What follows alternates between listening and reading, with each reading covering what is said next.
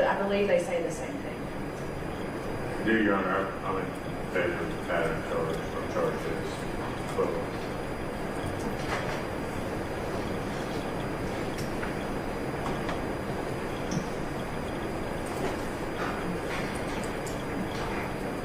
Judge, if it helps tip the scale, we do have cases that support Yes. giving a charge, reference, essentially strict liability. Right. Does it deal with it in the sense of giving that charge? Sure, you've been looking at that. Okay. The Hawley v. State, State v. Ogilvy, and Hawker v. State, are they dealing with it and giving that specific charge? Well, these are different cases, but Okay. more on point perhaps. But specifically, Pearson versus the state, WIER-SON, v. State 372 Georgia Appeal 102, and it deals directly with the court giving that specific charge. Oh, it's a 2024 case. It is. And then Can you give me just 1 second? here is Augusta versus the state, AGUSTIN, 260 Georgia Appeal 631, and WNB State, BUNAGAN, 283 Georgia. That's the most recent and specifically the relevant portions are highlighted, so you don't have to necessarily cull through all of that.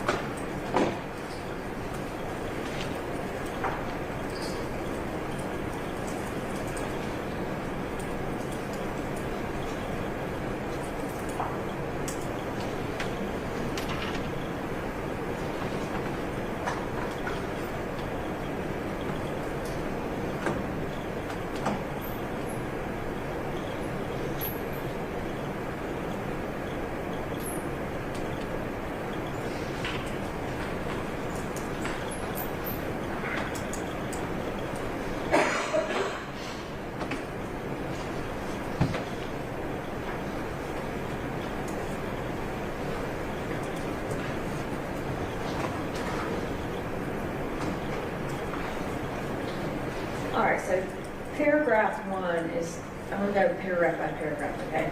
Of whose, Your Honor? Of state's Okay. request Yes. 16. All right, so paragraph 1 is from the charge. So I would give it either the way it's drafted, or if the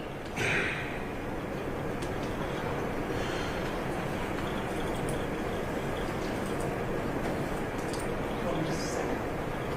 Paragraph 1, the first sentence is from 141:10.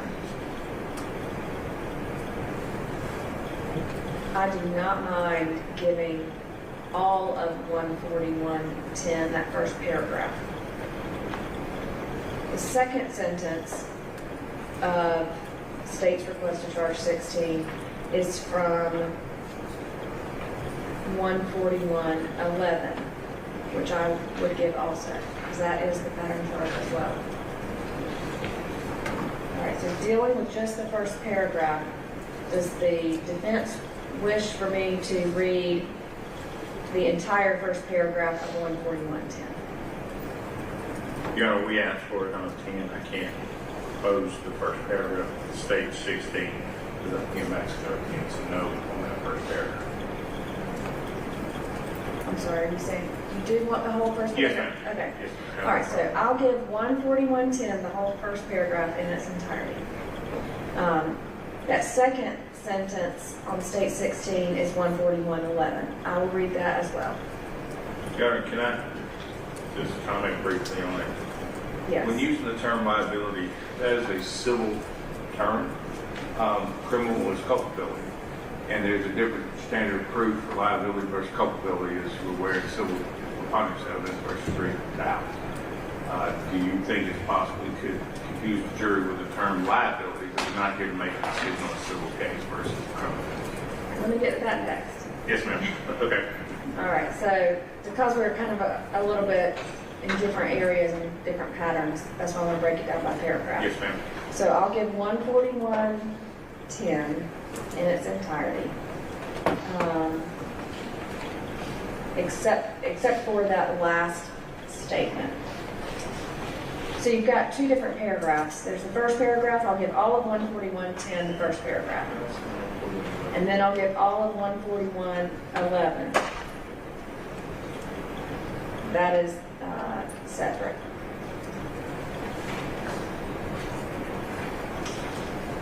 All right.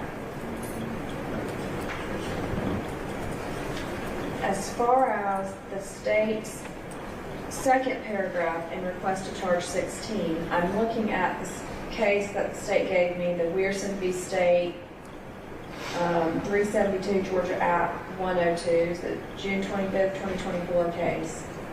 And it does address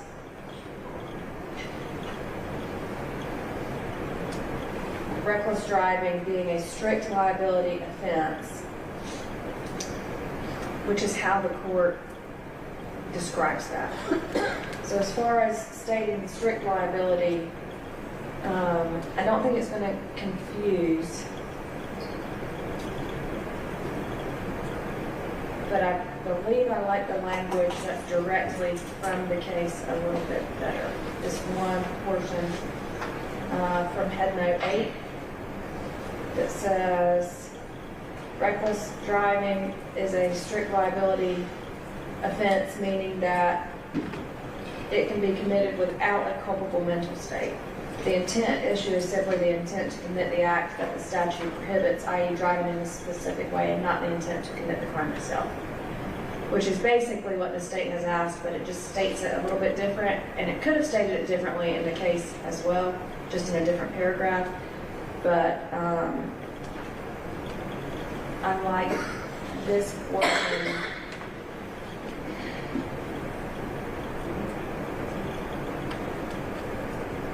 for paragraph 2, Head Note 8 of that case. Is the state okay with that relevant portion of Head Note 8 in place of your second paragraph request? What case was that from, Young?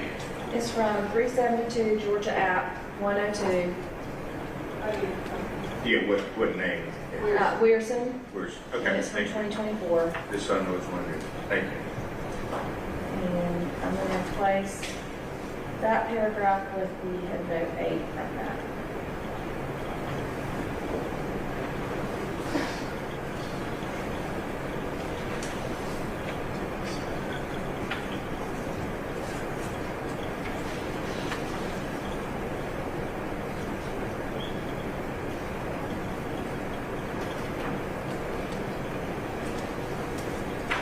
Okay, now moving on to paragraph 3.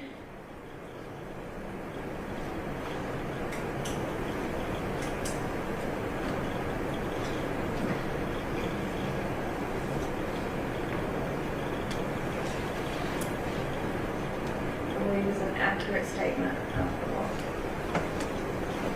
John, I would ask, and I know you'll later do it, but I was asking at the last part of that third paragraph. It says as defined by 40-6-390. I'd like if the court would read subsection A of that. I think that's the applicable portion right there. So the jury hears the term reckless, and then now they're given what reckless is defined as by the statute. I know you'll do it later on, but I just asked if the court would consider possibly giving it to them at this point. I don't consider the whole paragraph before it concerning reckless driving. What I could do which I've already written a note to myself to change, is to say, in the context of reckless driving, the state will omit its burden of proof as to the defendant's criminal intent if you find beyond a reasonable doubt that the defendant intentionally drove his vehicle while a set of surrounding circumstances rendered the manner in which he drove reckless, as defined for you later in this charge. That's what I got. Okay.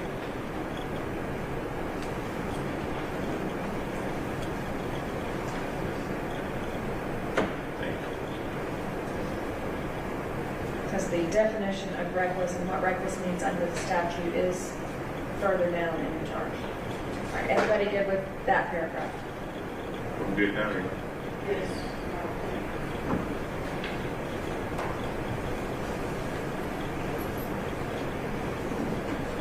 And then paragraph 4.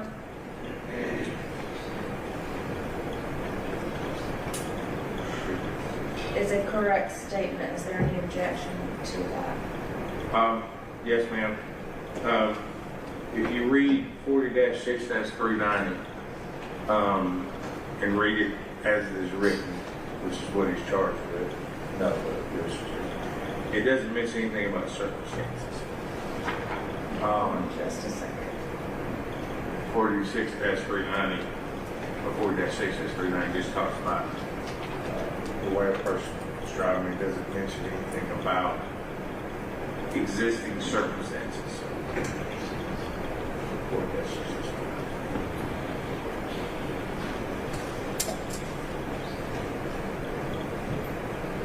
All right, does that come from a specific case? No, Your Honor, it just comes from the statute. The statute itself. I was just asking from Oh, the I'm statute. sorry. I apologize. Sorry, guys. Your Honor, I think subsection A, it simply says any person who drives any vehicle with reckless disregard the safeties of the person, the property is convinced if that's a reckless driver. There's no mention of circumstances, existing circumstances. I think that's more than the statute considers. Judge, do you just want to read this first sentence of the last paragraph? I can deal with that. Everybody good with that? Deal with it. Okay. Very fair. All right, then I'll take that second sentence out. Yes, ma'am. All right. Just so we're on the same page, I'm going to go from the top on the state's request to charge 16. So I will read 141.10, the first 3 sentences, which is the first paragraph. Then I will give all of 141.11. Then, as far as the state's second paragraph, we're going to replace that with the relevant portions of Head Note 8 from Learson that we discussed. The third paragraph is going to be as read, except with the presented, except with the insertion of that I will define reckless later in the charge. And then the fourth paragraph, I will give the first sentence, but not the second sentence. That's fine, yeah. All right, everybody good with that? Yes, ma'am. Yes, ma'am. Okay.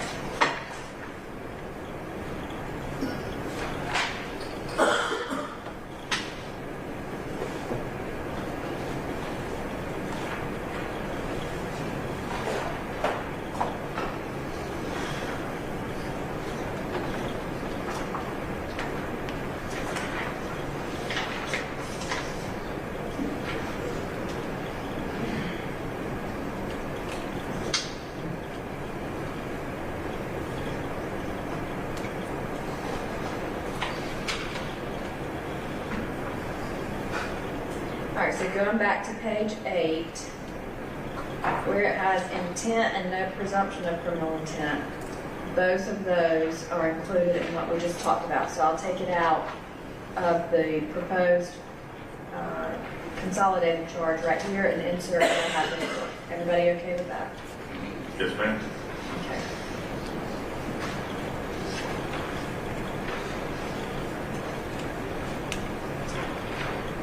Anything else to address on page 8? So, Your Honor, in the beginning, 14124, no challenges to that. Yeah, that one's gonna be included in, no, hold on. I don't believe that's the right. I think it's 14111. Let me make sure it's not screwed.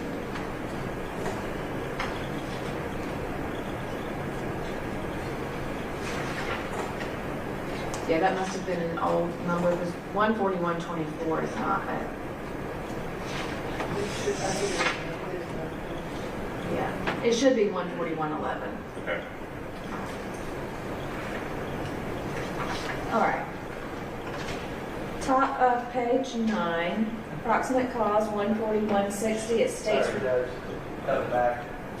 State 17 is actually presumption inferences. Which is pattern 141. Well, We have that somewhere else.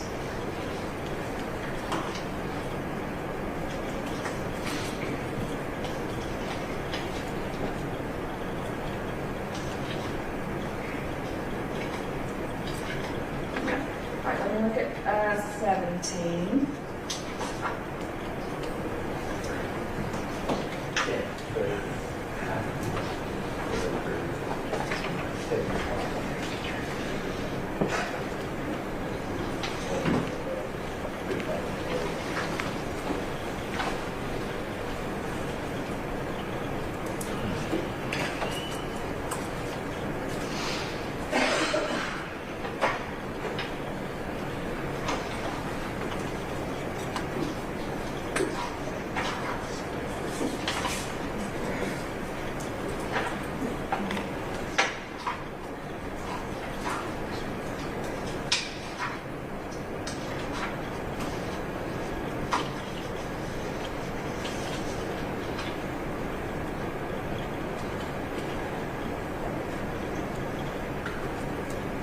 All right, so state 17 is 14112, presumption of inferences. Every person is presumed to be of sound mind and discretion. The presumption may be rebutted. yes, ma'am. Ma'am. All right, that is the pattern. And so I would insert that right after states 16 that we just discussed. Yes, ma'am. All right, any objection to that? Go in. Correct statement.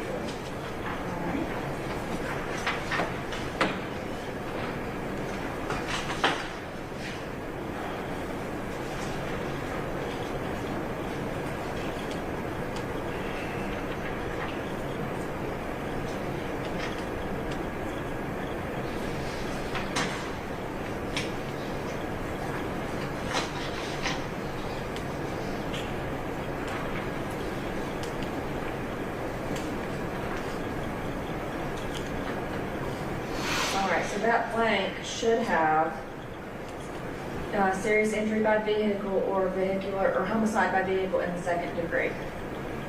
Everybody agree with that? That's fine. Right. I'd actually just put count 1, count 2, we've got 3 and count 4, but I like yours better. State must prove that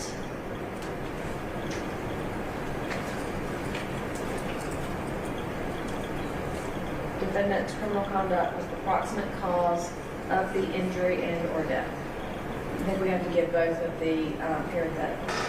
Yes. Everybody agree? Yes. All right. To prove proximate cause, the evidence must show the criminal conduct played a substantial part in bringing about or actually causing the injury and or death. And the state has requested to strike that second portion, which is after the or, the criminal conduct accelerated the injury, death in a significant way, which I agree does not apply in this case. Thank you. All right. The evidence must also show that the injury and or death happened in a way that was reasonably foreseeable.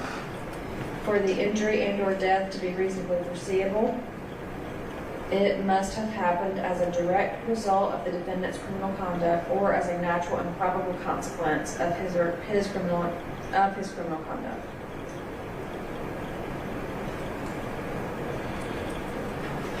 A natural or probable consequence is one that a reasonable person, and if you'll look at my format, I'm assuming we moved this over from Lexis, that those punctuations did not move over correctly. So natural probable consequence should be in quotations, and there should not be a semicolon. I'll fix all that. I just don't know much on that. So a natural or probable consequence is one that a reasonable person would think is likely to happen if nothing unusual intervenes. A defendant is responsible for a consequence which is probable in light of ordinary usual experience. In deciding whether a defendant is not responsible for a consequence which is only possible in light of occasional experience. A defendant is not responsible for a consequence which is only possible in light of occasional experience. In deciding whether a consequence is natural or probable, you should consider all the facts and circumstances of the case in the light of ordinary, usual experience. Everybody go with that paragraph. That is the matter. Yeah. Guess I know what that part. All right. The next deals with if the evidence raises the issue of an intervening act. I don't believe that the rest of this applies. I don't believe it applies when the evidence here either. I mean, in my mind, it's, you know, I pushed you while we stand on the roof and you fell off the roof, that there's something that I've done to you, then something else happens that may or may not kill you or injure you, but I could foresee that would happen. Does that make sense? Yes. Or I hit you with my car and then you land in the opposite lane where you get struck by Another one. Right. Are we talking about from the bottom, from that page down? Yes, there's a portion that says that the evidence raises the issue of an intervening act, charge the following. Yeah, I think there has been evidence of intervening that act, the action of the other driver, because we're here about a collision, and the other driver was part of that collision, and he made decision and acts that intervened between my client's alleged driving and collisions. I think that in fact does apply to the facts of that case, in this case, and the evidence has come out in this case from multiple witnesses.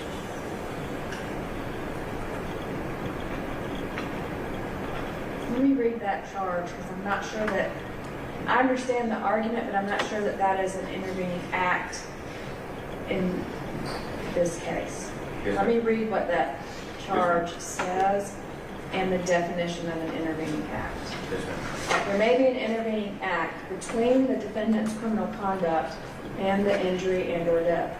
However, if the defendant could have anticipated or reasonably foreseen the intervening act, you may conclude that the injury and or death was reasonably foreseeable and caused by the defendant. An intervening act is reasonably foreseeable if it may have occurred in the ordinary course of events or it was set in motion by the defendant. An intervening act may be reasonably foreseeable even if that act was not intended by the defendant, so long as the intervening act was a reasonably foreseeable consequence of the defendant's criminal conduct. You may conclude that the injury and or death was a reasonably foreseeable result of the defendant's conduct.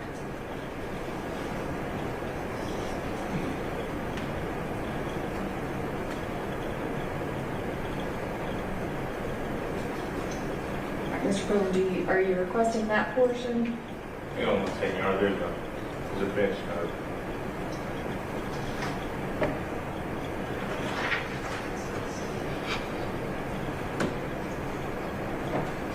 It looks like there's a bench note that says the charge may be appropriate when the defendant is charged with murder, second degree voluntary manslaughter, vehicular homicide, reckless conduct, and in some cases felony murder.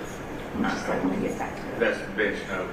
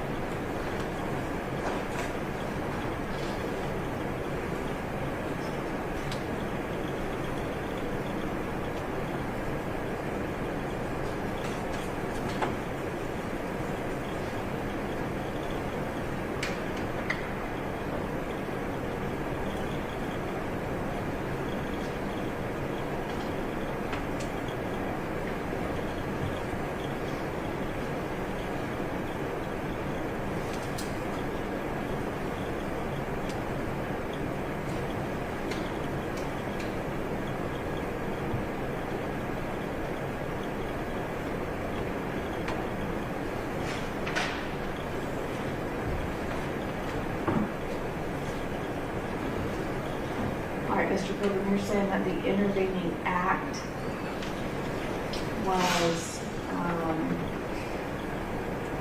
Mr. Wall's vehicle turning left? Yes.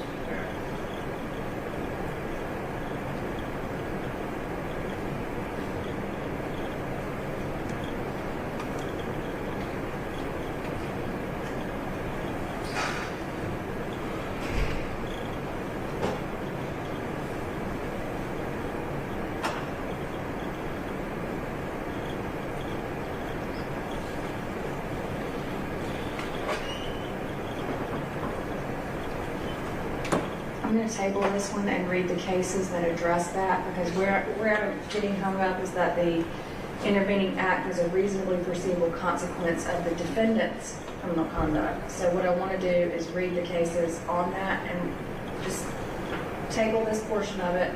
I'm going to read the cases to see where it has applied and make sure that I'm right on my line of thinking. Yes. And then we'll come back to it. Yes. If I'm wrong, I'll let y'all know, but we can come back to that. Just that in my mind, it's the defendant's actions that impact the victims, and then there's something else that comes after that Right.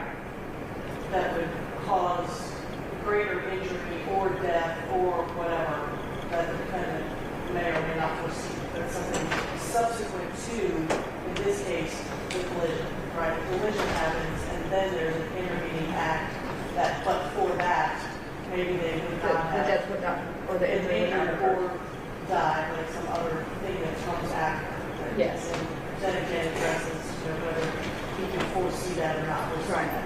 And that is where I am leaning, but I understand Mr. Pilgrim's argument, so that's why I want to read those cases under the bench note, because it says it, the charge may be appropriate where the defendant is charged with vehicular homicide or reckless conduct. And so I'm leaning that it doesn't apply, but again, I want to be right before I make that final decision. So we're going to table that last part. Yes, ma'am. And then, Yeah, I would note, for your honor, read the Melicompers versus State, MELA and CON versus State 319, Georgia State 41, and it discusses intervening act or links in the causal chain, such as a person's conduct or other causal factors that occur when the defendant's conduct is death. yes. And the defendant is not liable for reasonable foreseeable results of the defendant's conduct if the intervening act is sufficient, independent, and unforeseen. However, legal causation may still exist if the intervening act is a natural probable consequence of the defendant's conduct. So I think what we asked, and that was in our request number 18, I think this should be considered. I'll be quiet now and let you go. Yeah, and Melicon is one of the authority notes under that specific charge.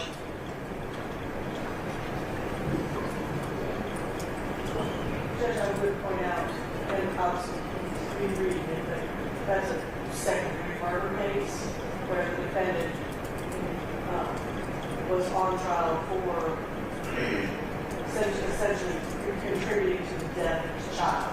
Right. And the intervening act, and that separated him actually from the death because it was He basically didn't intervene to protect the child. family, yeah, basically he had told someone, don't report it to DFACS, and then later on the child died.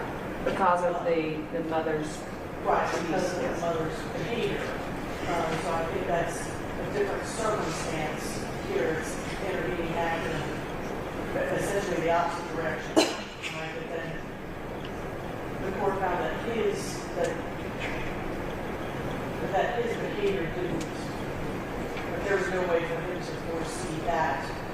But I don't think that that's the same here. It's obviously a different circumstance, a different type of charge, and a different intent. right.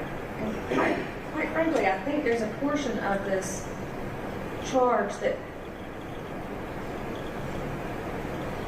if I give it,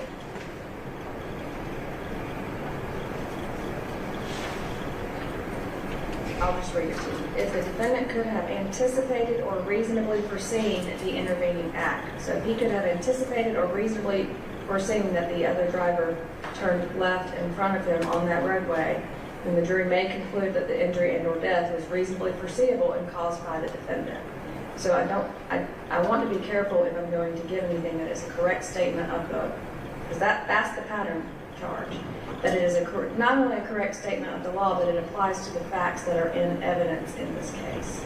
So that's why I want to table it and read these cases, because my concern is that it's, even though it's a correct statement, it may not apply here and could confuse the jury on what they're supposed to decide.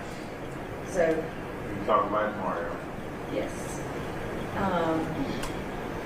I'll read all those cases. So thank y'all for that time to do that. I've never had this charge presented to me before.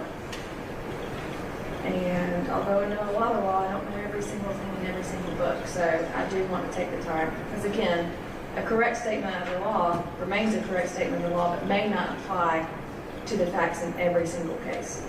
So I'll take the time to review that, and then I can let you know in the morning on that one. Or if I figure it out today, I can give you all a phone call, or we can go back on the record in the morning to, or if I let you know today, we go back on the record in the morning to discuss what I told y'all so that you can prepare for your closing arguments based on that decision. All right, let's move on to, that's all of page 10, so we're just tabling that. All right, so page 11, venue, generally, let's see, 15110, and that's state's request 23. That is an appropriate charge, so I'll give that unless there's any objection. No objection. All right, identity, 13510, that's defense 12. No objection, Your Honor, we can include that. Okay. All right, so I will give that. No objection. All right, anything else to address on page 11? I'm sorry. Anything else y'all want to address on page 11? There you go. All right, page 12, top of that is still identity. And then about in the middle of the page, homicide by vehicle, second degree. That is state's request 21, defendant's request 14, pattern 28220, and the blank on number 3 should say speeding. And then I just tell them that I will define speeding in this charge. Yes, ma'am. No objection. And Judge, we are going to request status 19, that is the serious injury by vehicle. Unfortunately, there's a pattern.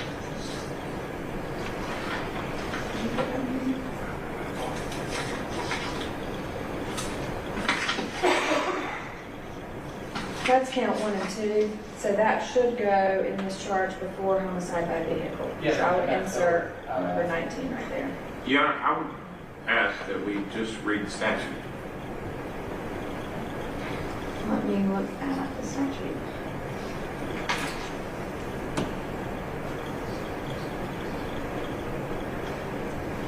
(40-6-394), I believe, Your Honor.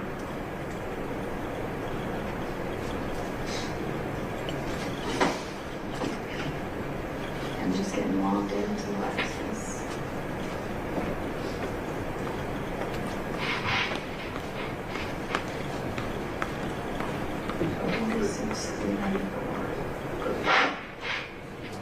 Yeah.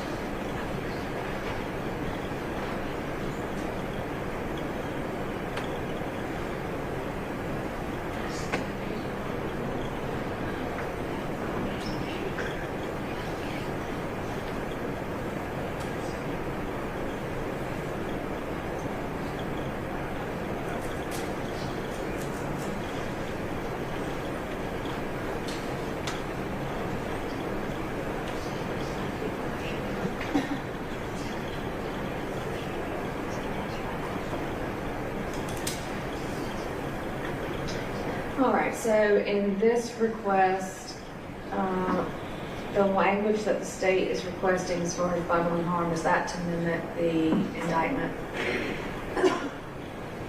Yes. Okay.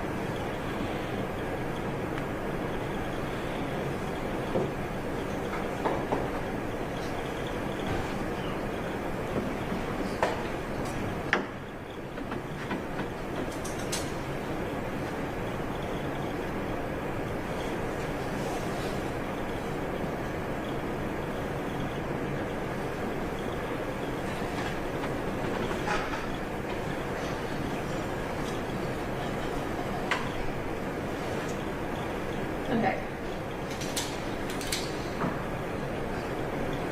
All right. So I've read the statute and compared it to the state's request.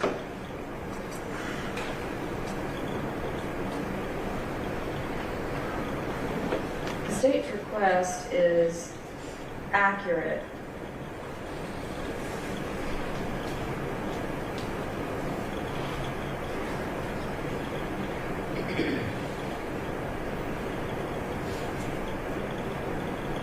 But I think I'm going to break it apart a little bit more by the statute.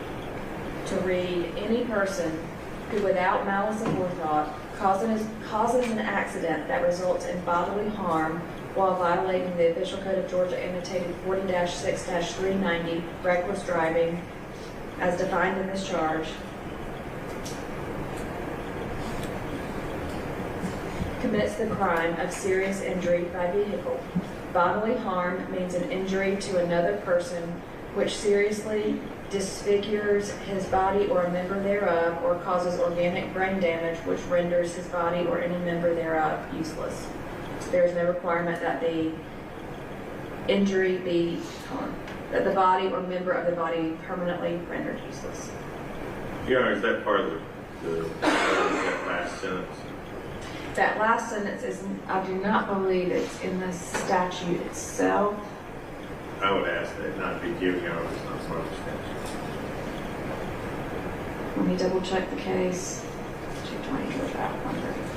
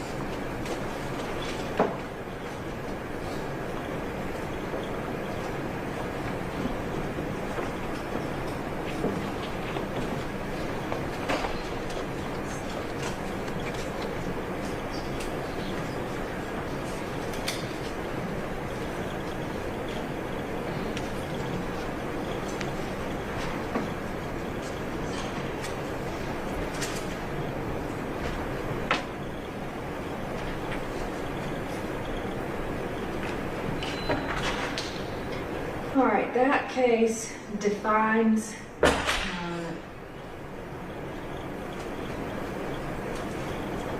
disfigurement as used in that statute as disfigurement is that which impairs or injures the appearance of a person, and serious is grave or grave.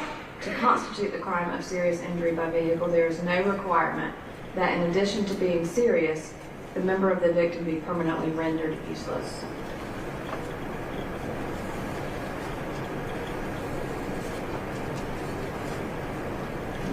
go down to that area and make sure how that is addressed in this case. Let me see if there was a family charge. And Your Honor, in that case, the victim was privately really walked for several weeks. Yes. If it is dislocated. You might not be part of the statute, but you feel that the age and jury is a correct statement of law as to what serious disfigurement would entail.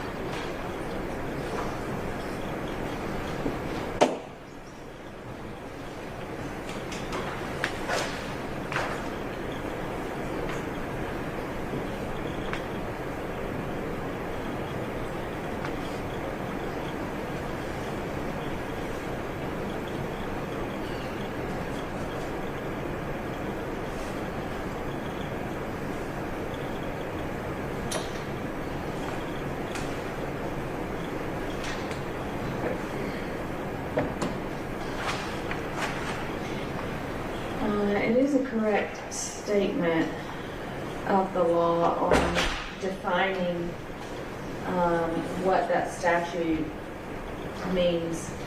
So I will get that.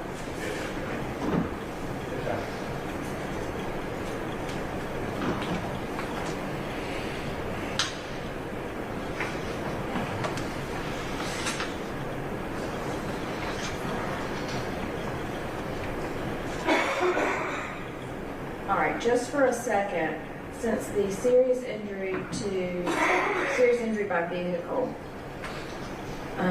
is predicated on the reckless driving, I would put the reckless driving request underneath the serious injury by vehicle. So right now it's kind of out of order, but I'm going to move it.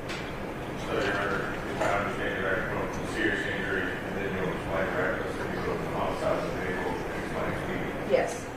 Everybody okay with that? Yes, ma'am. All right. So just for a minute, skip to page 13. I'll come back to what's on page 12, okay? All right, so bottom of page 13, reckless driving, 28610, states 20, defendants 16. And that's the pattern.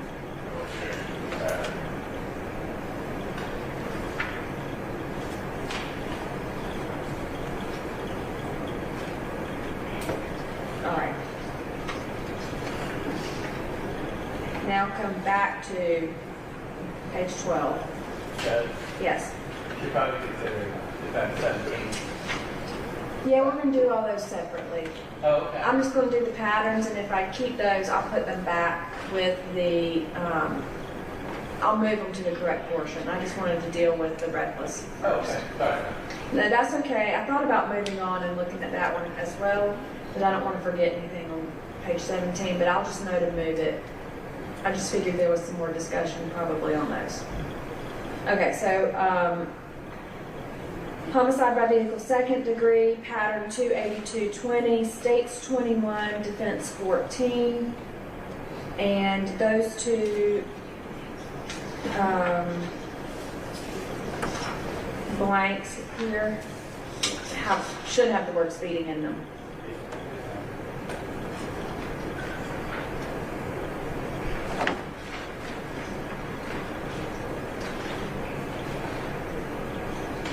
And I believe because the definition is right behind that, I'll just change it to say, I will now define the offense of speeding. No person, and just go into it like that. So just a little bit verbiage change there. All right, so everybody good with the homicide by vehicle second degree? Yes. Yes, ma'am. Okay. Speeding, states 22, defendants 15. It is pattern 28670. Objection to that, Your Honor.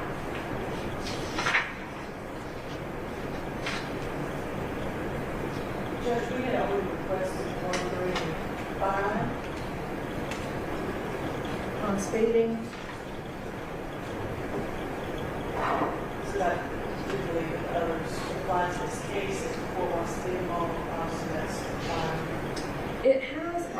of them in the requested charge, I believe. All right, so this, oh, I see. You put it in bold. I did, Judge, because I don't like to take things out so that people don't know what used to be there. So I just sort of highlight things instead so that the whole charge remains intact.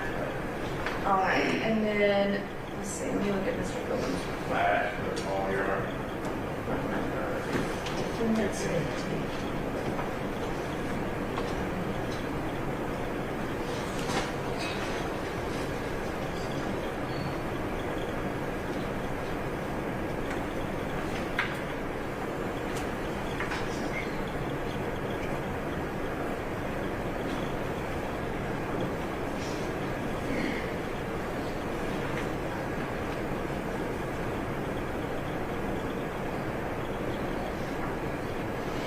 Let's just go over this because y'all have some different things you're requesting. So let me pull up the pattern again.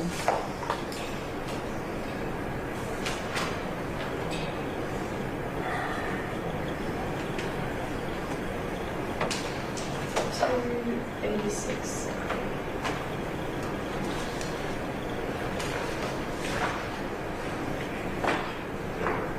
All right.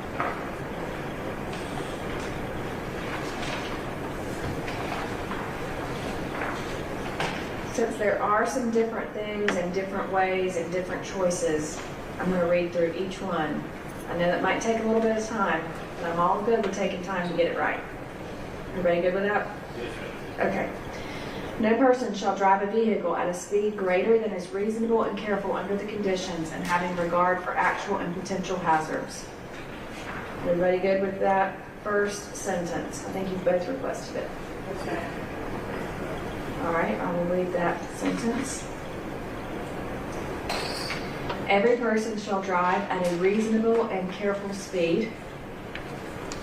You both requested that portion, Yes, ma'am. so I will read that as well. All right.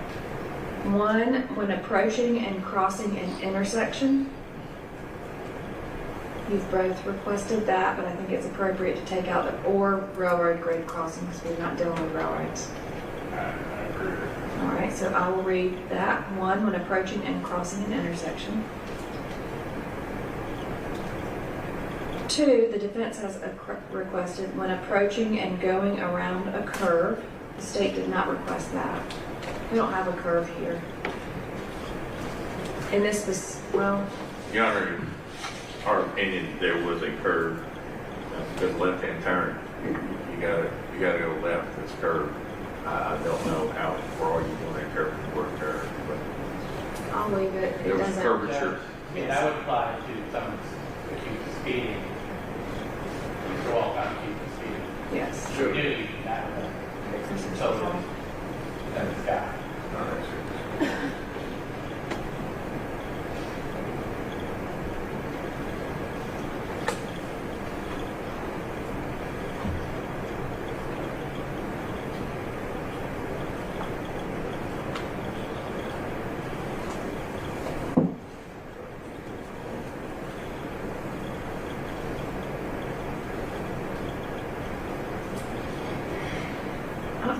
I don't think we have a curve on, let's see, 1, approaching and crossing an intersection, and 3, approaching and traversing a hill crest would both apply. There's not a curve in the sense of the, at least in the common meaning of curve on the roadway. Yes.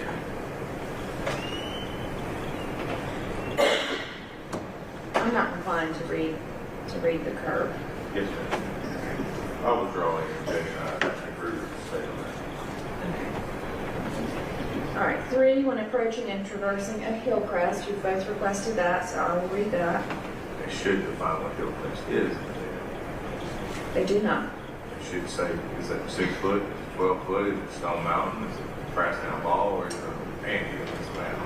Yeah. That's the hill crest. They don't do it. There's no definition there.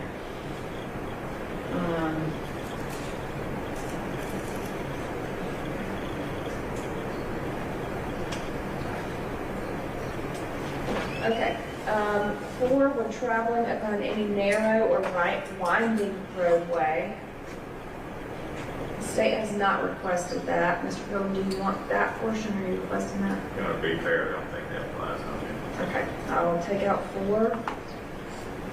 And 5, you have both requested when special hazards exist with respect to pedestrians or other traffic or by reason of weather or highway conditions. But I would take out pedestrians. I don't think we have any pedestrians. So when special hazards exist with respect to other traffic or by reason of weather or highway conditions. Anyone good with that? But that's applicable, Your Honor. All right.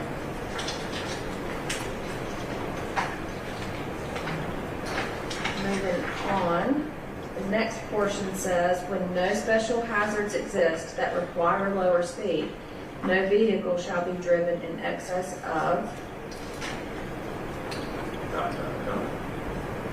let's see, I'm just going to go through all of them. 1, 30 miles per hour in urban or residential district. Neither one of you requested that.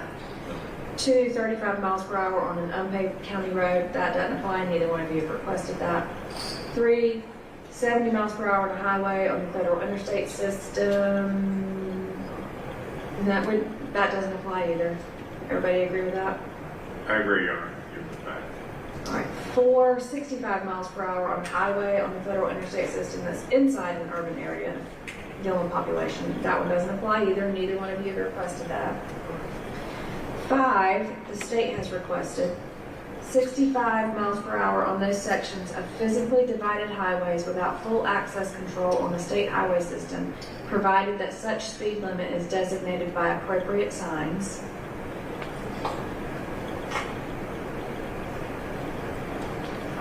Judge, will you guys just a minute to double check? Yes.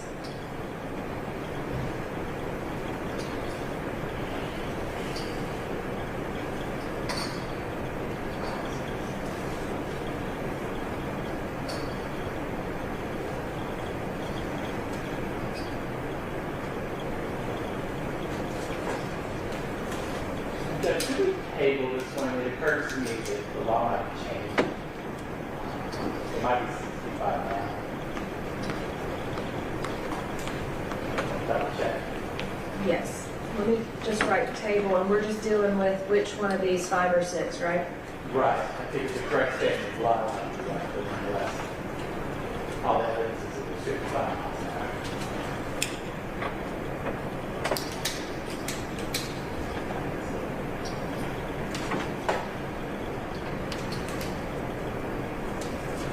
You think the law has changed since this happened? That was all. Good. Yeah.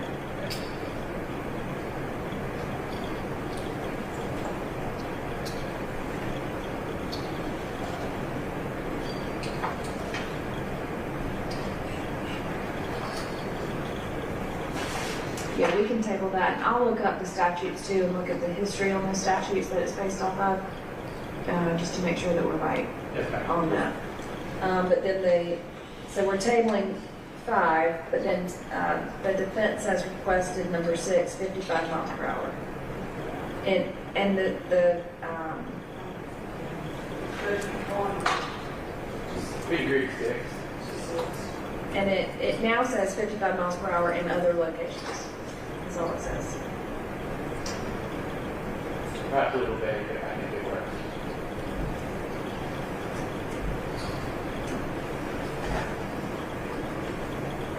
We'll just hold on to that, Your Honor, and talk about it tomorrow. Yes. I'm going to put a star on that page, and we can table it and double check that as well.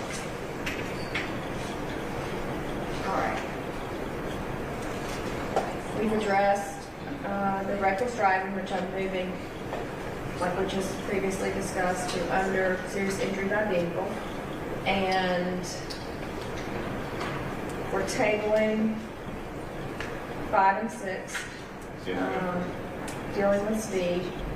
And there's nothing else on page 13 that I can see unless there's anything y'all need to address. No, ma'am. I think Okay. Now moving to defendant's request number 17.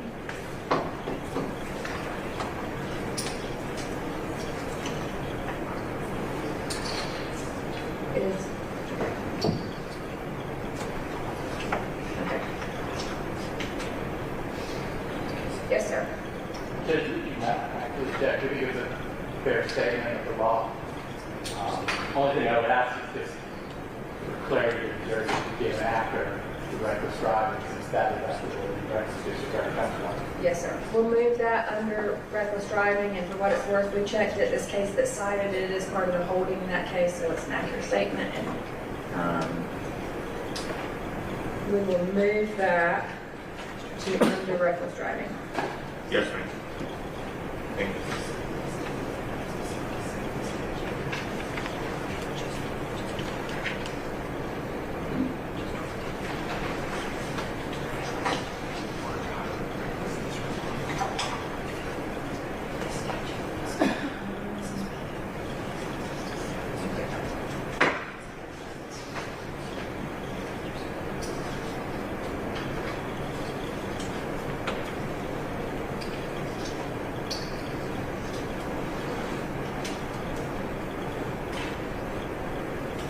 I'm not going to give it a different title. We'll just keep it in reckless driving and just start a new paragraph Okay. after the pattern. So it'll be under and within the heading reckless driving. Okay. No problem.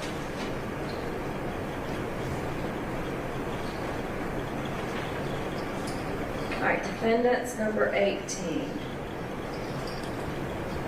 Judge, we would object to this charge. I think it's covered by the policy from the pattern.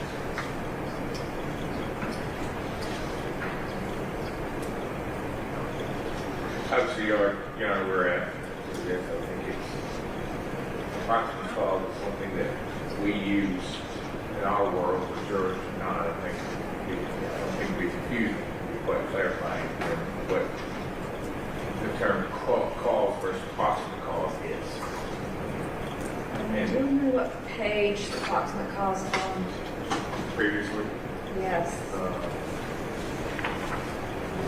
So, page 9. thank you very much. Thank y'all.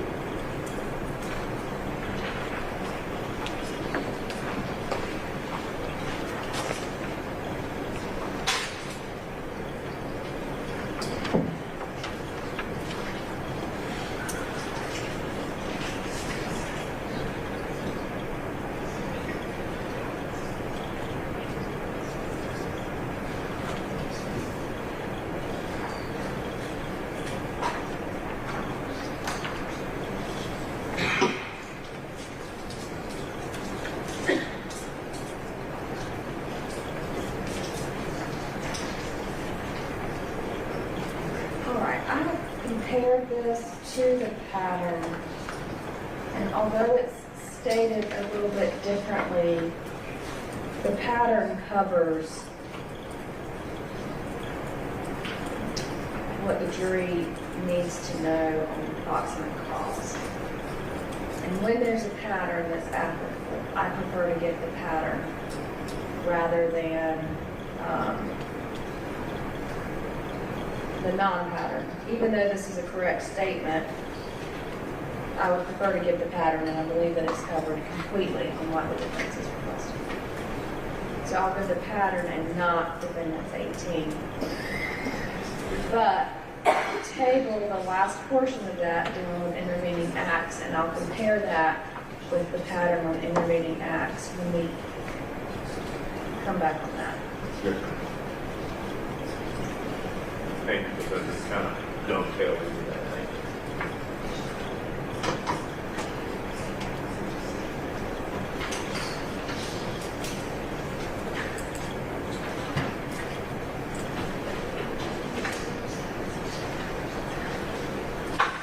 All right, defendant's number 19. And I think that also goes to proximate cause. This is actually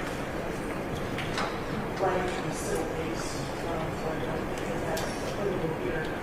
Yeah, it brings in tortfeasor's negligence. Much like the word strict liability.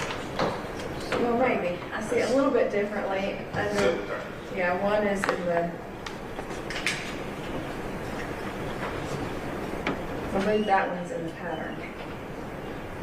Or in the code section itself.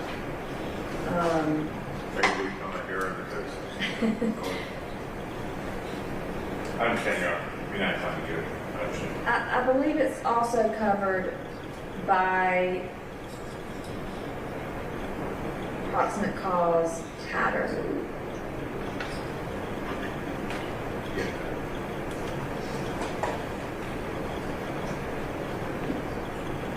Okay, so I will not get 19. Judge, can you maybe take just a 3-minute break? Yes.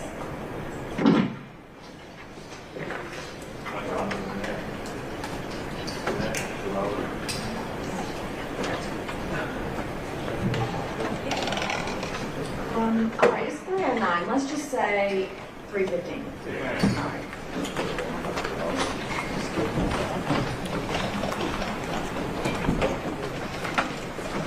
That's not supposed to be guilty.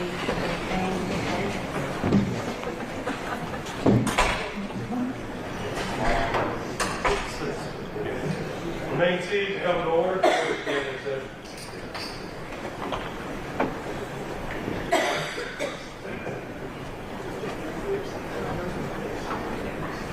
All right, we are on page 16, excuse, defendants 20, pattern 30000.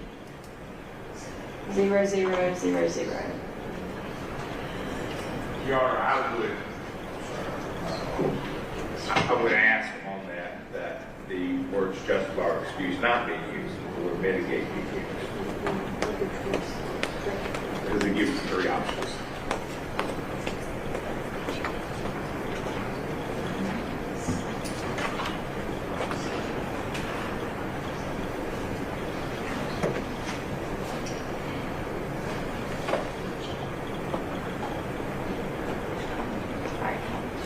Judge, we would object to the charge. I'm not entirely sure what mitigation there is in evidence.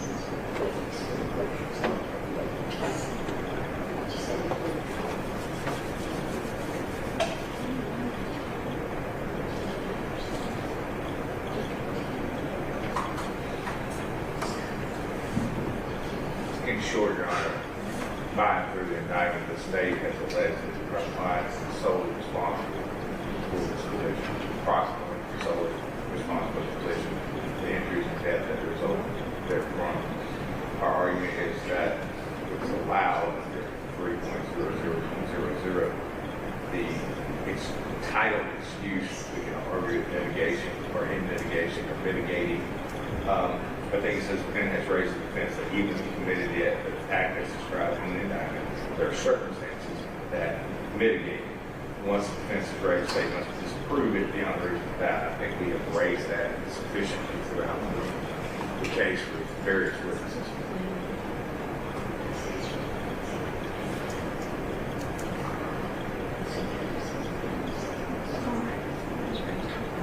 even if he committed the act described in the indictment, there are circumstances that mitigate it. Once this defense is raised, the state must disprove it beyond a reasonable doubt. Alright, there's a note to me. Give it only if requested. It can be unnecessary, as it is unnecessary for the jury and can be confusing. Any of the defenses below, 3, 10, 10, 3, 12, 10, 3, 14, 10, 3, 20, 10, 3, 22, 10, and 3, 26, 10, commonly referred to as affirmative defenses, can be raised by admission of defendant, the state's evidence, evidence by a third party, or by circumstantial evidence. The question of whether or not such a defense is raised is a question for the trial judge. Slight evidence from any of these sources is sufficient to raise an affirmative defense. If not, no charge on the defenses need be given. If so, if there is slight evidence from any source, regardless of whether the defendant admits saying or not, the respective charge should be given unless expressly waived by the defense. If an affirmative defense is raised and the judge charges thereon, the jury must be told, in addition to all the other elements of the offense charged, the state must negate or disprove the respective affirmative defense beyond a reasonable doubt. A defendant is entitled to raise conflicting defenses, whether affirmative or not. Let me look at I'll write this down, 3, 10, 10, 3, 12, 10, 3, 14, 10, 3, 20, 10, 3, 22, 10, and 3, 26, 10. Look at those.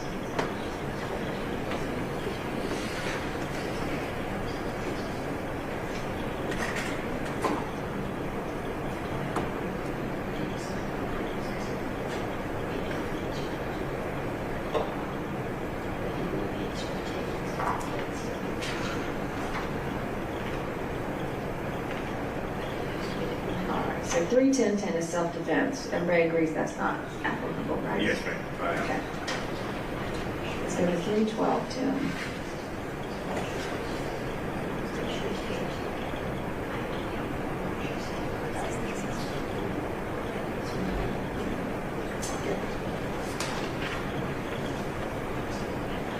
All right, 3, 12, 10 is justification of use of force in defense of home, vehicle, or place of business. That Doesn't apply. Yeah. 3, 14, 10.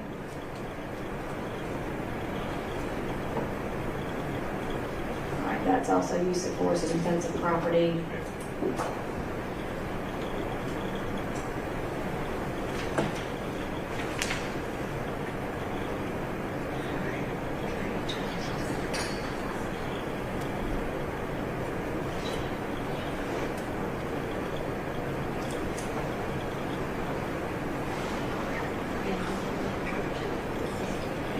That's entrapment.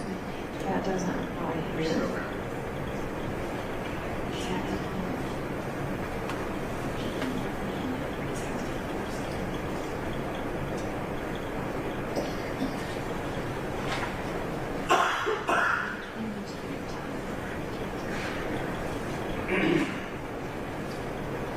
Three 2210 is coercion.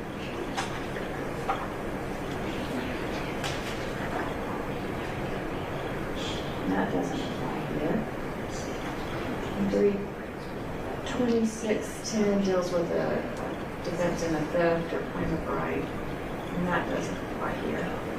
So let me go back up to excuse.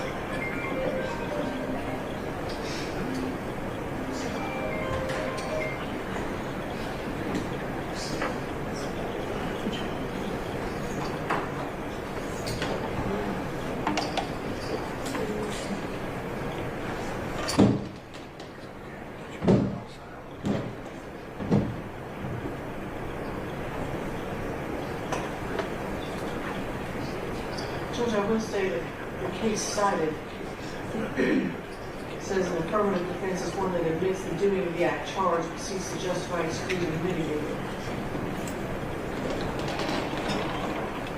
Does not directly challenge any element of the offense.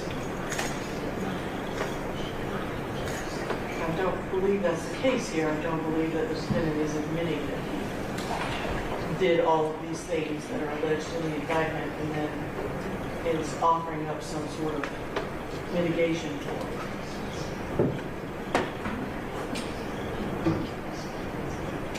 What is the affirmative defense raised? Action, Your Honor. If you look at 30-50-10, Sorry, what section? sorry, 3-50-10, I apologize. That's where we were.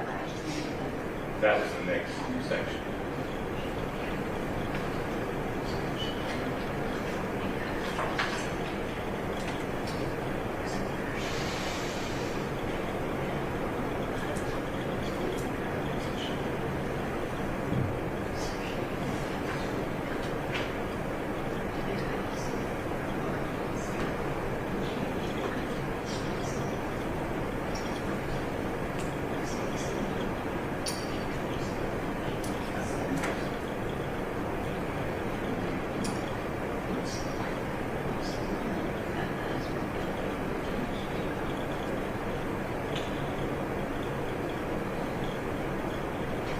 Judge, the case statement says, in raising the affirmative defense, the defendant argues that he should be acquitted of the offense regardless of whether he committed the act charged because the circumstances.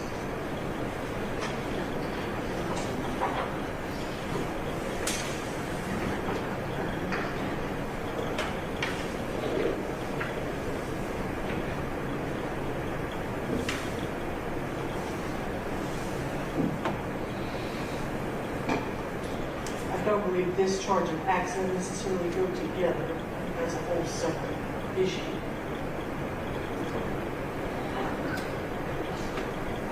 Yeah, I'm Okay, so probably. in the accident charge, hold on, Okay. I'll let you in just a second. In the accident charge, the very last portion of it says if the defendant raises the defense of accident, the state has the burden to disprove accident beyond a reasonable doubt.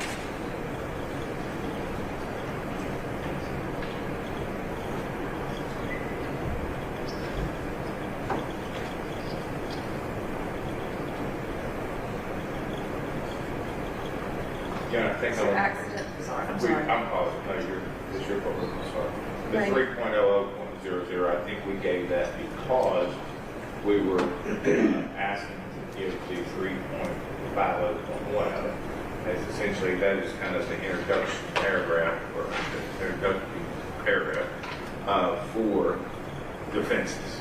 So, if the court's not inclined to give 3.00.00, and is inclined to give 3.50.110, that'd be okay with it.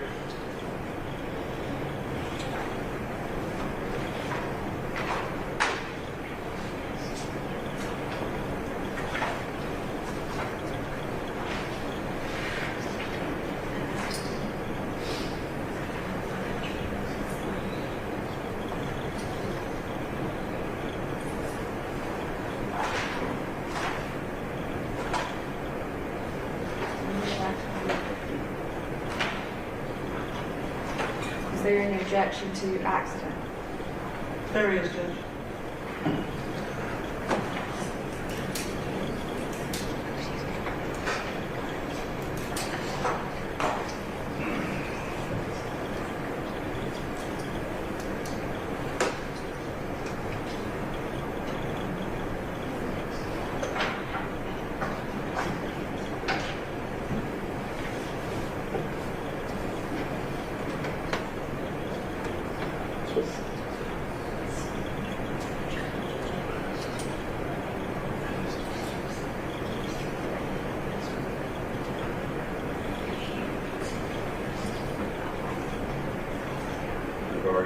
In regard to the state's objection to accident, I think almost every witness referred to it as an accident. I think this helps clarify for the jury what legally the term accident means or does not mean. Yes, sir.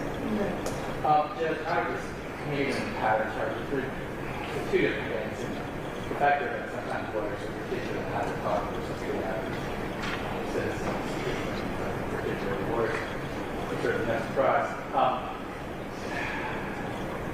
Mitigation would go to affirmative defense, whereas accident is an intentional defense. You can handle your separate section. I mean, it's certainly conceivable you could have a scenario where it's going to be hypothetical where you could both affirmative and contemporary defense. I think each has to be handled. It's not one or the other. In this case, it's not force-straight. Is mitigation as a charge to the jury proper in this case, and or the accident also appropriate for the charge. As mitigation, I'm not really sure why they keep it in the pattern, the why it's in the law, and there's no one actually ever goes on to any criminal-related ways to define what mitigation would be for an affirmative defense. I do know that there are cases that discuss that. Say that if I can You're fine. read. For instance, Winston v. State, that's W-I-N-S-T-O-N, 270 Georgia Act 664, that's a 2004 case. There, the defendant was actually charged very similar case, and it's a traffic-related reckless driving, and they argued that as a result of, I guess, the victim jaywalking.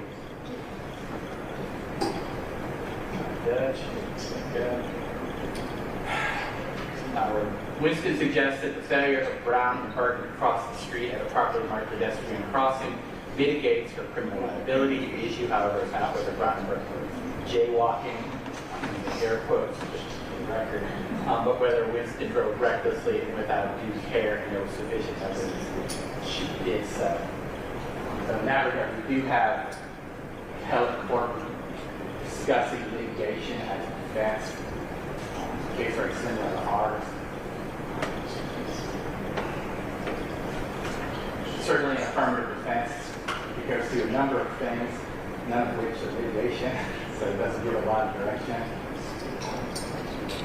So therefore, it has two of the excuse charge that the defense is asking. I don't see any basis for the court to give it as a matter of law. I do think accidents is something we're going to have to discuss part and parcel separately from excuse. Yes, go ahead and give me your objection on accident. I will. Okay. Let it turn wise.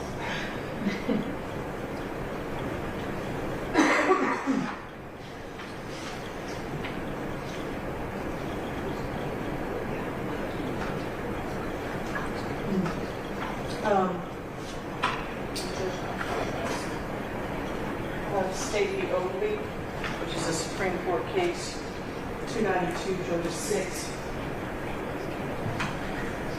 and Holly versus State Court of Appeals, 2022 363.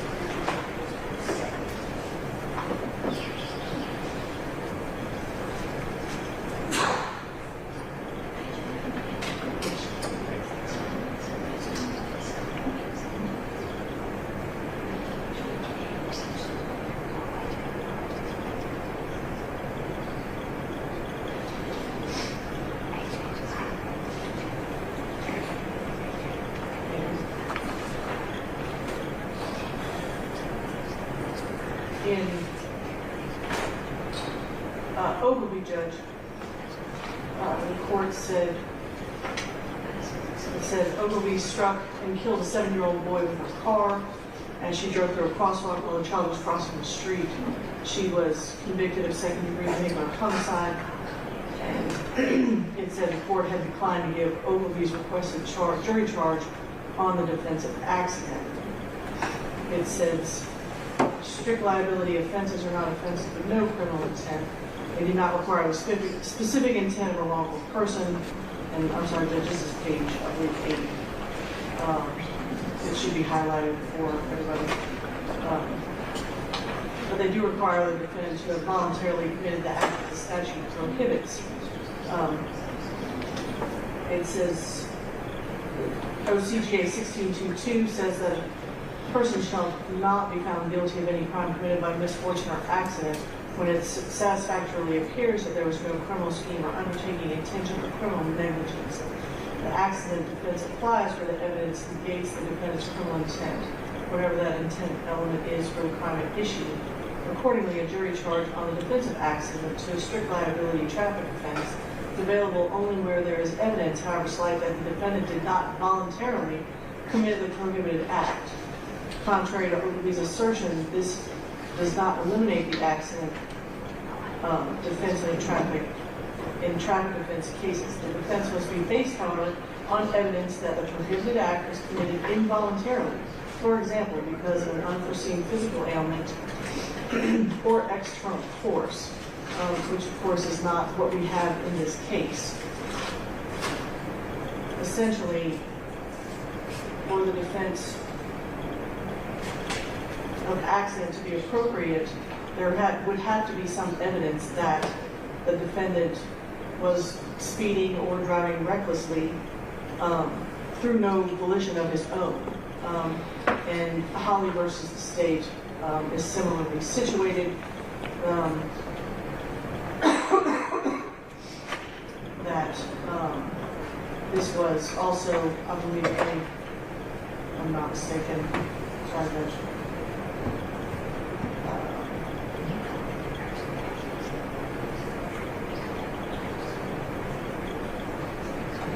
A homicide by vehicle case. She was also charged with reckless driving, failure to exercise due care. It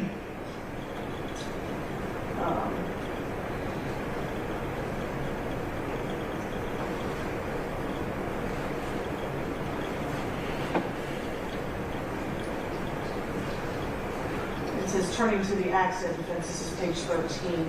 1622 provides that a person should not be found guilty of any crime committed by misfortune or accident. The accident defense applies where the evidence, again, negates the defendant's criminal intent. Accident does not refer to the collision or to Holly's failure to yield and or the distracted driving that resulted in the collision, but rather refers to Holly's underlying actions that preceded and caused her failure to yield and or distracted driving that resulted in the collision. So again, Judge, we're not talking about accident itself in the legal terms means something that the defendant, this resulted as, this collision came as a result of forces that were beyond the defendant's control, i.e. his brakes failed, a bee stung him in the eye, something that indeed was not voluntary on his part. Alright, so I'm looking at Ogilvy, and it specifically addresses the accident charge and jury charges, and I believe that's the one you were just talking about with the pedestrian. Yes. Okay. All right, so it says a jury charge on the defense of accident to a strict liability traffic offense is available only where there is evidence, however slight, that the defendant did not voluntarily commit the prohibited act. The defense must be based on evidence that the prohibited act was committed involuntarily. For example, an unforeseeable physical ailment or an external force.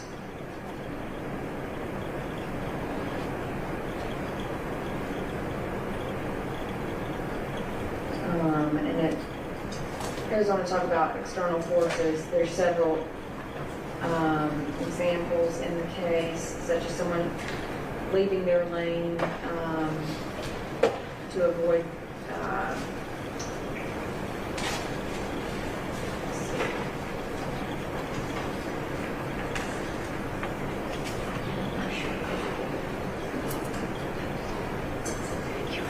to avoid an armed attack.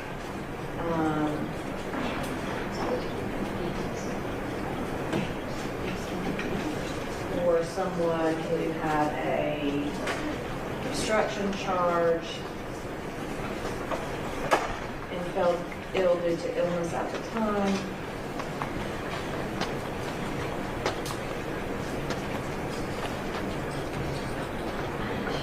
All right, so in that case, the court said that the charge on accident would have only been appropriate for the crime if there was evidence that the defendant did not voluntarily drive into the crosswalk.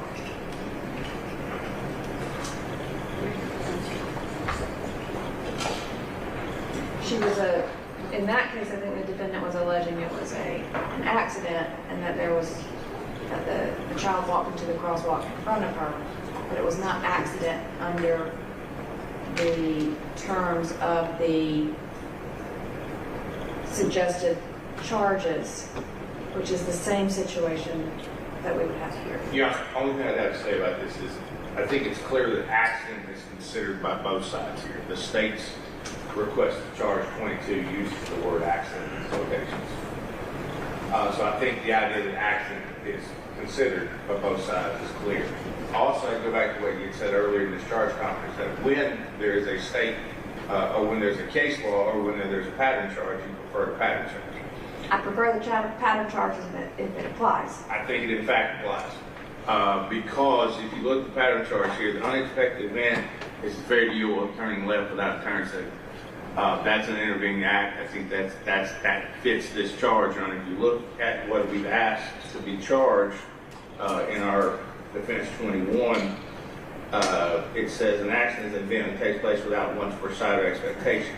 There's no testimony that he expected or had foresight that there would be a left-hand turn in front of him, which takes place or exists without design, so it's not part of the design.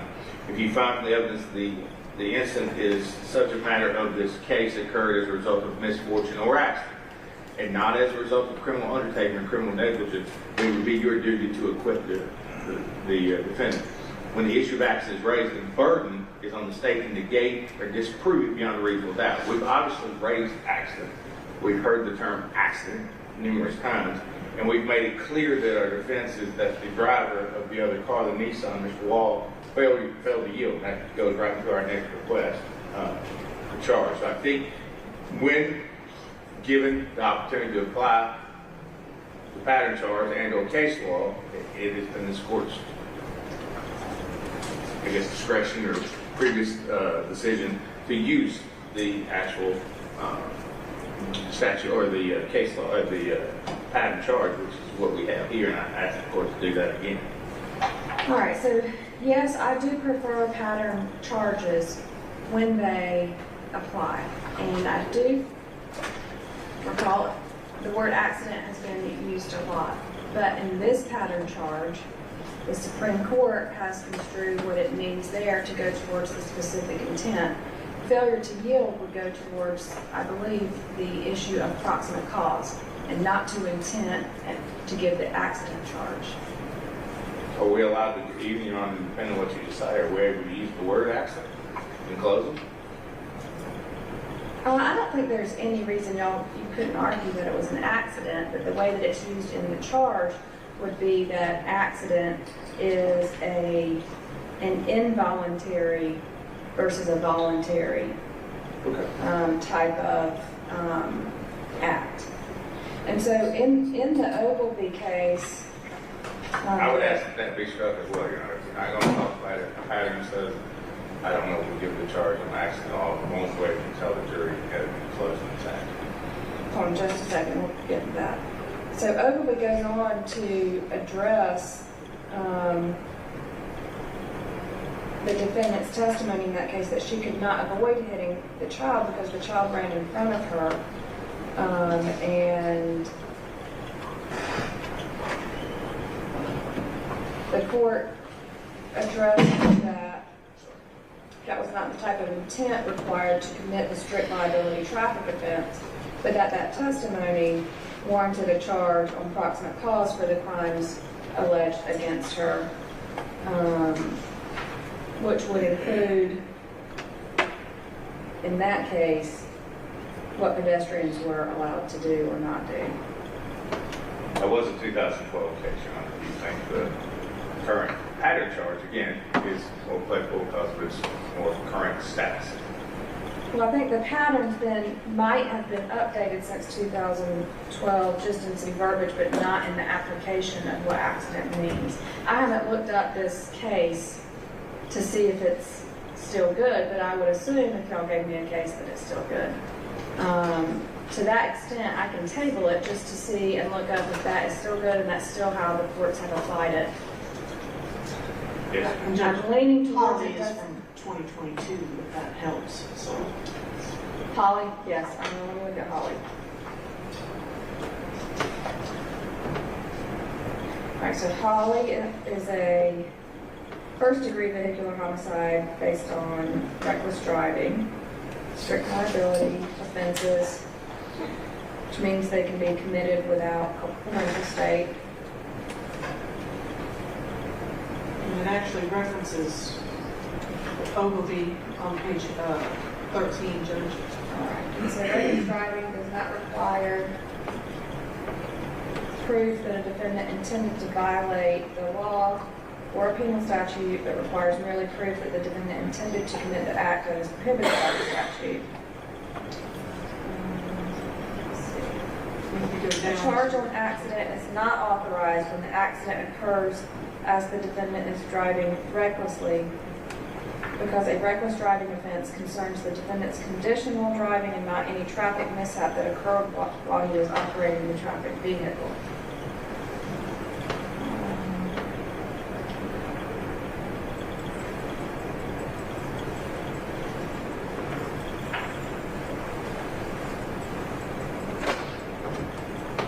And then the second last paragraph says that defense must be based on evidence that the prohibited act was committed involuntarily, for example, because of an unforeseeable physical ailment or external force. Thus, for purposes of jury instruction on accident, the accident does not refer to the collision or Holly's failure to yield, again, and or distracted driving that resulted from the collision, but rather refers to Holly's underlying actions that proceeded in cause for failure to yield and or distracted driving that resulted in the collision. Yes, I can't imagine more external forces on in front of you. that's exactly what Holly talks about and says that the charge of accident was not to be given. So in that case, it had similar facts. And so I think the difference is in the everyday term of accident and then in the way that it's used in the charge, the accident goes to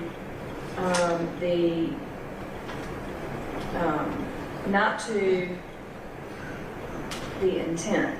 The accident in the charge goes to any proof that the defendant's actions were involuntary versus voluntary, which we don't have here. Very well. Again, I'm not going to give it right now based off of Holly, let's see, 363 Georgia App 107 and Ogilvy 292 Georgia 6. If you find something different overnight, just let me know in the morning, we can revisit it. But as of right now, I don't think it applies to the facts in this case.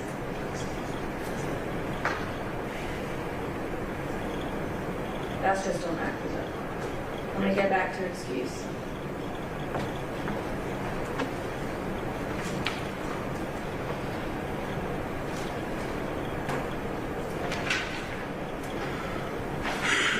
All right, so if excuse was based off the defense of accident,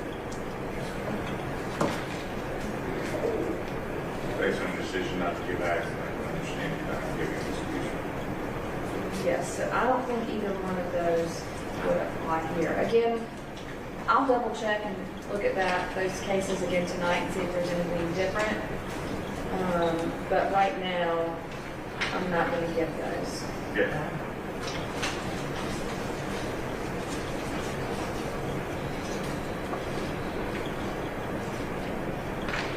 All right, page 17 deals with accident.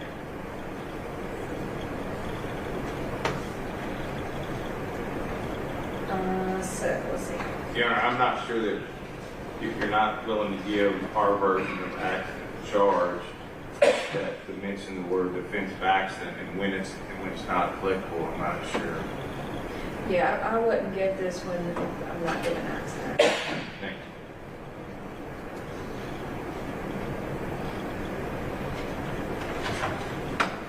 All right, defendant's number 23.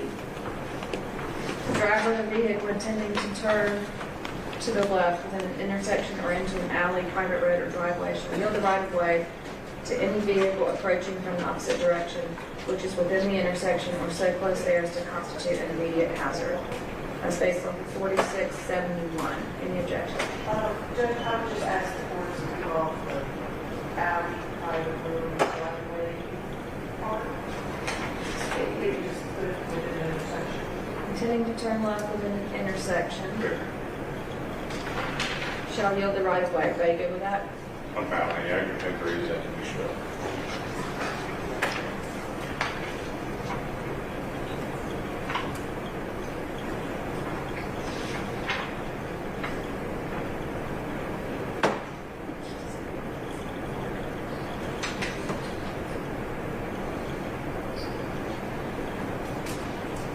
All right, we're going to caption that one, yield right of way.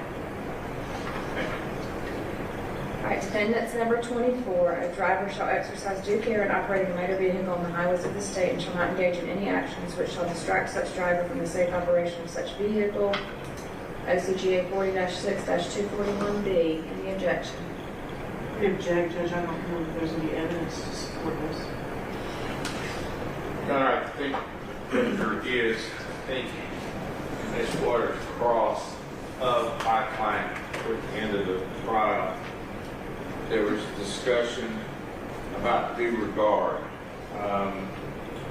due to yield right away, but she asked me about due regard. I think it's clear that due regard is something that would be considered here, and I think it is in the evidence about the idea of distraction and whether or not you exercise due regard, and you can tell this how you want to, but I do think it's political here. I think we should have to support it.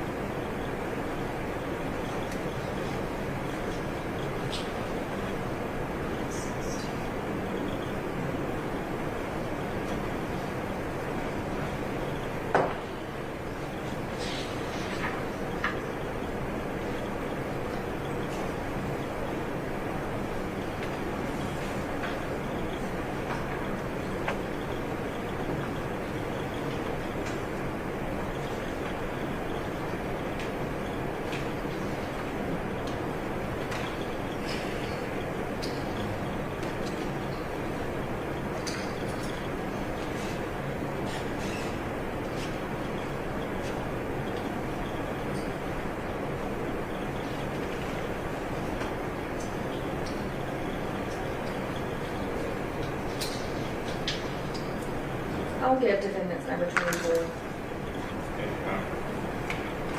Judge, if I may, Yes. that when I asked this client about due regard, it was a class 3 responsibility of a police officer, but I was wondering what evidence there is of any drivers in this case to be distracted by something.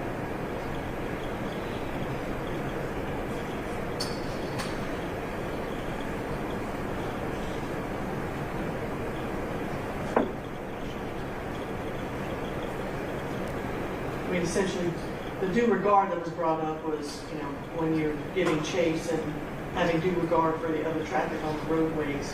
I don't know that this charge has any relation to, and again, I don't believe there's been any evidence presented by any party that any of the drivers in this case were distracted by anything in particular. Let's see. Let me look at this whole statute. All right, this statute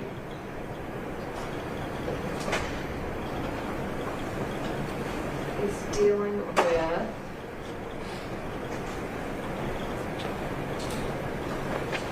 distracted driving, basically dealing with electronic devices. Cell phones, wireless communication devices, standalone electronic devices. Don't hold your fucking hands free law. Yes, that's basically what it is.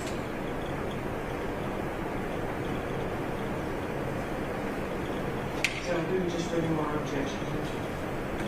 I will remind you of the testimony of one, been thinking early in the trial about how he was asked whether or not he could see headlights. I think that raises the question of why couldn't the driver see the headlights and see the back of this traffic? With all due respect, I think that's a breach. And I think that this charge is taken out of the law, out of code section that doesn't apply here. It's legally acceptable, one of the facts and evidence.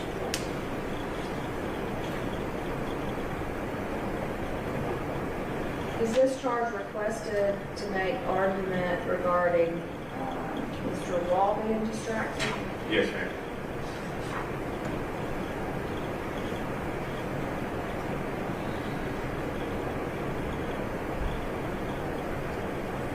Is there any evidence? I don't recall any evidence or testimony that Mr. Wall was distracted.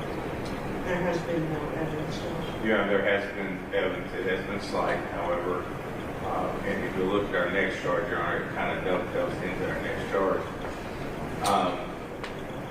The evidence from Mr. Finken was that he was on his cell phone.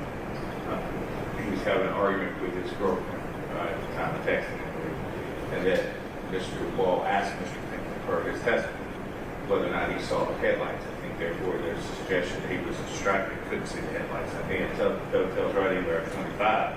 That we believe that there's been evidence that at least one body, possibly we believe Mrs. Lindsay, would have been in the front seat area, possibly distracting him from the ability to see said headlights. So that's why we're asking 24 and 25 in this session. Judge, the testimony of Mr. Finken can also be interpreted to be confirmation. I don't see anything. Do you see anything? And again, taking this out of the hands-free law, I think is completely inappropriate. And we also, for what it's worth, object to defendant's number 25. Because there hasn't been any actual testimony about anything, just some speculation that the door was bowed. Period. Nobody has suggested that Ms. Lindsay was anywhere other than the rear seat. There's just been a lot of speculation. I disagree with that, Your Honor. The medical examiner who was tendered as an expert causation of injuries and death testified that it was possible that in fact the front airbag struck Mrs. Lindsay.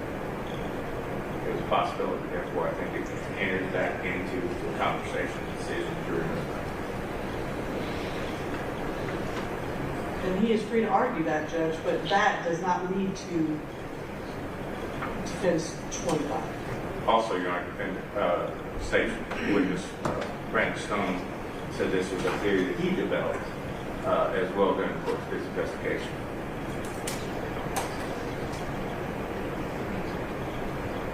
All right, as far as defendant's number 24,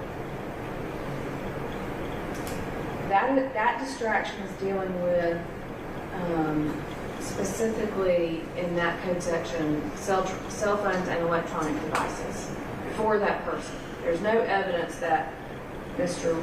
Wall was distracted with any wireless telecommunication devices or standalone electronic devices. So I'm not going to give 24. But there is slight evidence to give 25. And if 25 is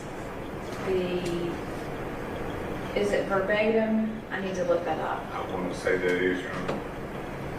That is 46. 40-6-242, A and B.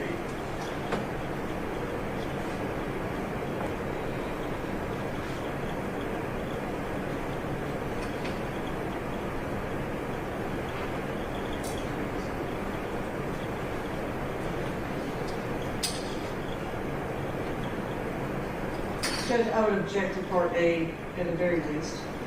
It says when there are in the front seat such a number of persons exceeding three, so as to obstruct the view of the driver. Your Honor, we can scratch the as exceeding 3 portion out. I have no problem. But that's part of the actual statute. They just take out the parts that you don't like. Yeah, we can. There's commas in there, and we've taken out parts before on other parts of code sections throughout the charge. There's an actual comma.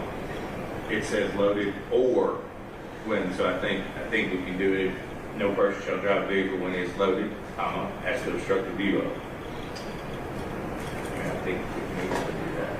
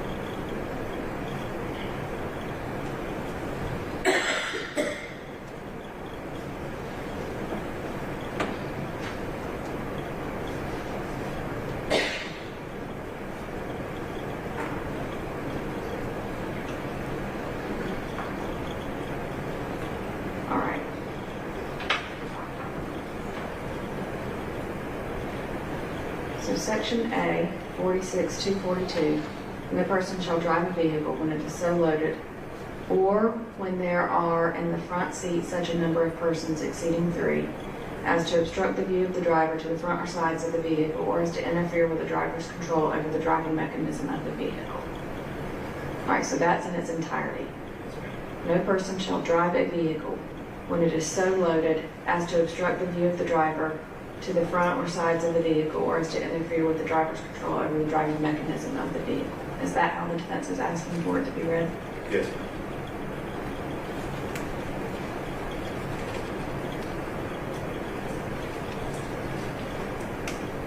Which takes out the or for the 3 persons. Yes. If you have a bench seat, you can have 3 people. If you have a center console, you can have 2, which is what I assume the intent of this statute is when it has exceeding 3.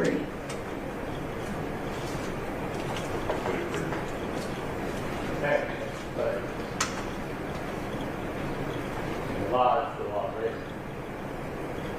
I just assume that the legislature ever had more than 3 people in the process. Or having some kind of obstruction to drive the vehicle. Right. I would say that there hasn't been evidence for either. We can have theories, we can have insinuations, we can have arguments. That's not evidence. And if there's been any evidence that somehow there was obstruction in the driver's view, I can hear it come in. Your Honor, there's testimony from Trooper Stone that in fact they believe that she could have been riding in the front seat or somewhere in the front seat passenger, the front seat car, therefore creating an obstruction, which I think qualifies under the as to obstruct the view of. It doesn't have to be boxes from U-Haul, it can be anything that obstructs the view. You can couple that with Mr. Finken's testimony that they asked, could you see the lights? The question becomes, why couldn't you see the lights? No, it's okay. You can make your Asking an expert possibility if you're engaged in hypothetical, that isn't necessarily evidence in the same way as to what happened, what they observed, what they would have determined. I believe Trooper Stone said it's a possibility. Yes. The testimony is that what we say is not.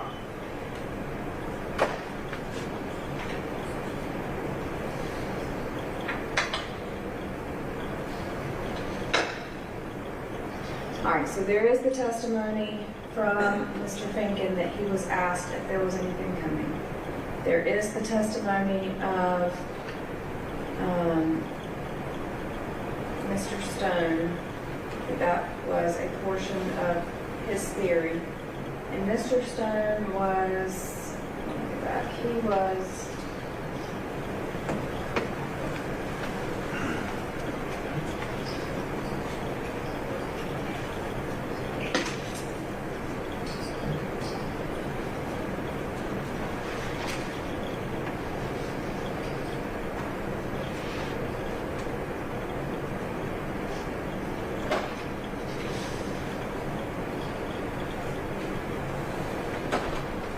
Witness number 16. He was the accident reconstructionist. Yes. Yes, ma'am, for the, yes, ma'am, for the Georgia State Trooper, yes. You know, he was tendered as an expert. And accepted.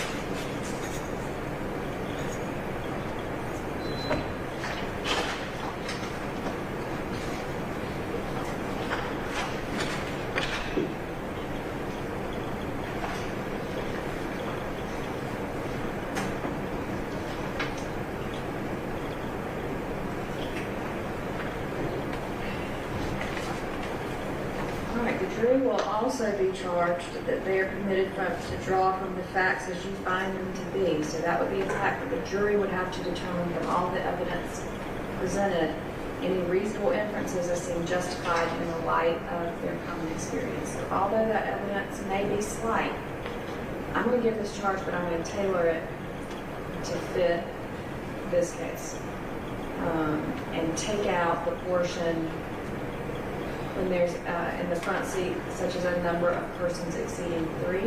Yes, ma'am.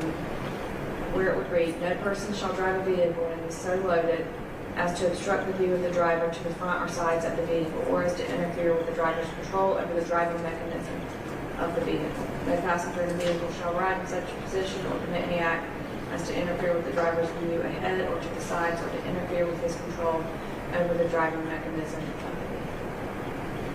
I'm going to use that. Thank you.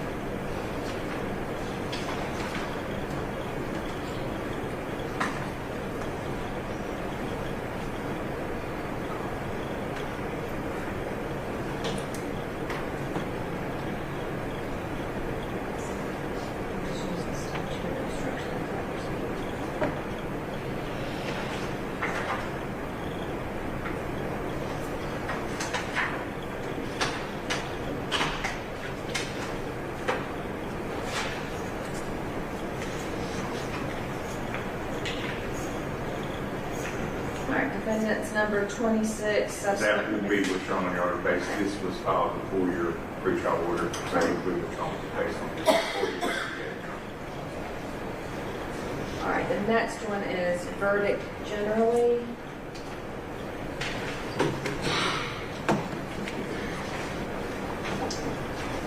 Page 19, 20, 21, 22,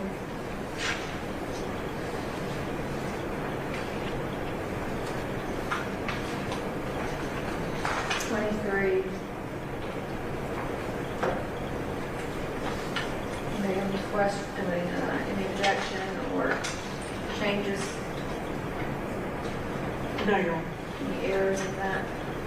No, Your Honor. That's the only, while we're on the subject, I've looked at your verdict form. I have no objection to the verdict form as presented, which goes right along with it.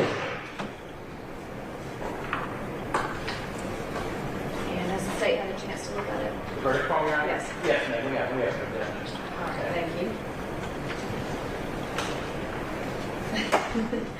All right, let's see, sentencing, responsibility for, that's states 27, pattern 170-20. I give that one. No objection to that, Your Honor. And let's see, the rest of them, deliberations, which is 170-30, unanimous verdict, 170-40. The court having no interest in the case, 170-10. Sympathy, 170-11. Final instructions, alternate jurors. I combine some of those and move them around a little bit, but those are all the final instructions to the jury. No issue with those, John. Yeah, no, yeah, keep going. Let's see, the alternate jurors in this case are,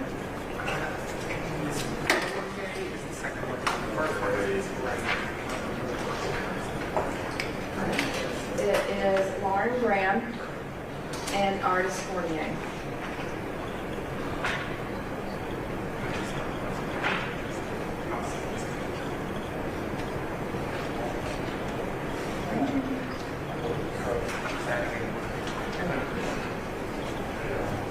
All right, so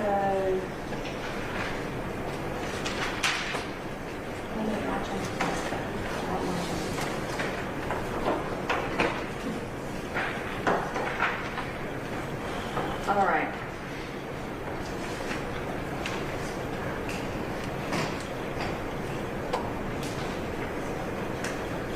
Have I covered all of the state's requested charges?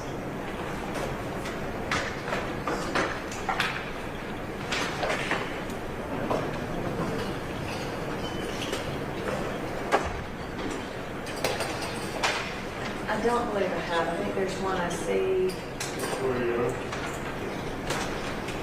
I think state's 22.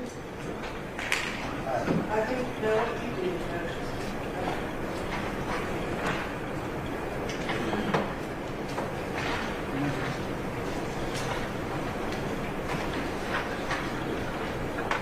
No, I apologize.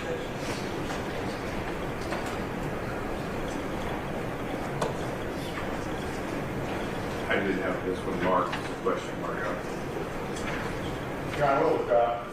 Okay. Thank you.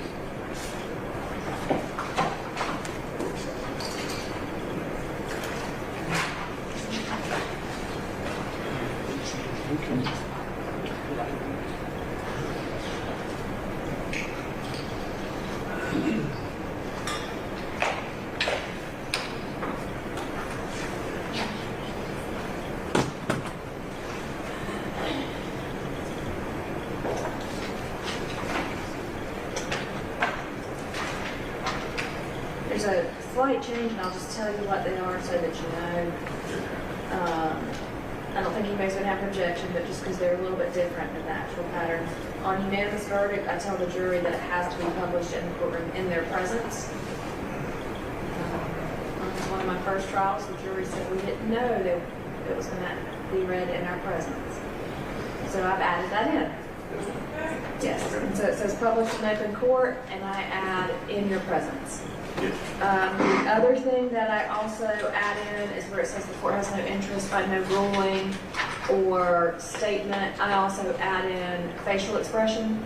Just in the event they think I've made some facial expression to comment on the evidence in any way whatsoever, I have added that in so that they don't think that they can read any expression of mine to lean one way or the other. Yes, ma'am. Probably those are very the- prudent next. Those are the only things I believe I've added in that are a little bit different.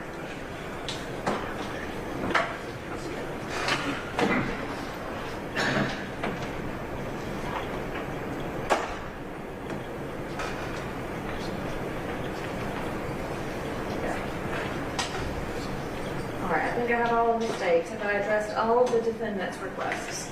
I believe you have, Your Honor. All right, so we are tabling, just make sure everybody's on the same page about that.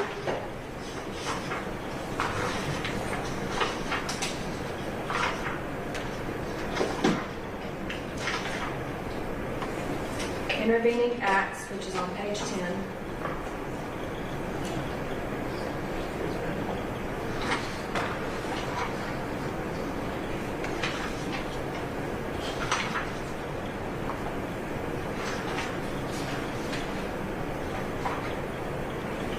On the speeding charge, the very last portion on enumerations 5 and 6, just to double check, make sure that the law is correct, that we have in I there. have an answer to that, Judge. Okay, good.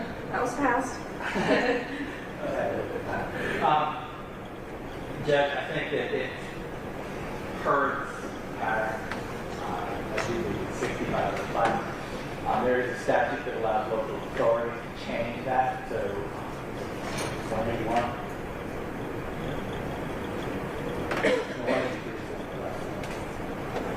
181, I think, provides maximums for the state, and the way it is defined, the 27, the maximum possibly could be up to 65. However, 183, that allows local authorities to reduce it in this case. I don't use any argument. Speeding is not whether it's 55.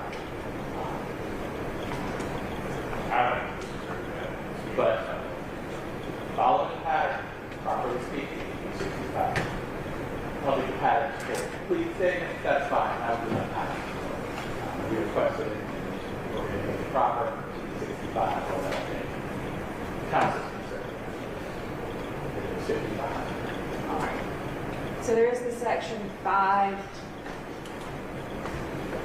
Let me get back to, let's see, that is state's request. Which one is it?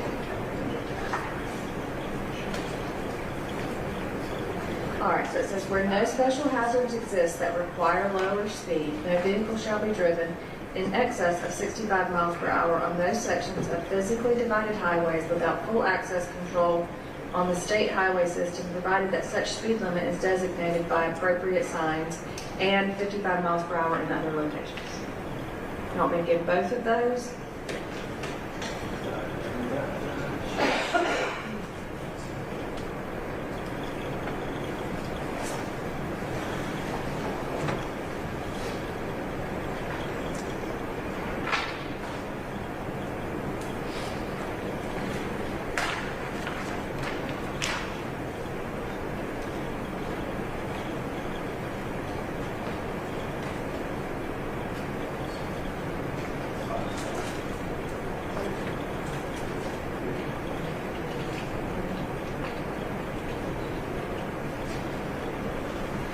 It does have the language that says, provided that such speed limit is designated by appropriate signs, and there's not 65 designated here. I agree.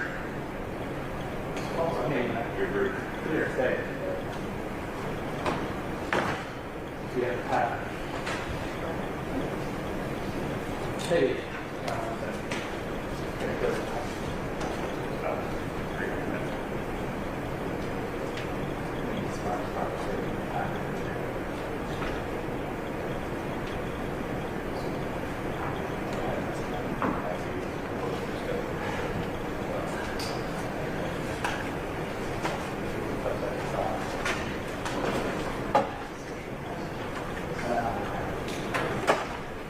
We do believe that subsection 5 has contained initially state 21 would be the proper section of pattern for the crime.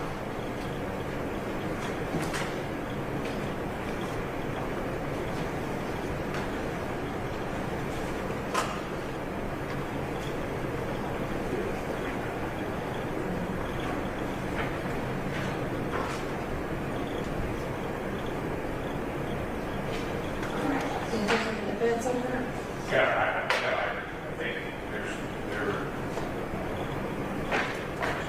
requests about being I know it's patterns, and I don't think everyone gets that. All right. Do y'all agree that the speed limit on the applicable section is 55? We do, Your Honor. We do. In the pattern itself, it also references at the bottom. See also the maximum speed limit authorized under the conditions set forth in OCGA 4-6-182-8388. I do believe 183, as stated, allows local authorities to reduce the maximum possible speed limit. In this case, it would have been reduced to 55. Just because that stretch of highway, the maximum possible speed would be actually 65. Doesn't necessarily mean that's the speed. Right. So the way it's drafted here says 65 on the sections of highway physically divided without full access, provided that such speed limit is designated by appropriate signs. And there's no evidence here that the 65 mile per hour speed limit is designated by appropriate signs. So the judge is Sure. So If we should just we want to just- avoid the confusion altogether, we can just use number the 6? first part of the section about greater than reasonable and careful under the conditions, and then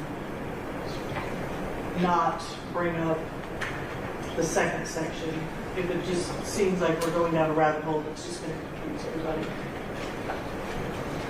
Having no intention of arguing that they wouldn't be that So before it was. that may just solve the problem. Yeah, I have no intention of arguing that it wouldn't be 55. Makes sense. So here are the two options I believe that fit from what y'all are telling me. I can read it, where no special hazards exist that require lower speed, no vehicle shall be driven in excess of 55 miles per hour in other locations. Or take that out completely. Judge, we're fine to. We take it out, Your Honor. Okay, That's fine. so on that charge of speeding, which is the bottom of page 12, top of page 13. No person shall drive a vehicle at a speed greater than is reasonable and careful under the conditions and having regard for actual and potential hazards. Every person shall drive at a reasonable and careful speed when approaching and crossing an intersection, when approaching and traversing a hill crest, and when special hazards exist with respect to other traffic or by reason of weather or highway conditions. The end. Everybody good with that? I'm good with it. Yes. Okay. All right, so I'm going to mark out that we're holding on that one. That one is done.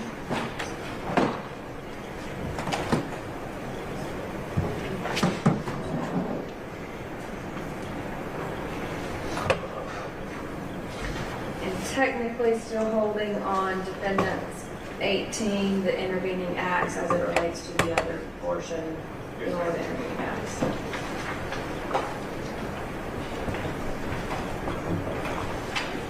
As of right now, I have said no to excuse and accident, but if y'all can find something different to show me that it's different in the morning, I'll revisit that, and I'll research it again myself this afternoon.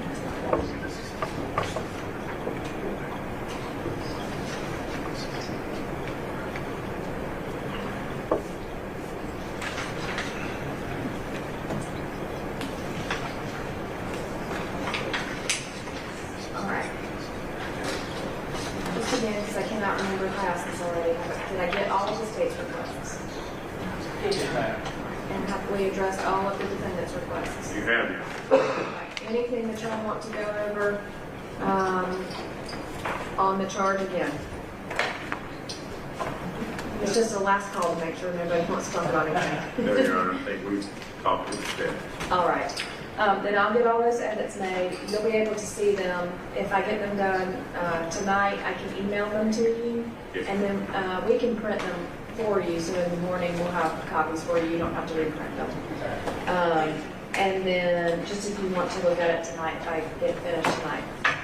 And then, let's see.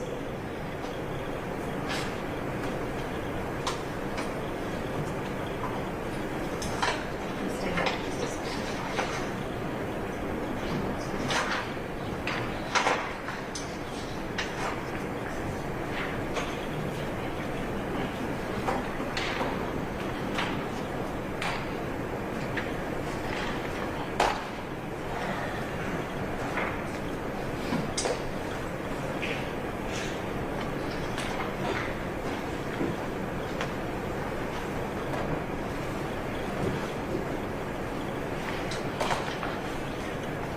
Just making sure I've done all the things I need to make sure I do. All right, so the state gets to do the opening and closing argument. Who's going to?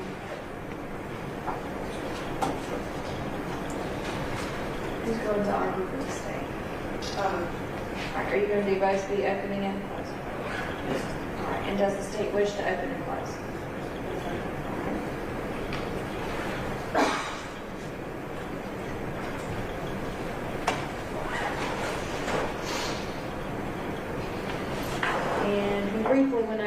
that do y'all agree that, just making sure to get this on there. Do y'all agree that Lauren Graham is alternate number 1 and August Fournier is alternate number 2? We do agree on it. Okay, and if we have to excuse either any of the jurors, then we go with that one. Yes, ma'am.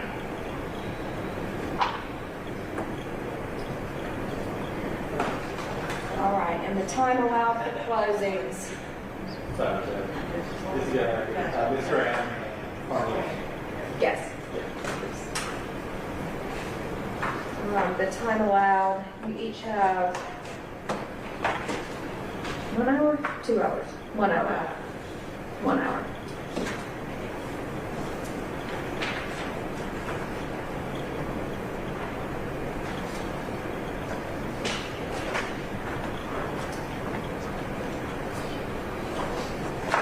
Your Honor, given the Yes, sir. large amount of evidence in this case, could we extend that for 1 hour and a half?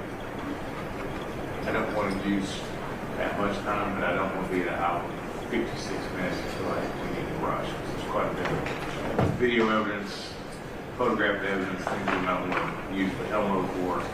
I don't want to, it may take a while for those things to happen, to change. If we move that to an hour and a half, we could agree. I don't have any problem if y'all want I don't plan on using that it much all. time and you need it.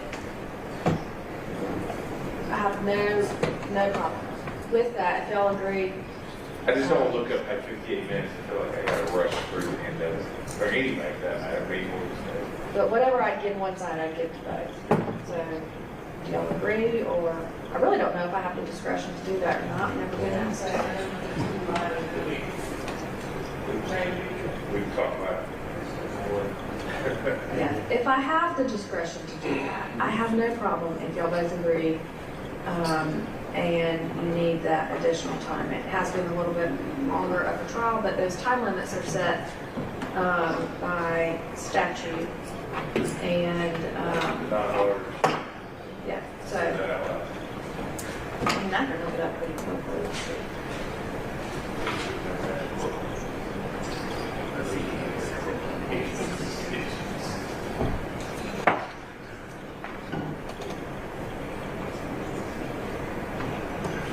It starts at 17,872 through 74. Let's see. I've got it.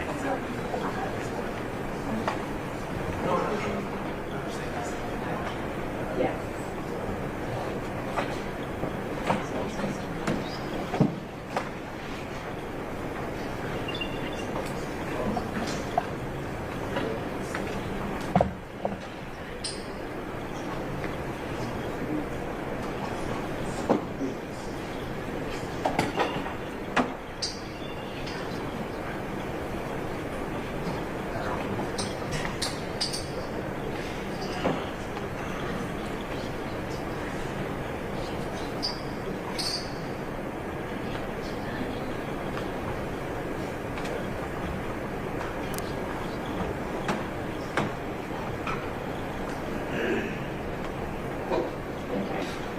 So 17,872 is for misdemeanor cases only. 17,873 sets the time at 1 hour, says shall be limited. But 17,874 states the process for allowance of additional time for closing argument, which then puts that in that discretion, even though the word shall is used in the prior section. And so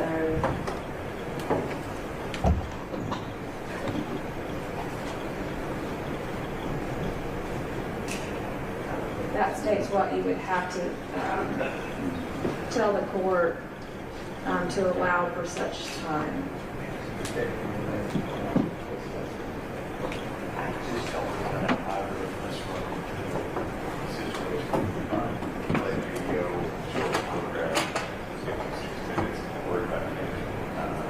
Here, I'll read it to you. 17,874, allowance of additional time for closing argument. If, before argument begins, code exactly that. Counsel on either side applies to the court for an extension of the time prescribed for argument and states in his place or on oath in the discretion of the court that he cannot do the case justice within the time prescribed and that will require for that purpose additional time, stating how much additional time will be necessary. The court shall grant such extension of time as may seem reasonable and proper, provided that the extension of time granted in misdemeanor cases or cases brought up from inferior judicatories shall not exceed 30 minutes. In the standing statement place, I think that it could take a little longer, an hour, I would do that to satisfy the sentence. All right.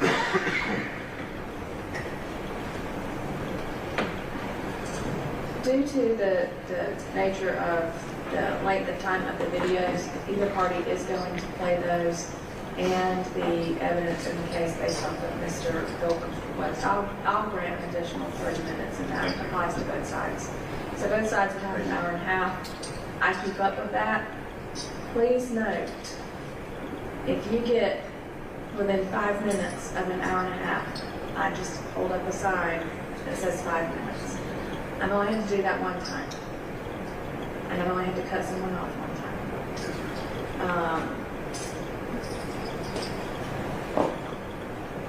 But if you see the sign, that means you got 5 minutes left. And so I time them when you start. For the state, I time when you start, and then I keep up with that on a separate timer so that when you come back to do your closing, I have how much time is left and how much time you can spend. Do y'all want a 10-minute timer and a 5-minute timer? I think 5 minutes. Okay, I can give you a 5-minute timer. Again, I've never had to use it, but I'm always prepared to. So I'll do that. We'll come in the morning. Since we've got a little bit of time on the clock right now, that's why I'm going over all this, so we don't have to do this in the morning and delay the jury.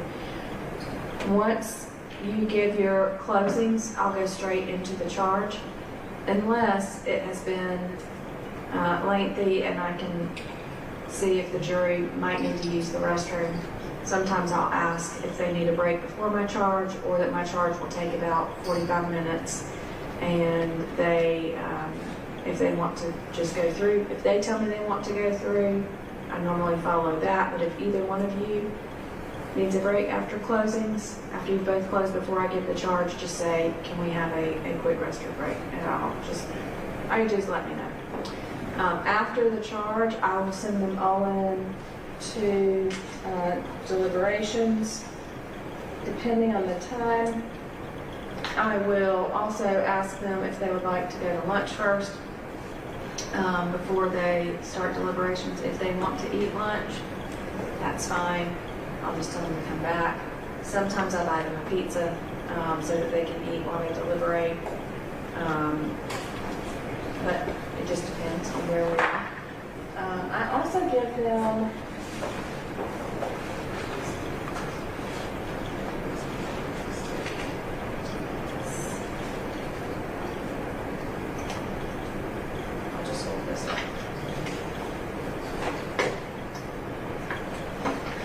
give them a folder similar that looks like this. Mine's in the office right now. The folder has the verdict form. It has the indictment. I would assume you'll want to redact the indictment and by redact I mean take off certain pages like the sentence and the plea proceeding, any of that kind of stuff. If you want to take off the persons on the grand jury, you can take those off. I've had people argue that they didn't want any of the jurors to see grand juror names that indicted the case and have any sway on that whatsoever because they didn't know about that otherwise. And I've had attorneys before say that doesn't matter. We want it to go back. We agree and let it go back. So that's up to y'all. If there is any disagreement on the grand juror list going back, I tend to lean towards taking it out because it's just something they don't need to know to decide the case. So the indictment, the jury charge, and the verdict form all go in that folder. The folder on the outside identifies to them what's in there and specifically says, please do not write on the evidence, because I've had that happen before. They wrote on the evidence not realizing it was the evidence in the case that got saved. They've also written on the indictment previously, which is why now I send a copy back, but they are not going to know it's a copy of the indictment. It still says, please do not write on the indictment or any evidence. The only thing they can write on is the verdict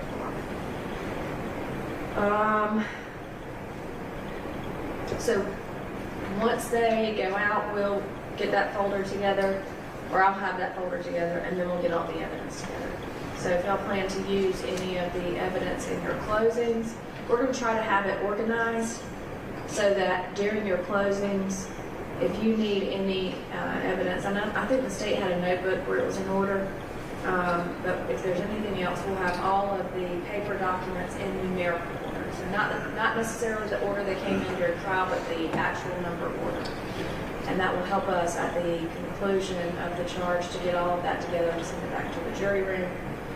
And I advise them again that they cannot start their deliberations until all of that comes in.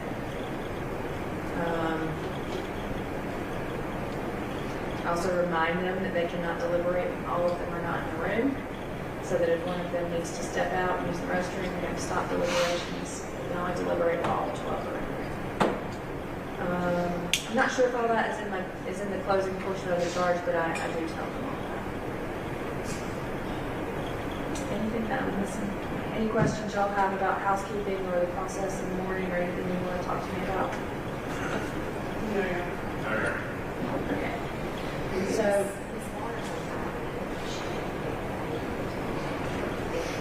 there's not a proceeding record, there's no witnesses. can I see it? I mean, I'll show you what I have, and this is the copy that she gave, and this is all. Actually, the attorneys will come up. We're just comparing the two indictments. There was the redacted one, and there was the This is the original. So this has the plea deal. This is what I have. Witness list. All of the notes.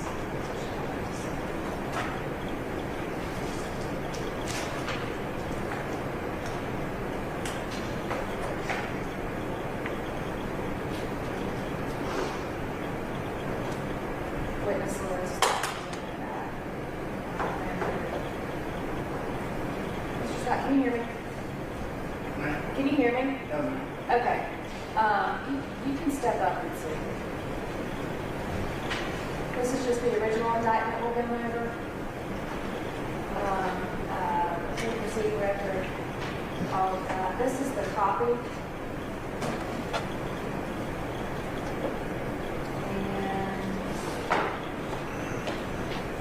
This is the one that is redacted. We want to talk about outside of the trial. This is where Mr. Scott, like not guilty of issues. This is a list of the grand jurors. I'll take that off.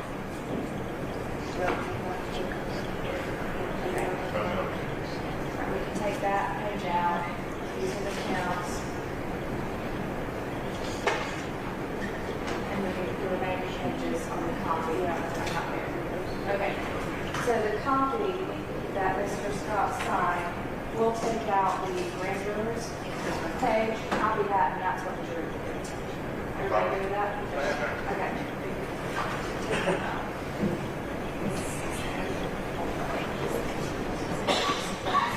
Going forward.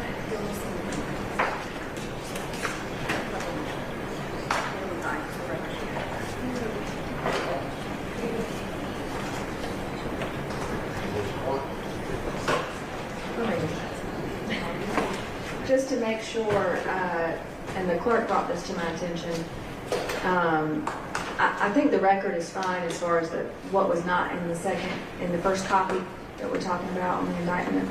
Do y'all want her to move all of those, make a copy so that we have two actual full indictments? The grand jury, the plea proceeding record, all of that stuff, so it's two full packets. Not to go to the jury, just for the record in the case. Because we have the older indictment, then we have the redacted one. Right, the redacted one is in the Just for the trial, right? So the record's fine. Okay. We can go back to the old one, and the charges not possible. For purposes of the clerk's office? You gotta have that little public work, more about it. And it'll be there, whoever wants to get one day.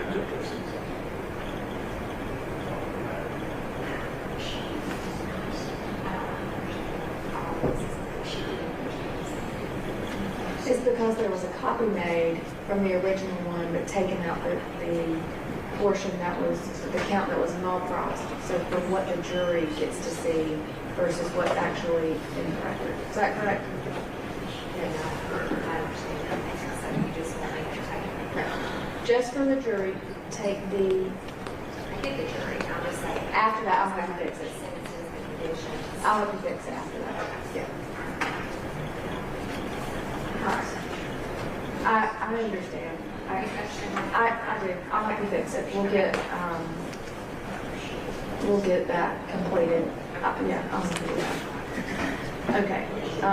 Anything from anybody else? Yeah. All right.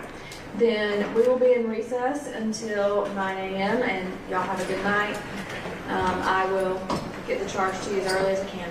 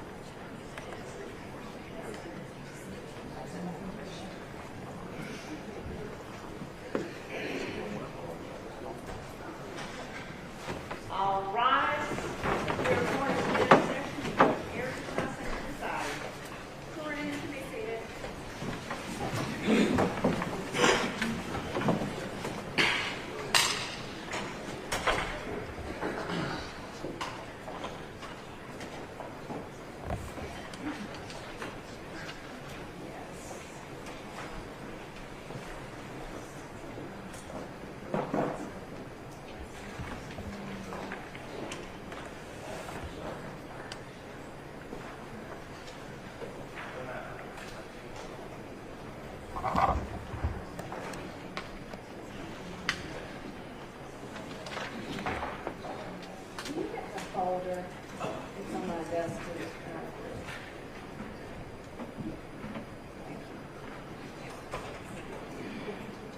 what goes it? We can just.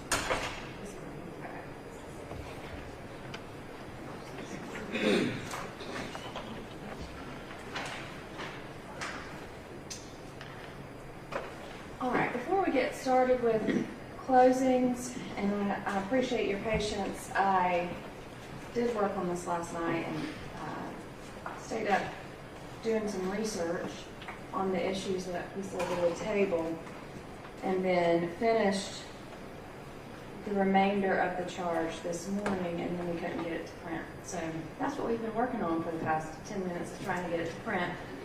And so I just wanted to make sure that y'all had time to go through this charge. Specifically,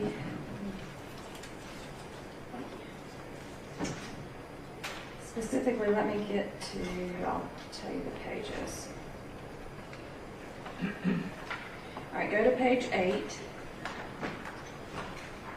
intent, and that was one that we went over on the record, and I stated aloud how it would be read. I just want to make sure that y'all read this one to make sure that I got it the way that we discussed, or if you have any objection to the way it's drafted, or anything that we need to discuss about that.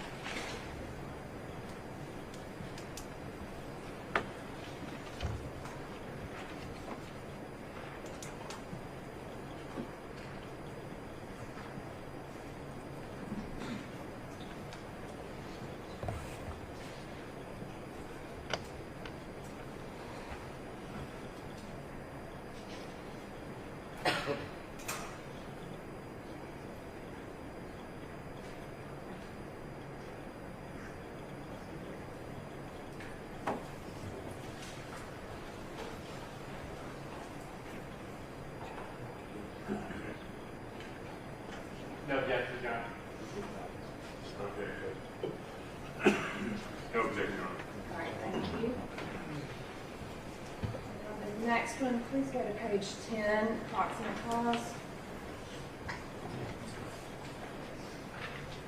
And there was no issue, I believe, from either party on that first portion of the charge, but the issue was whether to charge on intervening act. And so the pattern charge says to raise the issue, if the evidence raises the issue of an intervening act, to charge the following, which also had defendants 18. And I believe I stated yesterday I was not inclined to give that, but I would table it and do some additional research. And after the research and reading a lot of cases last night, I do not see how the intervening act, as far as in this charge, applies. Yes. So the inquiry about intervening acts asks whether an intervening act was itself a natural and probable consequence of the defendant's conduct. And so it doesn't mean that the defense can't argue or make an argument about the victim drivers turning left. But as far as this charge, it would not be an appropriate charge based on the evidence in this case, because it was not a natural and probable consequence of the defendant's conduct, as the case law states it. So if the intervening act was, if it ensued in the ordinary course of the events, or it was set in motion by the original wrongdoer, then those could be intervening acts. But I do not find that this portion of the charge applies specifically to this case. Yes, sir. All right. So any further objection on the proximate cause as stated here in this charge? No, Your Honor. There you are.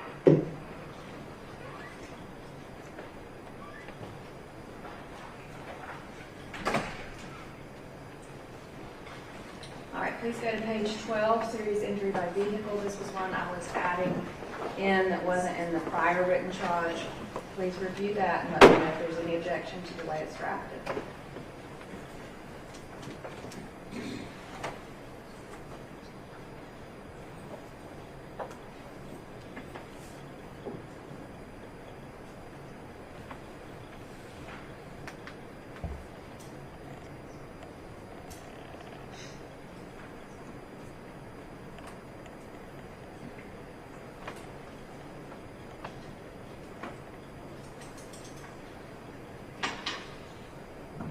No objection from the state, Your Honor.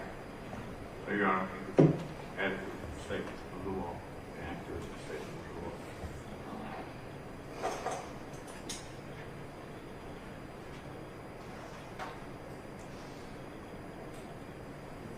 Please look at page 13 on speeding. And there we had a lot of discussion about the enumerations and the pattern charge. And make sure that this is the way we talked about, or if there's anything to address on that speeding charge.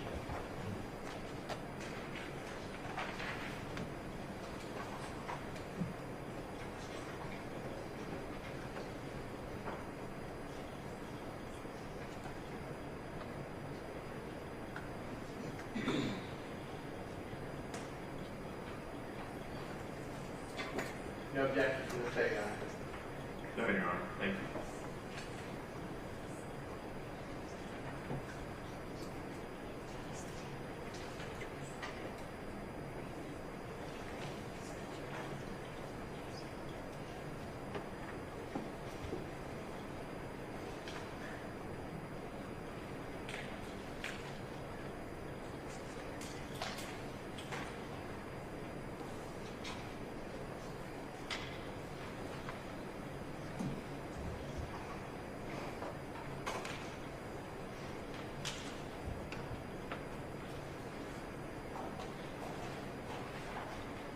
I believe all the others we discussed in detail yesterday.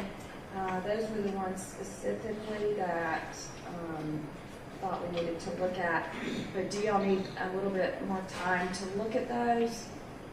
Or are y'all fine moving forward with the charge? We're fine moving forward, Your Honor. No objection, Your Honor. We can move forward. Okay. And then the last thing I just wanted to put on the record, because I did say that if I found anything else regarding excuse or accident, I would let y'all know. And just to cover that, excuse goes to affirmative defenses, and so I didn't find anything that would make it apply here. And then accident is not necessarily an affirmative defense, but it's an intent defense. And the case law is pretty clear on that, as we discussed yesterday, that a jury charge on the defense of accident to a strict liability traffic offense is available only where there is evidence that the defendant did not voluntarily commit the prohibited act. And so I still find that the accident charge does not apply to the facts in this case, and that should not give it. And I could not find anything else that would lead me to change that. But I did give y'all the opportunity that if you found something else, to let me know. Is there anything else y'all found that would show differently? No, Your Honor. No, Your Honor. Okay.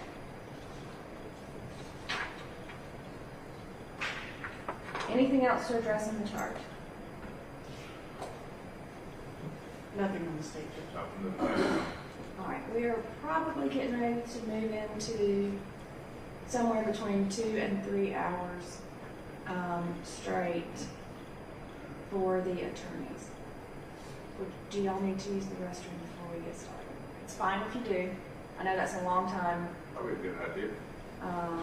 I'd rather we just go straight through with y'all. So if you want to go ahead and use the restroom, then we can do that so that we don't have any breaks for the jury during closings. All right. Then I am going to step out, make sure any court staff don't need to use the restroom also. Just go ahead, please. And then we can avoid any breaks in the middle of closings. I am planning to take a break between closings and the charge. If it goes over, if the total charge goes over 2 hours. If not, then I'm going to just keep going with the charge unless the jury needs a break. Does that make sense? Yes. It's a little bit different than yesterday. I just plan to keep going if it's under 2 hours. All right. Okay. I will let the jury know. If you'll let them know, go ahead and use the restroom and if you're ready, come back in after the restroom break. All right. Thank you.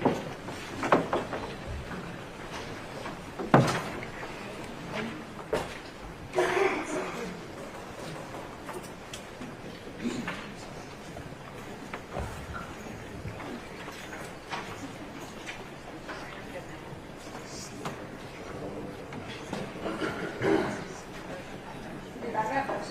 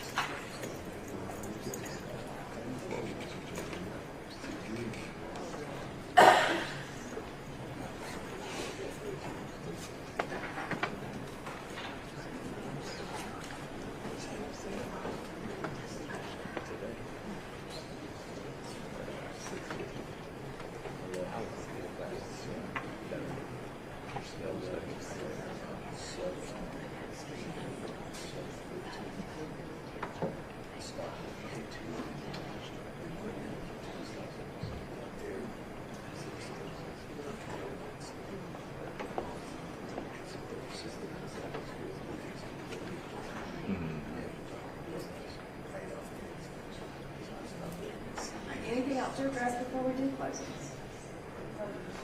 Then for the defense, Your Honor. Are y'all ready for the jury? Yes, ma'am. Go ahead and bring in the jury.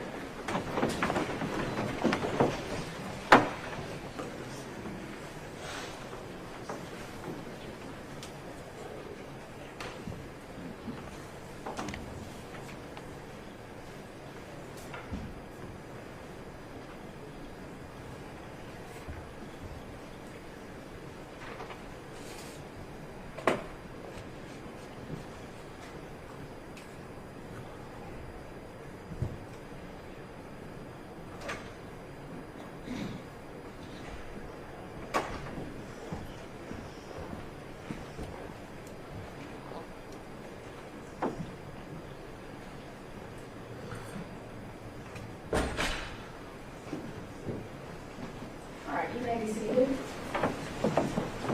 Ladies and gentlemen, as I stated yesterday, we have heard all the evidence in this case. Now it is time to move into the closing arguments by the attorneys. The state has the right to do what is called open and close, which means the state will get to argue first.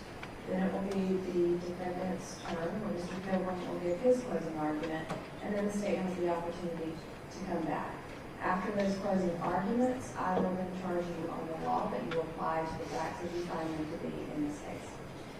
Ms. Waters, you're giving the closing, right? You may go ahead.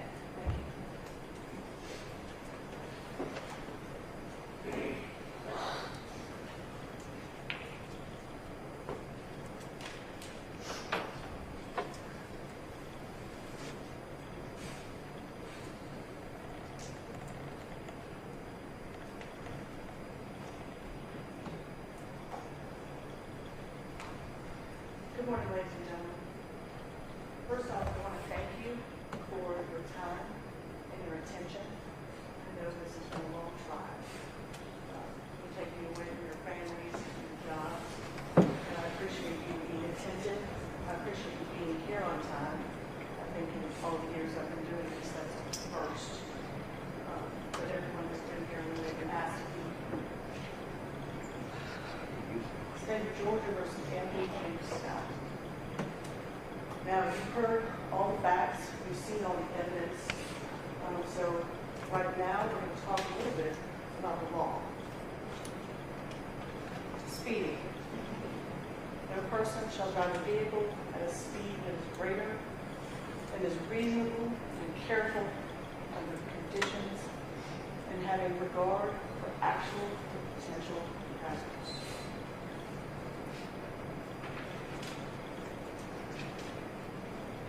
Every person shall drive at a reasonable and careful speed. Every person. When approaching and crossing an intersection, when approaching and traversing a hillcrest, when special hazards exist by reasons of weather or roadway conditions.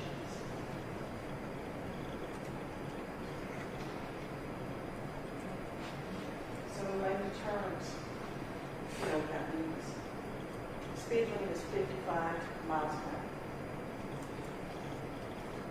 There's a hillcrest, there's an intersection, there are special hazards. So what is reckless driving? Driving of any vehicle in reckless disregard of the safety of persons and property.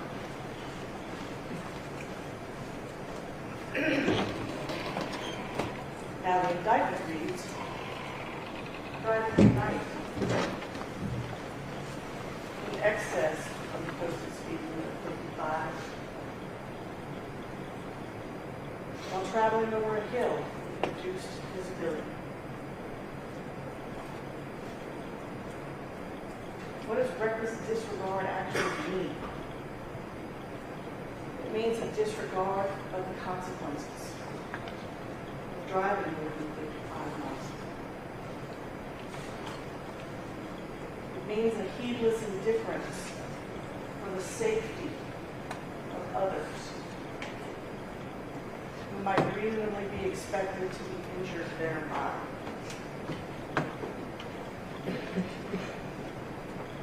Now, we've all been on the roadways before.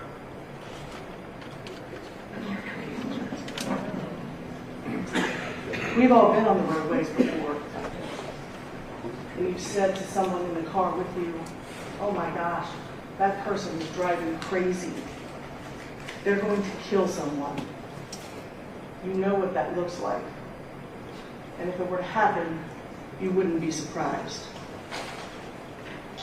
That's reckless driving. Now, serious injury by vehicle is any person who, without malice of forethought. And what does that mean? Nobody is alleging that the defendant in this case intended to hurt these boys or kill these girls. But while driving recklessly causes an accident that results in bodily harm. And what is bodily harm? Seriously disfigures their body or a member thereof.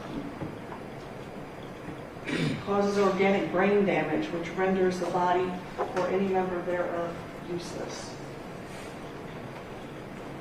And so here, serious disfigurement of a body.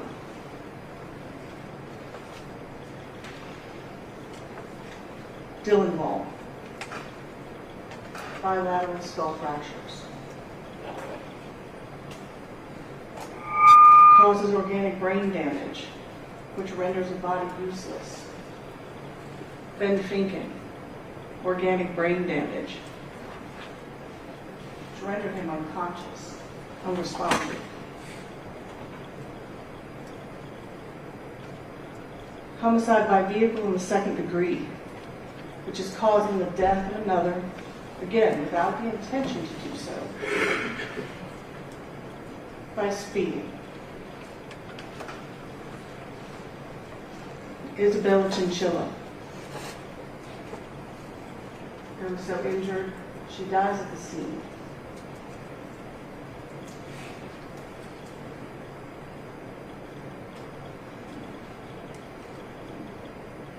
Kylie Lindsay,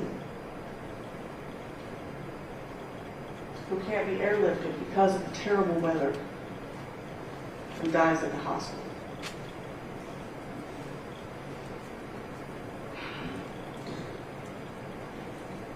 Now the crux of this is going to be, what is that cause?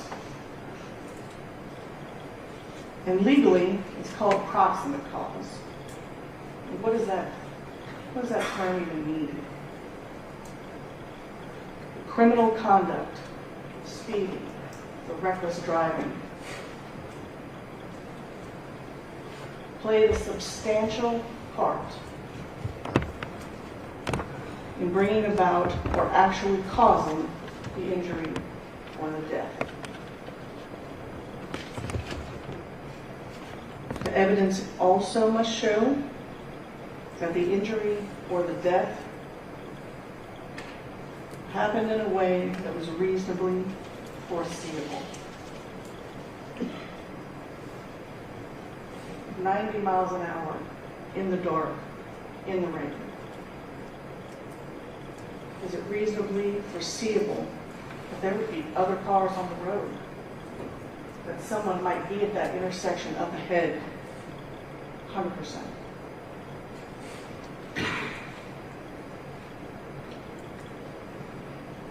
To be reasonably foreseeable, it must have happened as a direct result of the defendant's conduct.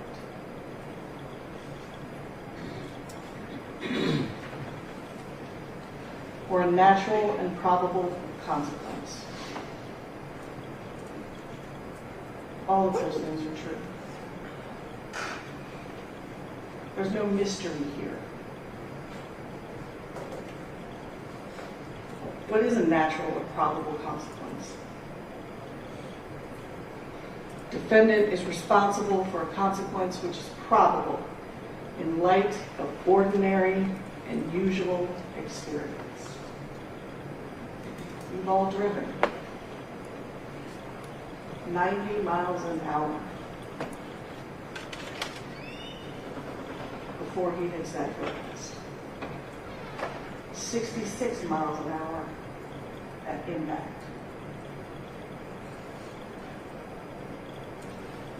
Natural consequence in ordinary experience. Now the judge is also going to tell you about something called strict liability. So for violations of Title 40, which are essentially your traffic offenses, speeding, reckless driving, the state is not required to prove mental fault. What does that mean? Criminal intent means the defendant voluntarily committed the act the statute prohibits. Got in his car and he drove the way he did.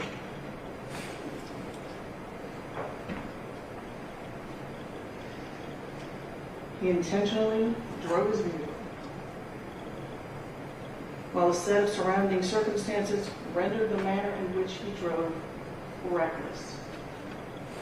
It's dark, it's raining, there's a hill crest. The speed limit is 55.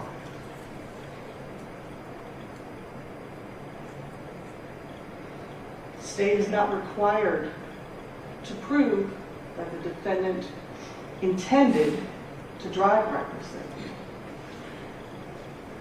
The state is also not required to prove that he even knew that he was.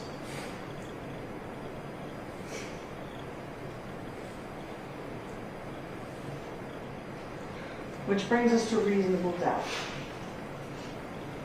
Reasonable doubt is sometimes a hard thing to put your mind around. It's the doubt of a fair-minded juror honestly seeking the truth. But it is not beyond all doubt. It is not for mathematical certainty. So we like to use analogies. So for instance, I'm putting together a puzzle. Got all my edges, started to fill in. I'm not finished. There are probably pieces missing, not done. But you can walk in and you can look at that and you can say, huh, that's going to be a tiger. I haven't filled in everything, but you know what it is. Someone may come along and want you to believe it's a lighthouse, but it's not. You know it's a tiger. And when I come back, we're going to talk about why.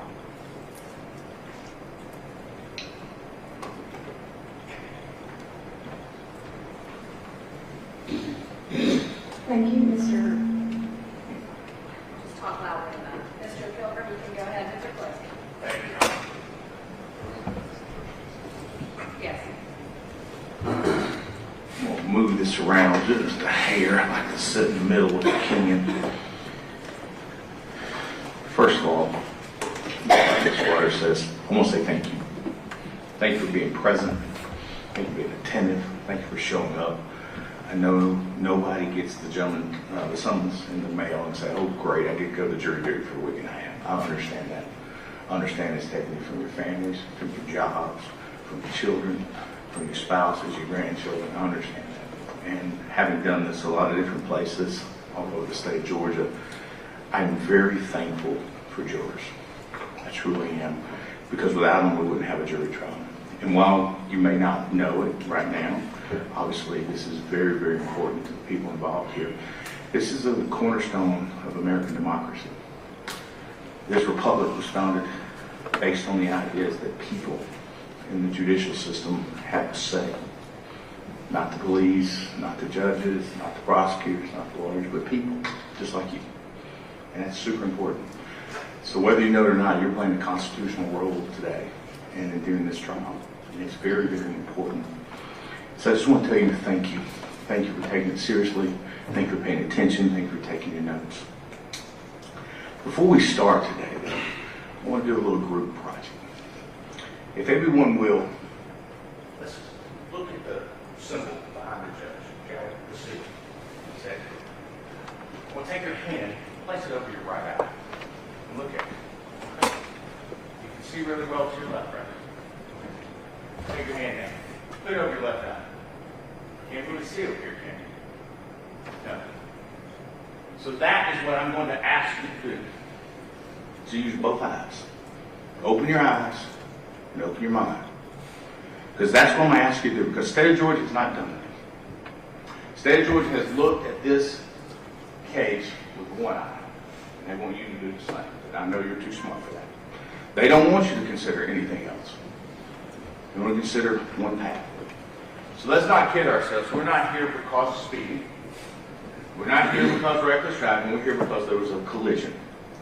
I don't think anybody thinks different than that. We're here because there was a collision. Now, this was a two-car collision. And there were two drivers. We're going to talk about that a lot today. And I'm going to be a little bit longer than her because the legislature decided I only get to go once and they get to go twice. So I'm going to be a little longer. And I will try to be as quick as I can, but I do want to bring out some points. In this particular case, the state of Georgia wants you to focus on the behavior of my client, the decisions he made. But we know there's more than that. We got both eyes open, we can see both sides. And that's what I'm asking you to do here, see both sides. Now, there's going to be an indictment that's going to go back with you. And you're going to read these things, but there's a couple things I want to bring up. And this illustrates the point I've made to you. It says that the defendant in this case accused driving reckless disregard for persons at night while traveling over a hill. The other driver was driving at night over a hill. They mentioned that my client was driving disregard for the speed limit. The other driver had disregard for his failure to yield. They're not asking to consider that, are they? Why?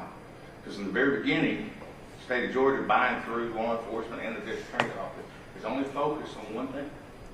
That's all. But you know better. And ultimately, you have the decision power, not us. Not her, not me. You, collectively and individually. Now, I want you to pay close attention to that indictment. Close attention to the words. And they apply to both sides. Now, you may remember during the opening statements, I mentioned to you about this loaf of bread, which miraculously is not mobile. Remember what I told you about this? Remember about my days working with Flowers Bakery? And you see guys who come and check right across the truck. Ladies and gentlemen, that's what you are. You're quality control for the criminal justice system. It's the product that you produce is in fact in alignment with the law and with the customs of the community, of the company project, whatever the company says it should be. That's your job. And I think you know that. Now, we don't disagree with everything that's been presented in this case. We agree the location. We agree the time. We agree the venue. It's Carroll County. We agree there's two cars. We agree that the number of people in each car. We agree that my client was driving a patrol car and he was in uniform. We agree with all of that. So a lot of things we agree with. Right? But one thing we don't agree with is that he's the one with the duty. See, my mother got a driver's license. The state's trying to prove to you through some questions that his duty was somehow greater driving up that road than anyone else was. That's not true. They have made you believe, and I think it's come out, that he is somehow above the law. He's not. He wasn't. But you know what he is not also? He's not below the law. The law meets us all at the same spot. My mother, who received a license in 1962, when it was just paper, no pictures. She drives on the highways of this road, so do my 20-year-old twins. Guess what? Their duties are the same. No matter the amount of experience, no matter the many, many years of experience, no matter the training, the duties are the same. So this failure to yield we're talking about is a duty. And we'll talk about it a little bit more. Experts and others have testified about his duty to stop, if he could have stopped. That's not his responsibility. He's not required to do that. What's required at that intersection is someone not to turn in front of him, not to fail to yield. That's the duty. There's no duty for the through traffic who have the right of way to stop. We're not talking about traffic control device. We're not talking about a stop sign. We're not talking about a red light, as we like to call it. That's not the case here. The duty lied on the other side. And that is what I'm trying to explain to you, that you're looking at with one eye. So, I'm going to quickly, I say quickly, I'm going to go through the jurors here. Go through the witnesses here. And I'm going to bring out parts that I think are important. Some of the witnesses I don't think had parts that were important. So, the first person we heard from was Mr. T.J. Silby. Now, Mr. Silby would have you believe that there were just a few people over at his house and that alcohol had been consumed before, but not that night. What I found interesting, though, cupcakes. Well, why does that matter? What cupcakes, right? Well, I think that's been something that's been contrived by the state here and by the witnesses therefrom, because who would have graduated in September? September 26th. Who graduated September 21st? Who graduated September 10th? So you're telling me that these were from a graduation party, let's say in May, then June, July, August, September. So these things have been sitting in this barn for 4 months. That's interesting. Now, it's a small detail, but it goes to the truth. Who's telling the truth and who's not. Because let's not forget, he did also say his parents weren't home, mom and dad, grandparents weren't home. Young men, young women on the weekend, in a house with no one there. What might have been happening? Pinochle? Shuffleboard? Probably not. We were all young once, myself included. Use your common sense. You know what's happening over there. You know what's going on over there. Much like you know where the beer came from. You know where the alcohol in the car came from. Notice the state didn't comment on that at all. The state didn't highlight that. So they can't see it, right? You can't. Mr. Silby did say that he wouldn't have turned them away had they came back with alcohol. So that's where it starts. The state's case starts with a lie, an untruth, a half-truth. You don't get the full story. You didn't get it from the witnesses. You sure didn't get it from the young boys in the car. And by the way, the term boys, let's not kid ourselves. The law in the state of Georgia and otherwise consider them men. They're young men, very young men. So let's call them what they are, young men. Young men making choices, making decisions. So the next witness we have was Christopher Butler. Ironically enough, after he testified, I realized I'd actually played baseball against him. He was a very good pitcher. After he testified, I put 2 and 2 together. I didn't know him. When he told me where he played and when he played, I realized he was a very good pitcher. And he was coming home that night from Emerson, Lake. And he told you the direction was coming. It had been raining on and off all day.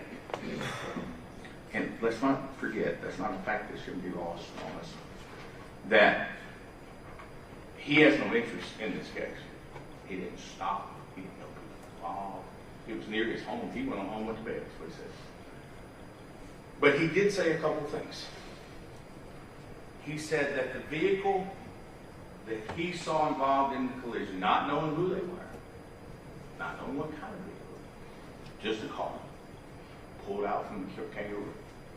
And the kangaroo is the next station, and the evidence is showing that's just a car. Now, what didn't happen, what the state of Georgia didn't do, is they didn't go pull surveillance from that kangaroo, did they? We didn't see it. They didn't go pull their sales receipts. We didn't see it. They didn't pull the debit cards of Mr. Wall, Mr. Finken, or anybody to see how did he get in there. It's the beer ferry delivery. How did he get the car? I think we know. You got both eyes open, you know. You don't check your common sense at the door. But the interesting thing about it is, he made the 911 call. A good citizen, concerned citizen, just heard it happen. But I want you to listen to something. And this is State's Exhibit. Mr. Flynn, what number was this?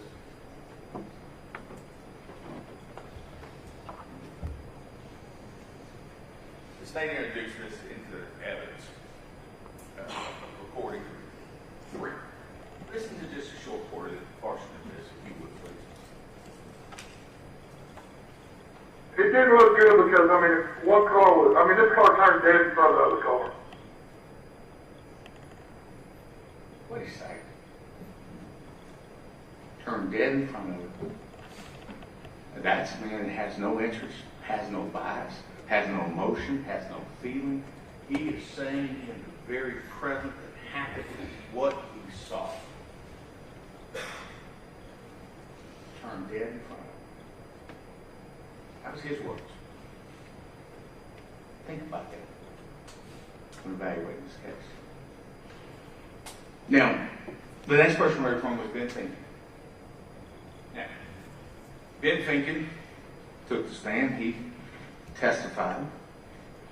And he swore to you what he was telling you was true.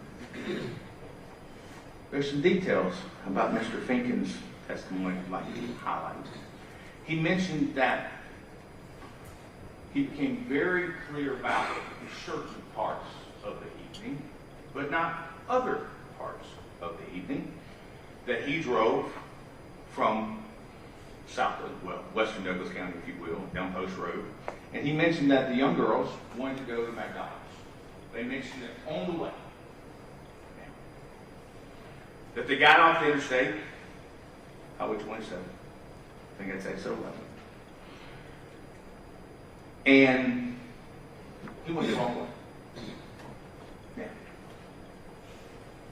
Did they turn around and come back? No. Did they make a U-turn? No. No. What did they do? They went to Sylvie's house. Now, the timeline is unclear from Sylvie, from Finken, from Wall, when they got there, how long they stayed. We know what time the accident happened. Not long, how long they were there. Yeah, they'll have you believe that they were working out and lifting weights and that sort of thing, and that the girls were listening to music. That's what they'll tell. I think we know better than that. And he mentioned about cupcakes, eating cupcakes from graduation. And then I asked you who graduated September with blue cupcakes. You heard Mr. Sylvie say that he graduated from Carrollton. That's not their college. The other two didn't mention anything about graduation. I tell you that the cupcakes were an invention and a creation of the witnesses because they wanted to explain the cupcake vodka smell later on. And we're going to talk about that a little bit more. That's where that came from. Now, when he was on the stand, he didn't remember the kangaroo. You might remember he came back and later on said, oh, yeah, I do remember. I do remember. Actually, he had a really vivid memory that there were cigars bought, Black and Mild wood tips, and that Dylan bought them. This is the same Dylan who testified, and the state wants you to believe that he was on a health kick. Why would you be buying Black and Mild cigars? You're on this health kick. If you're trying to live healthy, it doesn't make sense, folks. That's contradictory. contradictory. And you, as a jury, get the ability and the sole decision making is who you believe. Who has credibility, who doesn't. You get to decide that. But you know, there were no cigars found at the scene, were there? Nobody brought cigars, cigar wrappers, package of cigars. They took it to we saw it at a body shop. They went inside of it. They examined it. Not one cigar. Not one piece of McDonald's. Not a chicken nugget. Not a fry. Not a bag. Not a receipt with that date on it from McDonald's. None of that was there. But you know what's there? Booze. Alcohol. So, again, look at this with two eyes and look at the facts. He also said that he was on the phone with his girlfriend at the time. And maybe that's a girl's relationship. I don't want to overstate that. And that they were texting back and forth and they were mad at each other, the way young kids will become. And he also said that when they reached this intersection, that Mr. Wall asked him, hey, you see headlights? Man, let's think about that, if you will, the logistics of that. Mr. Wall in the driver's seat, thinking, in the passenger seat. They were making a left. Why would Mr. Wall need to ask Mr. Finken if he saw headlights?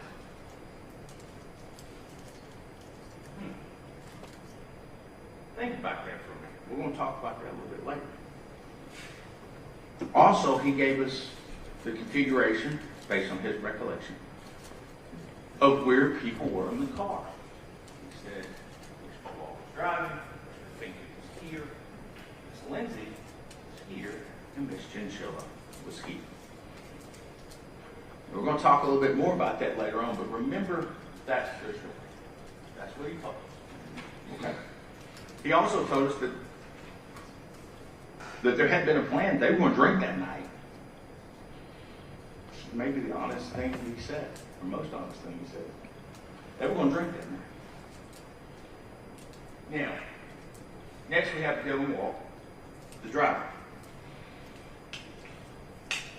Mr. Wall gave the same configuration to the people inside the car.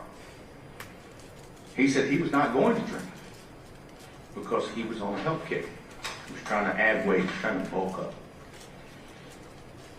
The interesting thing is, to me, that Mr. Wall had his brother's ID in his wallet, and that he used it to buy alcohol. He told you that. So from the very beginning, his identification was false. It wasn't who he was. Did he look like his brother? Probably. If you're going to use a fake ID, use one of your brothers. It's a good idea to do. People will be much less likely to catch you. But he says that he doesn't remember buying the beer. So, the two people who were alive in the car, where there's alcohol, don't know where it came from. Credibility, folks. They believe. They do know where it came from. They're just not telling. They're not willing to admit it. But I think we all know where it came from. And we all know how they got to that spot that they got it. Some people will say, and the state may argue, if our client hadn't been traveling the speed he was traveling, he would have been at that intersection at that time. Okay. But that's an open-ended argument. If they'd actually gone to McDonald's, they would have been there. Had they not made a beer run, he would have been there. Had I not put my tie on this morning, I wouldn't have it on now. The argument goes on forever. Therefore, it's not a valid argument. So remember that. Eyes open. The next thing we've heard from was from Josh Lambert, who was the big PD officer. The interesting thing about Mr. Lambert, I thought, was he confirmed our client's recollection of the events about the battery being charged and they were under the bridge. And also, if you remember, Mr. Butler also said he saw law enforcement under the bridge, and that wasn't an uncommon place for him to be that time of night. So, again, start thinking about your stories. Think about whose stories add up and whose don't. But the charger, he confirmed my client's portion about the charger. In fact, he would have to come back and bring it again. Next, we have Mr. Alexander. If you remember Mr. Alexander's dash cam that we watched, bye. You hear my client at the scene. He has blood on his uniform. You hear him testify. And what he says is, or not testify, but he would state, they pulled right out in front of him. Damn. That was his presence and impression. That presence and impression matched what Mr. Butler said. So it's not like he contrived his story and made this up after the fact. Moments after, in live time, in nature. That's what he said. Mr. Alexander, Mr. Lambert, and Mr. Wagner all testified to seeing alcohol at the scene. And not just one bottle of alcohol, not just one broken bottle that may have been thrown out by a careless litterer. It was in the road, it was in the ditch, it was in the car. They were clear about that. We then heard from Officer Philip Wagner. Mr. Wagner gave us the information concerning alcohol at the scene, again, consistent. Helicopter was too wet. Why does that matter? Well, the state has made condition of the road an issue. But nobody drives one car and not the other in the same condition. The weather was for both people, not just one. Next person we heard from was Mr. Tommy Crafton. And he talked about how cameras worked, and he retrieved the dash cam footage. Now, and he retrieved it from, and he was a state patrol officer and worked for the state patrol, Department of Public Safety, and he retrieved the video. Now, Are we ready, Mr. Flynn, with the video? I think this was state something. Not that one, the other. Not that one, the other video. The dash cam. I believe this was State's Exhibit 11, if I'm not mistaken. 12. Because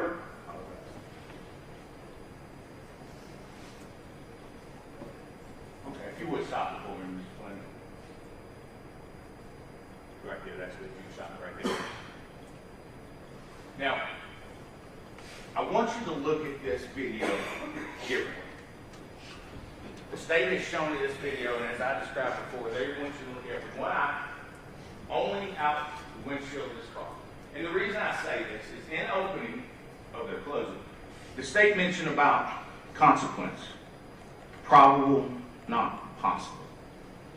so I want you to look at this as well. You can hit play now. Thank you very much. All right, let's stop. Those cars that he just saw, headlights. Did they turn in front of him? No, they didn't. You can continue. Stop. More cars. Did any of those turn in front of him? Based on the state's theory, he should know what that driver's going to do by seeing the headlights. That's enough. You can continue, please. And stop him. More headlights. More cars. Is it probable that they're going to cross the median in front of him? Possible, but that's not the same. You can continue. Stop. Another car. There's another turning area. Was he supposed to know their direction? Is any driver supposed to know their direction? No, they're not. You can continue. Stop. That vehicle there, going the same direction. Is he to know that person's going to maintain their lane? Or is expected, is it reasonable that he would turn right in front of him? You can continue.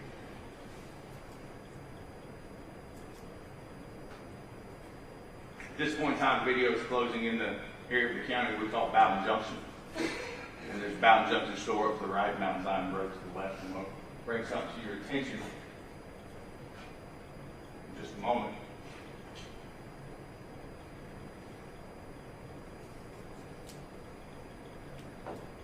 Stop.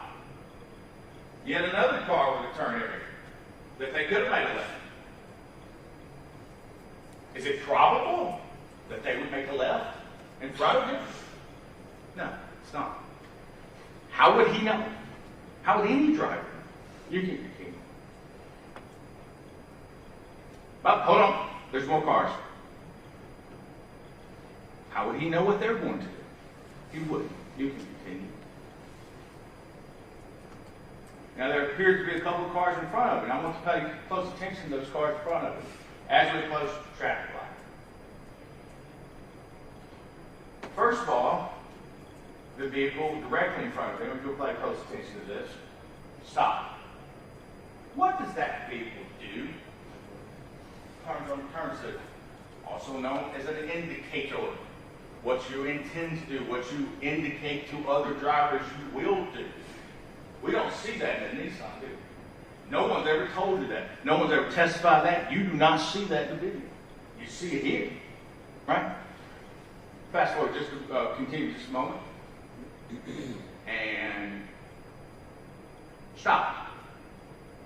Notice the car to the left, which is the direct opposite of the car that Nissan was traveling. What does it do? Puts its brakes on. Puts on its left indicator. Turn signal. What does it do? What doesn't happen to it? There's no action. Right? Because that driver, that night, at that moment, decided to yield. Because that is their duty. Watch it. That's in real time. That's not recreation. That's not recollection. That is real time. Watch what they did. You can continue.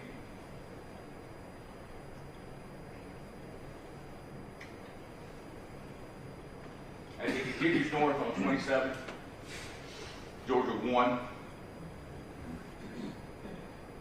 And this is the same video that the state introduced for you to see.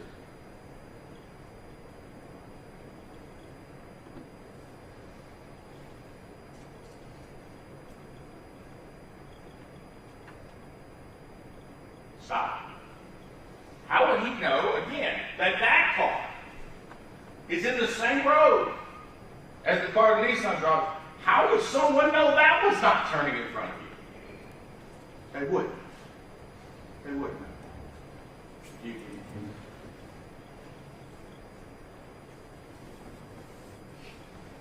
And you can stop it right here. So, the line of sight, and we'll talk about that in a little bit, the line of sight. There's not a turn signal on.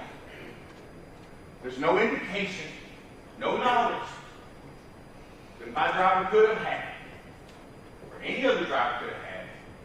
They were going to turn left. None.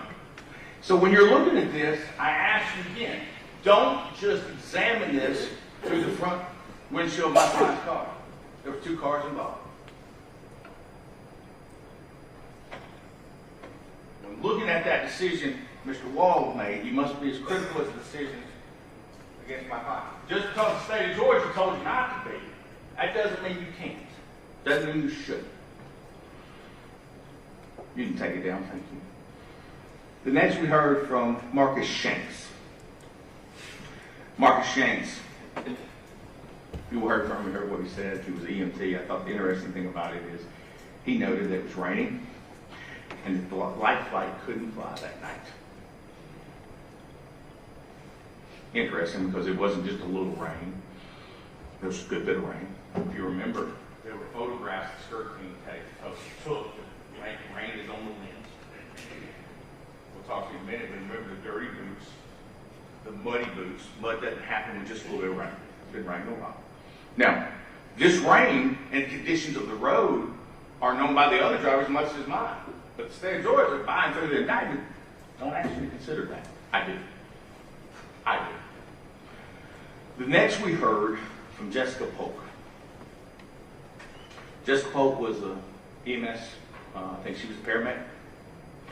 And we see in Wagner's dash cam that she comes up and begins to render aid and assess the situation and triage the patient, Mr. Wall. Why is that important? Well, because she tells them, or she testified, that Wall admitted to drinking that night. Notice the state of Georgia, by and through its indictments, the district attorney's office never mentions that part to you. Does it? Instead, they rely on medical records, not legal documents, and we'll talk about that a little bit more in a little while, to excuse his statements. But again, this is present sense and pressure. At the moment, that is what he said. No one discredits Ms. Polk. Nobody. Nobody says, ma'am, you're lying. Ma'am, you're not telling the truth. Ma'am, you don't remember. Ma'am, you had a TBI, you had brain injury, you can't remember. Nobody says that about her. You know what? It's still the truth. That's what happened at the scene. Remember that when making this assessment. Next witness I find that was interesting to us was Jonathan Driscoll. He was one of the skirt team folks who just got there. And Mr. Driscoll testified about his muddy boots. Remember, he said he ruined them. Because he had to go up by the Nissan, and he was up on the embankment, and he ruined his boots. Right? Muddy. Mud doesn't happen instantaneously. Takes a little while to make that happen. Georgia red clay will mud up on him when you get enough rain on it. But that tells you it's been raining. But it was raining on both sides. It wasn't just raining on my client's windshield. Now, he is the one who discussed about the airbags. Now I'm going to show you a picture, if we're ready, of the airbag that he took out and he testified to. And I'm going to use what's called a yellow system.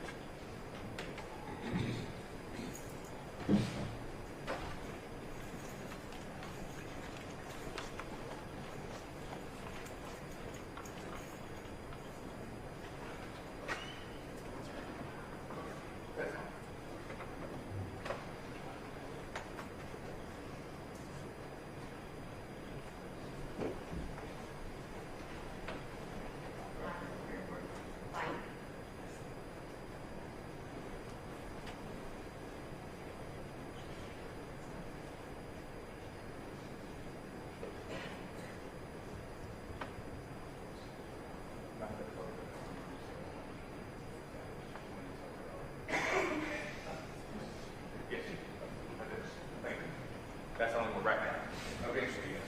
Okay. All right. He testified, the truth, that this was airbag. Now, we will talk a little bit more about this later, but I want you to pay close attention to this airbag. How it's made. Obviously, nobody in this case made it, no one in this case manufactured, nobody in this case put it in the car. Just pay very close attention to that. Also, there's something interesting Trooper Driscoll said. He said that on occasion, he's had situations where people lie about where they're in the car. He also said injuries to occupants are important to help determine how the injuries occurred inside or outside the car. He said that, and this is a man who worked for the skirt team, who spent years and years and decades of his life involved in traffic collisions. Now, I say that to you now, and we'll talk a little bit more about that, about where people are in the car and their injuries. Next, we heard from Chad Barrow. Now, Mr. Barrow, at the time, was in charge of Troop D's skirt. And we heard Troop D's this large 20-something county area.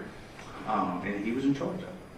And this happened very close to his house, but he testified that he was out of town, so therefore he didn't arrive at the scene. He wasn't on call. But one thing that we did get in him was the drone footage. And I want to talk about that. Do we have the drone footage? This was entered in our case. He testified to it. All right, if you would stop. Now, before we watch this, I remember when my kids were little, and they were young. We used to love going to the zoo. We still go to the zoo all over the country. We love going to the aquarium. But I don't think anybody would believe that a tiger in captivity is the same as a tiger. The beluga whale is the same in the aquarium in Atlanta as it is in the ocean. They're different, right? There's a controlled environment.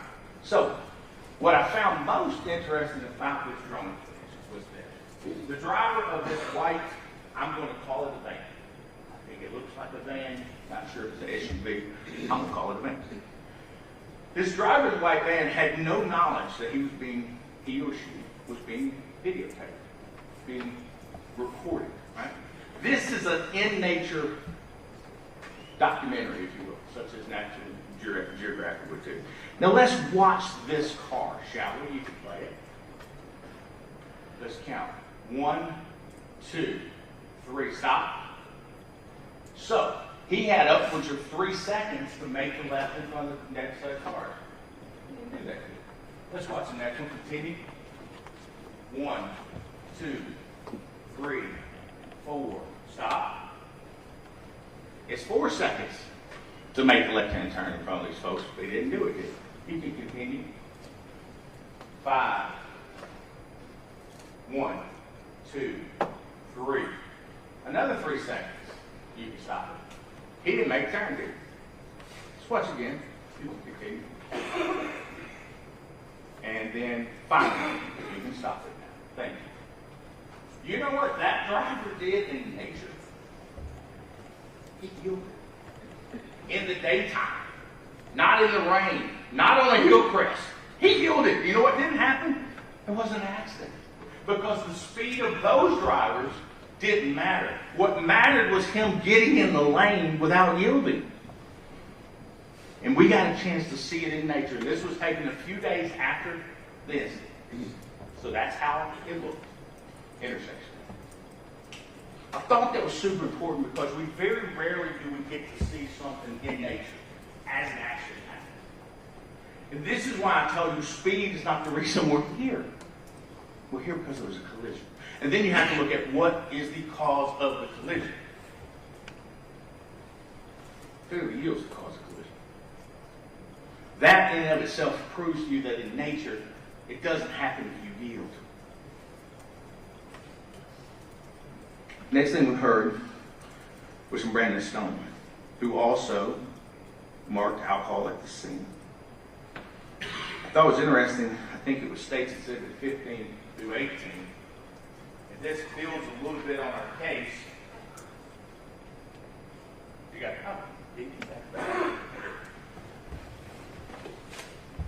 What was very interesting to me, and I'm going to use this elbow again if I may,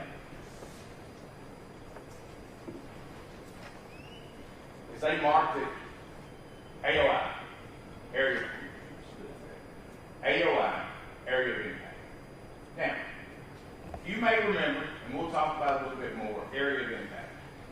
is where they believe that the cars met.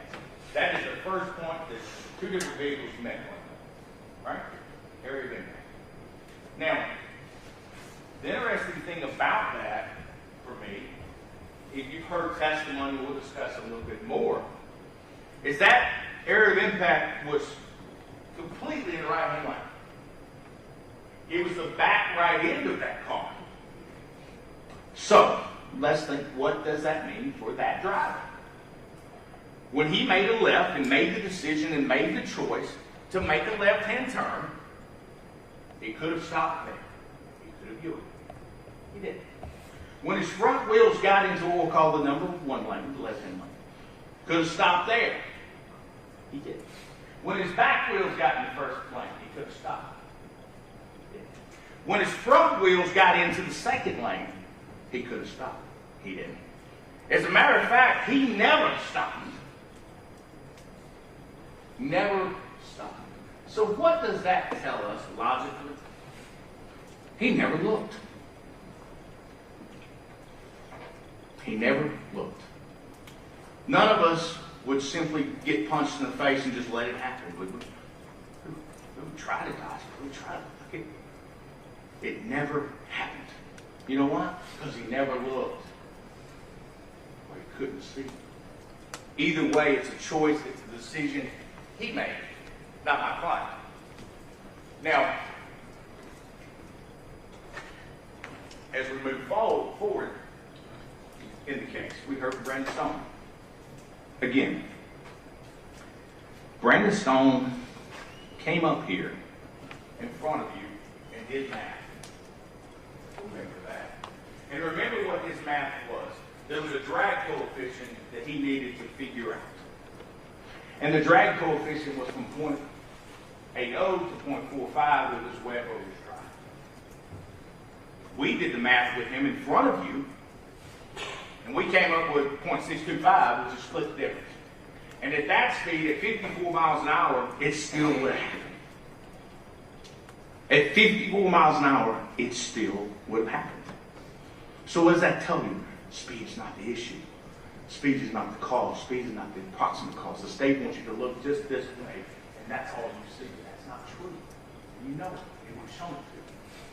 Also, one of the interesting things is Mr. Stone developed a theory during the course of his investigation. Of which side, of which the front or back, Miss Lindsay may have come out of. Because I think we all agree that her body was found in the road. No one disputes that. Before we go on, I want to say the loss of those two young women is a tragedy. An absolute tragedy. No parent should ever have to see their children that way. No parent should ever have to put their child on the ground before them. And I'm remorseful. I'm sorry that happened to them. I'm very sorry. Never let that be lost. Never let that feeling be misinterpreted. Because I feel sorry for both of them. I have children, I have grandchildren. I'm very, very sorry for what happened to those girls. I am. No, regardless of what decided here today, that does not change. And it's not changed in my heart since this beginning. But let's look at what Trooper Stone, an expert witness, has tendered by the state. He talked about there was a theory developed about Kylie Lindsay being somewhere in the front seat. Kylie Lindsay being ejected from the front passenger side window onto the roadway. Now, notice the state never bothered to give you any information about that. They never bothered to look into it too much, did they? Again, they want you to look at it with one eye open and see it the way they see it. But that's not what we're here about. We're here to render a verdict that speaks the truth. And that's the whole truth. Not truth of emotion or public opinion, but the whole truth, according to the law. If you look at it, he came up with a theory that she may have gone out the front passenger side window. Because I don't think anyone suggests that anyone came out of the driver's side. So that left them out of the passenger side. The interesting thing about that is, and we'll talk just a little bit more about it, is look at the injuries. Okay? Look at what the bodies tell us. Also, Trooper Stone said, or Mr. Stone said, had the Nissan not turned in front of, we wouldn't have an accident. He also verified that the right-of-way belonged to whomever is on Highway 27, the major thoroughfare. In this case, my client. Let's not forget that. Let's not get lost or lose sight of the full picture. He also did the imaging. We call it download, he called it imaging. And I want to bring to your attention now, the states used a board, and I think it's marked as, let's look and see.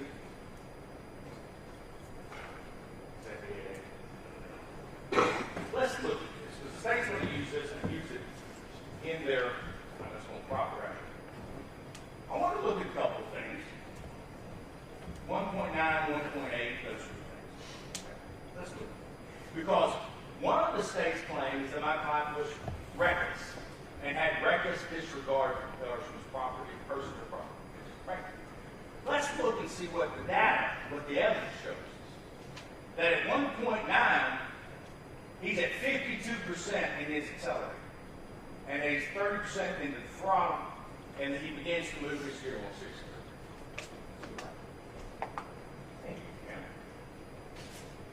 Then, I can do it here. 1.8. Look what happens. The accelerator goes to 0. What does that tell us? This is static evidence. It doesn't matter who's driving. This is static evidence. There's no involvement, no motion. It goes to 0. What does that tell us he did? Fix it off. Right? That's what that tells us. As we go forward, what happens to the throttle? The throttle goes back to 18. What happens to the RPMs when he drops? What happens to the steering wheel? It moves around. And constantly throughout this, then we get into braking. Oh, no. The braking comes on at 1.6. That is static evidence. Not collected for or against, it just is. What does that tell us? Well, if you look at the other vehicle, it never did any of those things. It never got off the gas. It never got on the brake. It never made a right. It never made a left. It made a turn at 22 miles an hour and never let up. Even their own expert told you in his example, it made up for 22 miles an hour and never let up. But the state wants you to believe my client was reckless. He had reckless disregard. That indicates something different. No, the evidence tells us something different. That in fact, he did have regard. That he did have his heads up. That he was paying attention. Because see, speed's not the only issue. Next, we heard from Dr. Wheatley. The guy spent 20 years at Grady. Deserves sainthood. He's worked in the ER and he's also a professor at Emory now. But the interesting thing from Dr. Wheatley was this. He verified the injuries. We don't dispute there's injuries. We don't dispute there was death. I know. We dispute who caused it. Who's the proximate cause of it. Who should carry the weight of it. We dispute that. But the thing I thought most interesting from a qualified witness was Dr. Wheatley told us that a human body consistent of that of Mr. Wall would metabolize alcohol at 0.01 to 0.012 per hour. Natural metabolism. Blood draw was 2 hours later, based on the records. Now, there's another thing about these records, and we're going to talk about Dr. Koch here in just a minute. These are not legal documents. Doesn't mean you can't consider it. But they're not legal documents. They're medical documents. It's in the records.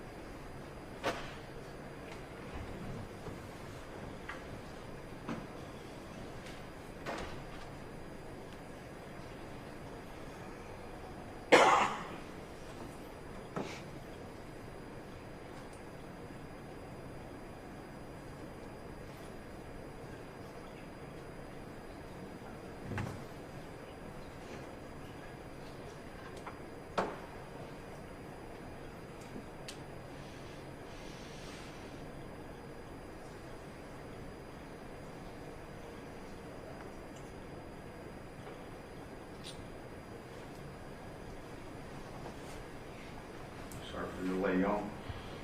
We were talking about Dr. Wheatley, and we're talking about medical records. I don't want to tell you that they're illegal. They were legally obtained. They're legal documents, and you can consider them. However, I want you to consider what was said by Dr. Koch, who was the next witness. Dr. Koch, who's a PhD, he was from the Midwest, if I remember right, Purdue, and he was all over the place. And he'd been at Grady for a long time, even back then. He said that these records were gathered, this test was gathered for healthcare reasons, not for legal reasons. He said that a toxicologist would be the person who would have to testify or test it and then testify to the actual alcohol content. He said it was less than 10 milligrams per deciliter. And he explained to us we would take the 0 from the other end of the 10, move it back 3 decibels, it would point to 0.1. What he didn't say is there were no alcohol. He says, and the records say, and the records you were given say, it was less than 10 micrograms per deciliter.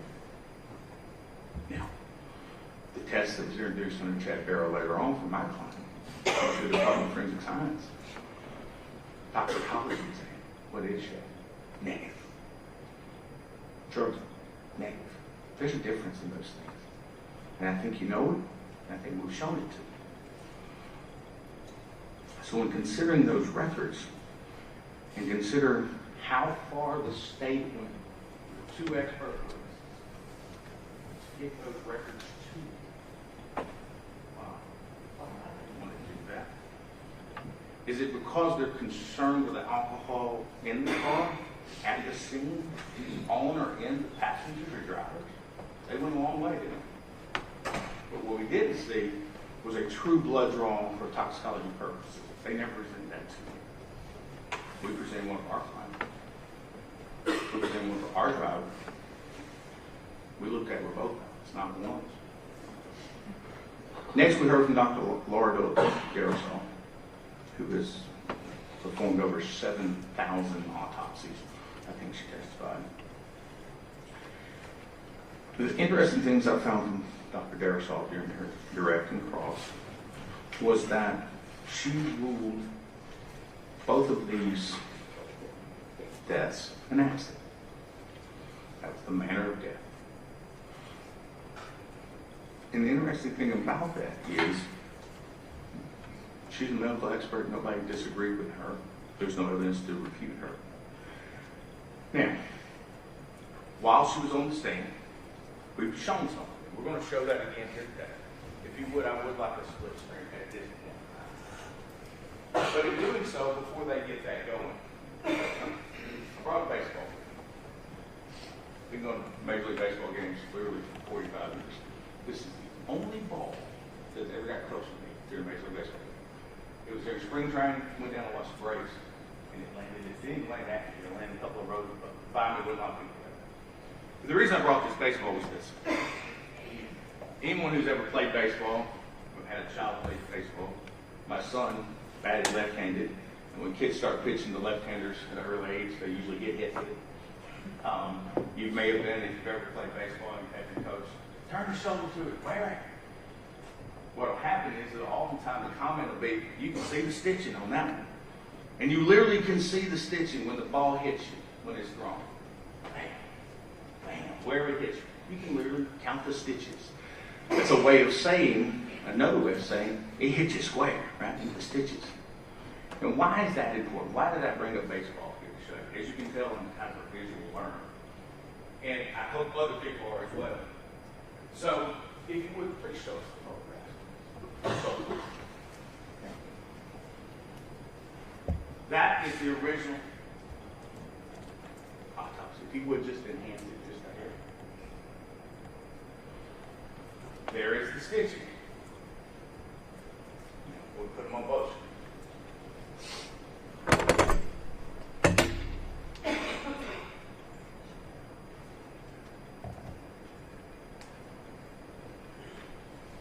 Thank you. Now, why is this? Based on Dr. Darrison. Remember her testimony that it was circular 2 stitches. Here. Notice the testimony of the other officer, Driscoll, that the airbag here is unique. It is different than the pillow type airbag that was on the other side. Notice, if you will, the body. Notice the double stitching circular style. We didn't make this up. We didn't create this. This is evidence. This is facts. So, also notice on the body, on Mrs. Lindsay's body, which struck her. Whatever struck her. In fact, the airbag, where did it strike her?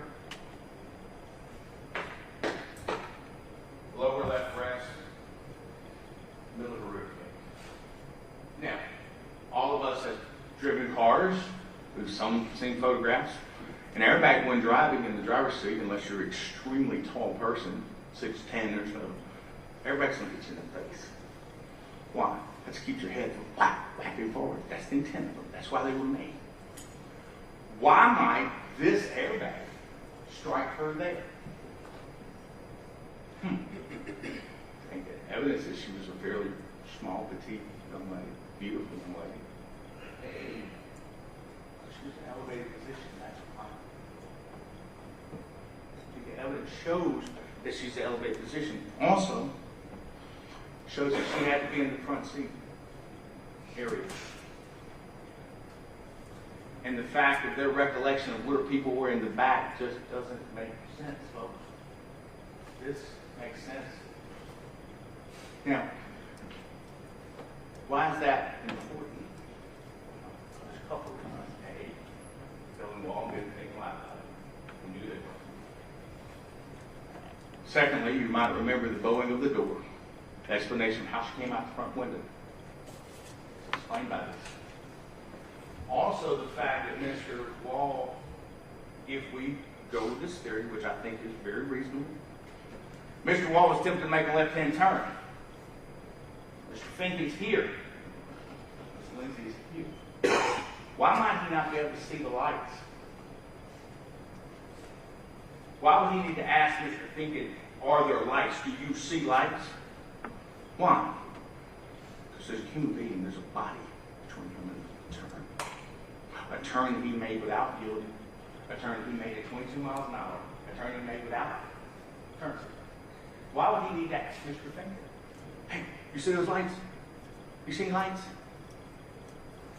The only way that makes any sense is she's in the front seat. Also, remember what the trooper said about injury to the body. And remember what the doctor said about Miss Chinchilla. Broken leg. So, we take their testimony, puts Miss Chinchilla in the back lights. You would think, theory would be that Miss Chinchilla, based on the impact, would probably have a broken right leg. That's where the impact would have been. The lady disputes it's a serious, dramatic issue. But no, left. Why? Because she slid completely across the car. Boom. It's the other side. Very small, very petite one, very beautiful. Would she have been able to do that if Kylie Lindsay had been in the seat? No. Wouldn't be. Kylie Lindsay went in the back seat, folks. She was in the middle. Middle of the front. Your body tells that. That's not emotion. It's not a court of public opinion. That's just facts. That's evidence. So I want you to think about that. A whole lot. Now, the next person we heard from, Mr. Will Parker. Now, I find it very intriguing, very, as a taxpayer in the state of Georgia, why the district attorney's office felt it necessary to pay a private, who got paid? He got paid to show up. He got paid to travel. He got paid to look at things. He got paid his time hearing to testify. He got paid for it. Why did the state of Georgia feel necessary to spend our tax dollars to hire somebody when they had state attorneys who have been trained and who work for us anyway? Why? Why might they want to do that? Because they don't necessarily agree with the state patrol? I don't know. You'll have to ask them. But our tax dollars went to pay for that. Sure did. And why? And remember, Mr. Partheimer talked to you. And I thought this was very, very important. When talking about credibility, credibility is a way of weighing what people say. Let's look at the things Mr. Partheimer didn't do that State Patrol did. Mr. Partheimer didn't come to the scene, did he? Sure did. Mr. Partheimer didn't examine the vehicle. Mr. Partheimer didn't download or image the vehicles, did he? Mr. Partheimer didn't visit the garage where they were kept, did he? Mr. Partheimer didn't mark the scene with evidence with spray paint. Sure didn't. So now, who would believe him? State Patrol did all those things. Sheriff King did all those things. So, who has more weight in your eyes? I think it's pretty clear. Mr. Partheimer was brought on for a single purpose. Single purpose was to discount what State Patrol found. And notice one thing about Mr. Partheimer. When I pushed him just a little bit, and again, he's not a physicist. He's not like he has a ton bit more of education than troopers do. Not a ton bit more training. It's not like he's got a master's degree or a PhD in physics or engineering or anything along those lines. So being equivalent to that of the troopers, he didn't do his math for you. He said that the drag to the total efficient, which was the slide of the stop. That's the wrong formula.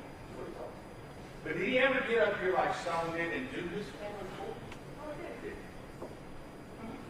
Why? You have to decide that. I have my theory, but I think you have to decide that. But there were a couple of things I found interesting. He relied on some of the GSP's work.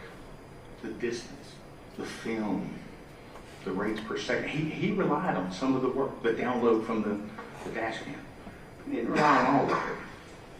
He picked and chose what he wanted to do. But I did find it interesting that he called the Nissan a hazard during his testimony. He used the word hazard. That's important.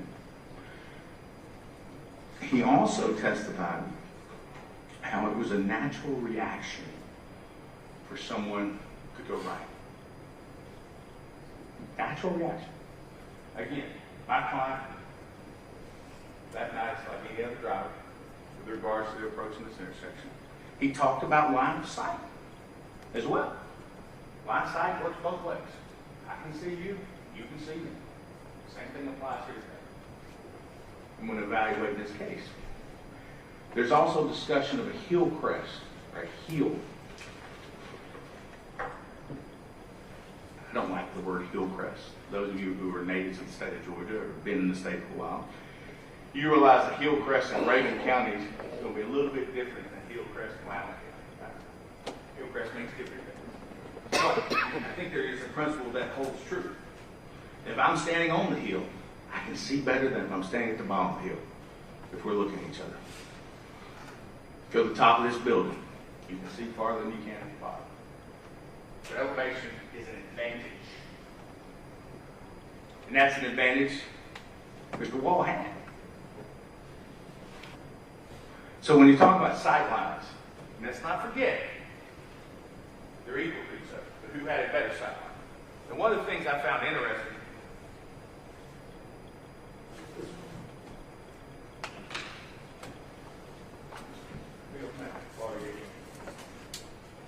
this is one that's entered as State's Exhibit 87.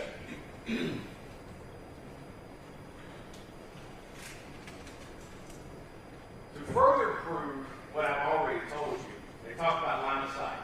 This was a big deal for him. And they're going to tell you you that it was 269 feet on the side.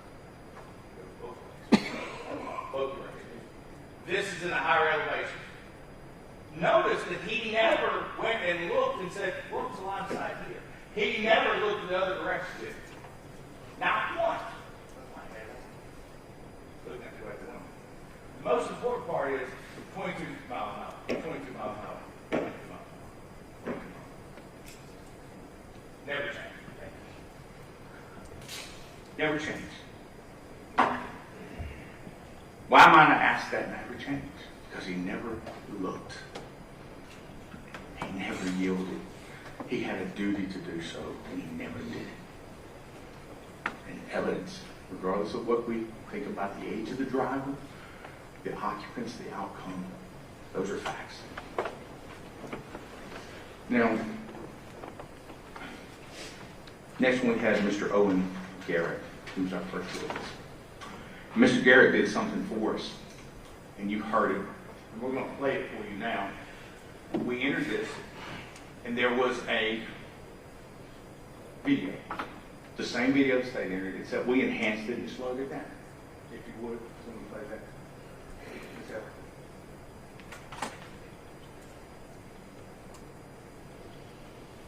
I apologize. Technology is both our friends and our foes.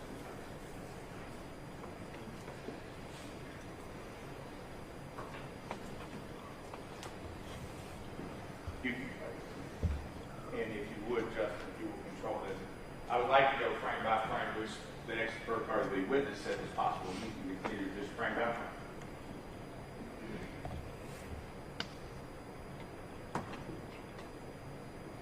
If you would stop.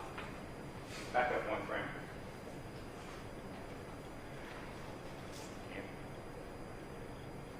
All right, go forward. Frame at a time.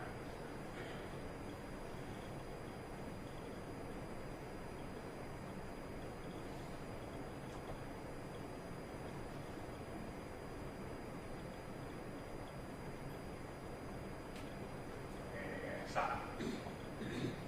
Now, it is at this point that the state of Georgia wants you to believe that my client knew that this car was going to make a left, would not yield, would not stop here, would not stop here, would not stop there. That's the probability they want you to believe. That is the exact same position as multiple vehicles that night, moments before this, on that side of the road. You can continue. Just frame by frame.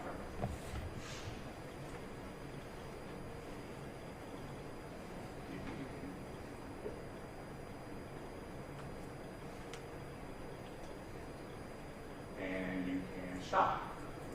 Now, my client sees this. You heard him testify. He believes everyone stop. They would see his lights. They would yield. That's how it happened, isn't it? You can continue.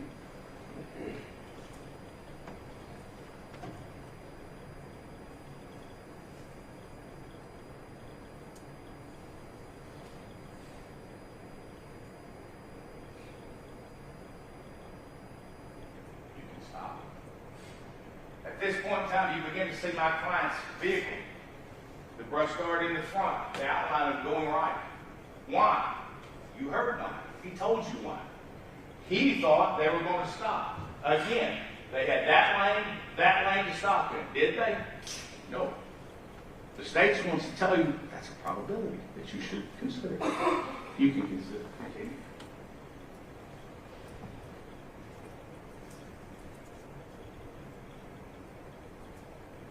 You can stop for a moment.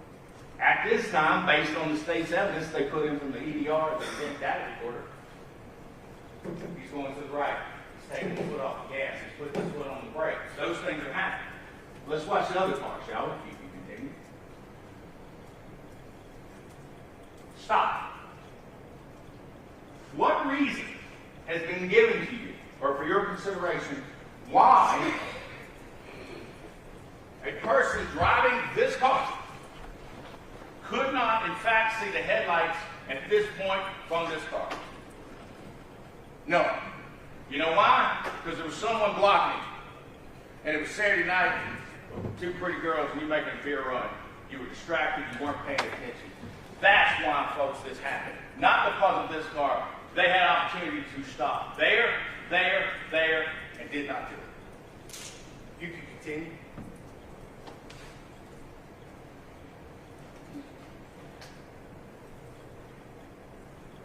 You can stop it. At this point, Trooper Scott, though according to the state was being reckless and had reckless disregard, he's attempting to avoid this collision. He's attempting to go to the right where he had more real estate, hoping that they would stop, and he told you that. So who in fact has disregard for human life? Who has disregard for property? The Nissan does. You can continue.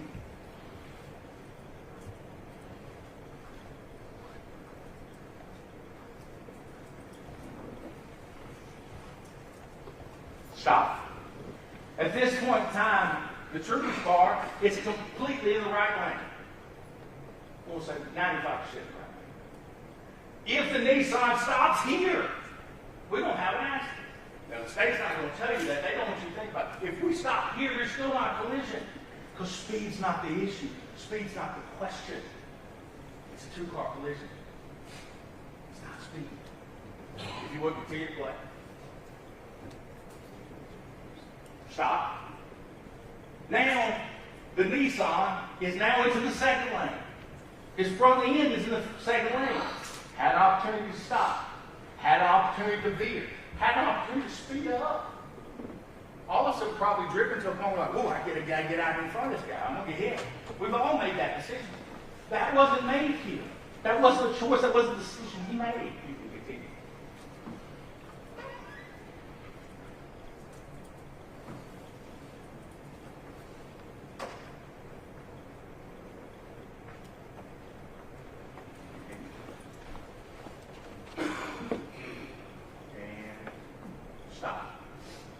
At this point in time, you can see in the front of that car. You can see Trooper Scott having disregard, having regard for the passenger of the vehicle. He tries to go left. His training kicks in, he tries to go left. He tries to avoid it. And the state will have you believe that if he had just gone left, if he had just stayed straight, he had no clue with regards to the intersection but to drive through it. That's all. The duty that was not happening, the duty that was not obeyed, was the duty of the other driver. Thank you. Then we hear from Brown Blankenship, who was the sergeant who showed up on the scene. He too noticed alcohol on the scene. Yet another law enforcement officer. He said he wanted BAC from Dillon. We never got that. We got medical records. But he did escort my client, a trooper under his supervision, to the hospital. He did request a blood test to be drawn. And it happened. It was a consent. They didn't have to have a warrant. They didn't do any of those things. He consented. Next up, we had Joseph Clay Sims. Now, interestingly enough, the state didn't bring Joseph Clay Sims. We did. Why? What does he say? He heard him throwing up. So it's not a creation of his memory. It's not creation for purposes of trial. He heard him throwing up. And he's the one who had to clean it up. And remember what he said, birthday cake vodka. Asked him, are you familiar with that smell? I was.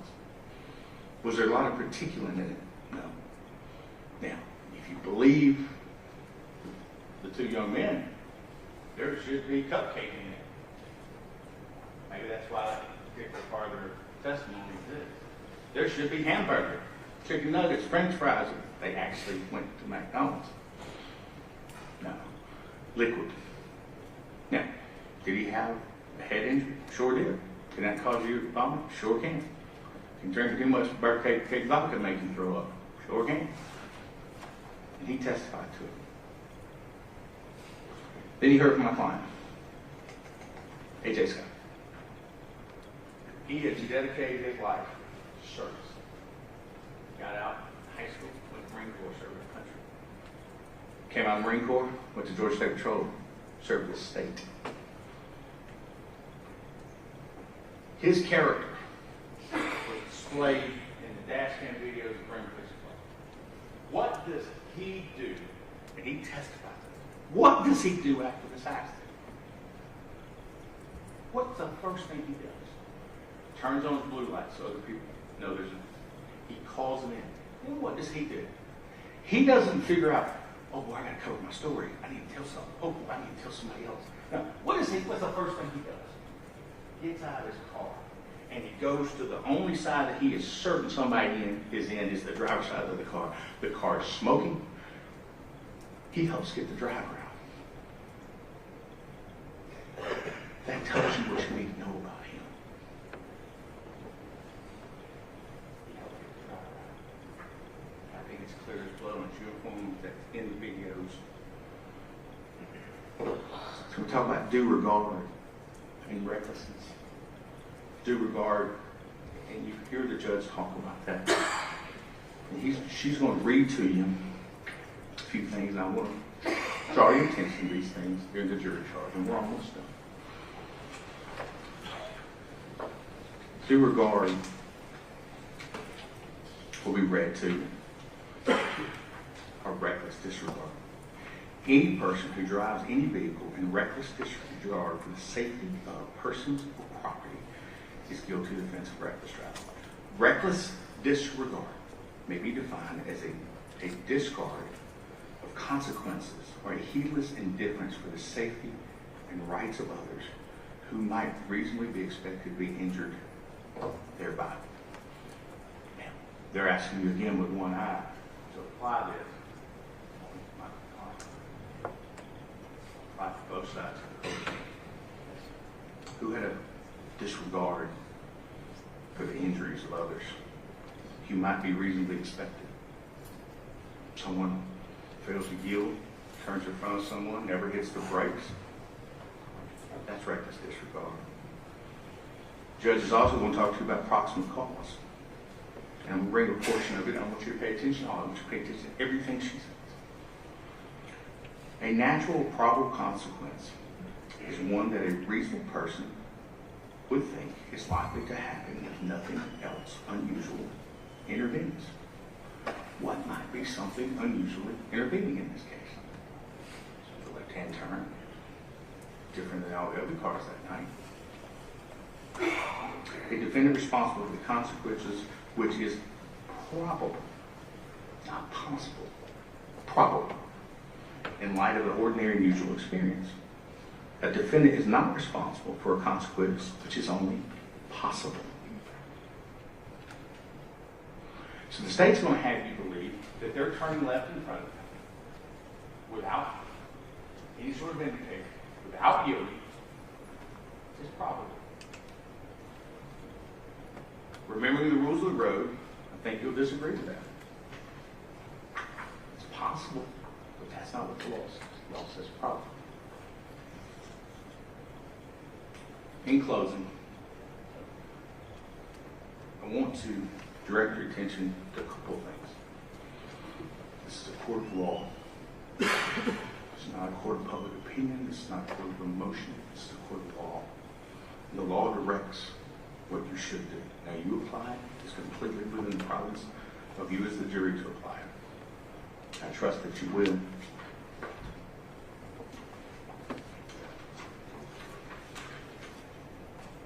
This is not a decision to be made by you guys.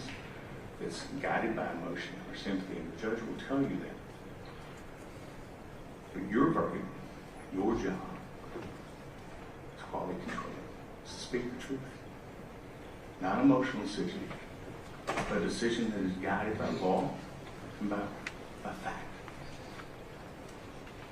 You will hear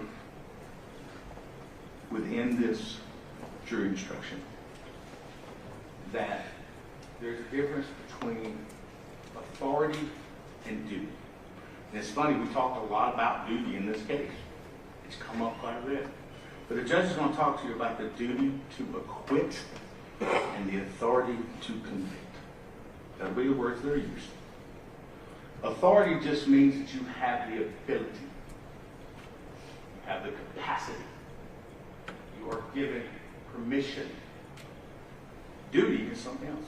Duty is something that you're required to do. Your jury service is a duty. When you sign up for the military, you have a duty station.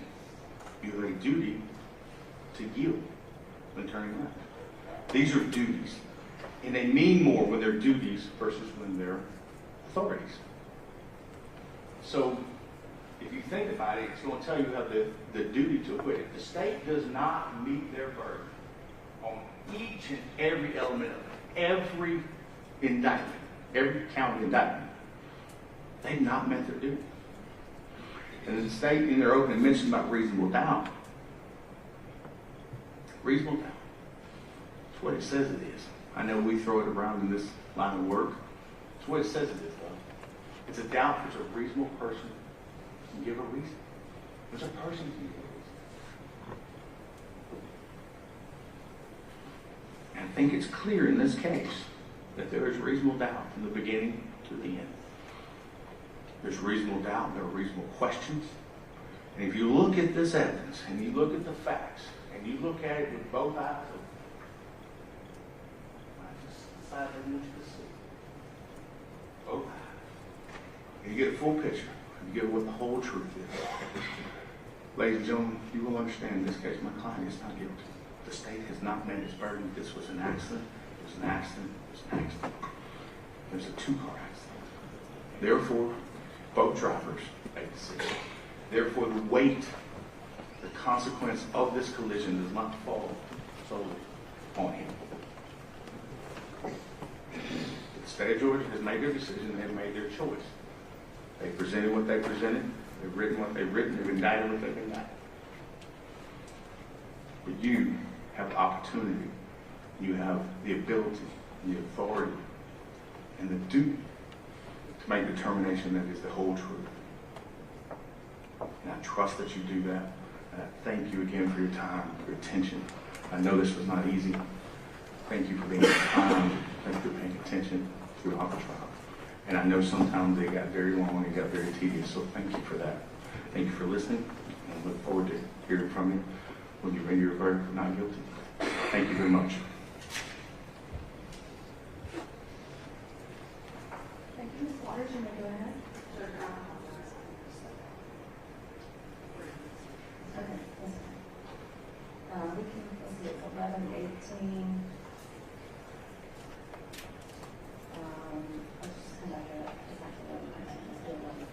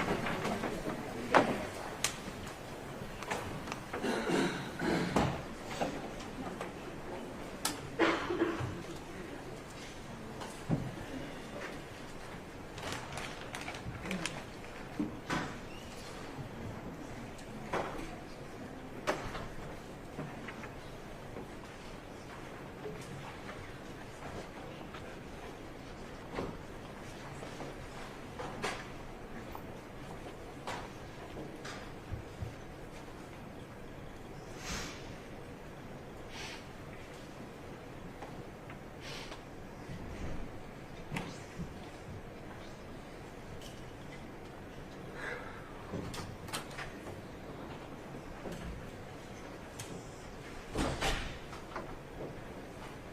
right, thank you. You can be seated.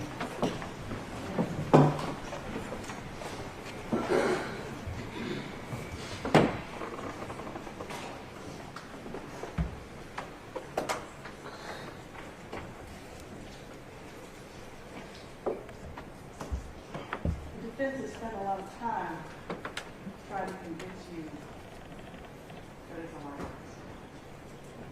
And while they say they want you to look with both of your eyes, they want you to look everywhere but at him. I want you to look at what the actual evidence is. Not the speculation, not the innuendo, not the supposition. This is the state of Georgia versus Anthony James Scott. This is not a DUI case.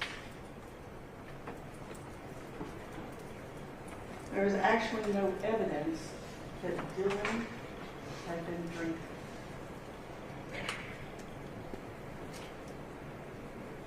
Sure, there's alcohol in the field. Should it be there? Of course not. They're underage. They shouldn't drink. We were all young ones. We know what teenagers do. But the defense says there's alcohol in TJ's house.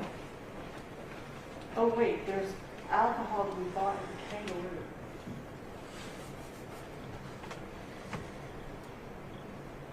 Which one is it? There's no evidence that Dylan Wall had been drinking. He threw up in the ambulance.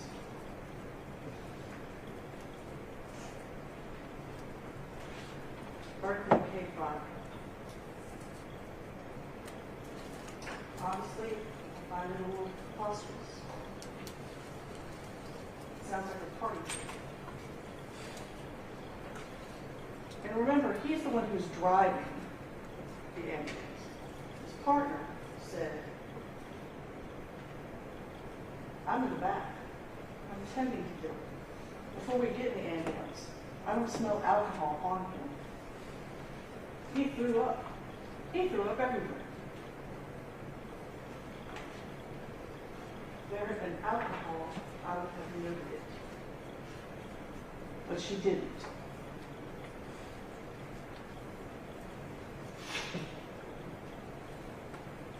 The defense wants to say that you contrived this birthday, this cupcake.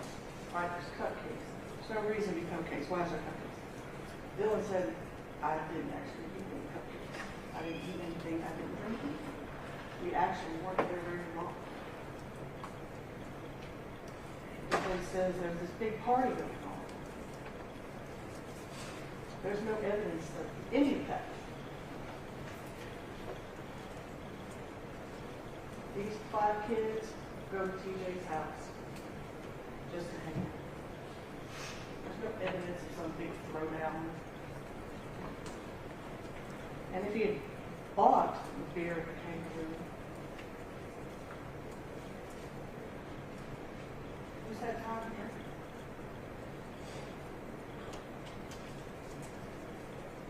I'm going to back up for just a minute, because they make it sound like there's just beer everywhere. Look at those pictures. There's a broken neck in that car with a cap still on it. There is one other single cap. And then there is a broken neck in the road and one cap. That's it. There aren't bottles strewn everywhere. And if you look at that carton that's in the car, it is tore up. And that carton is outside the car in the street.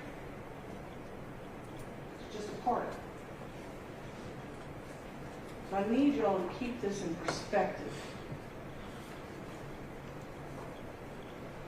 Dylan said that he had been drinking.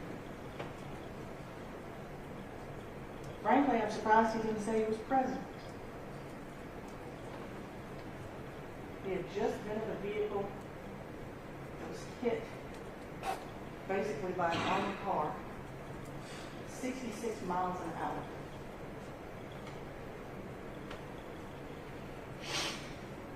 It's hard to count that as reliable.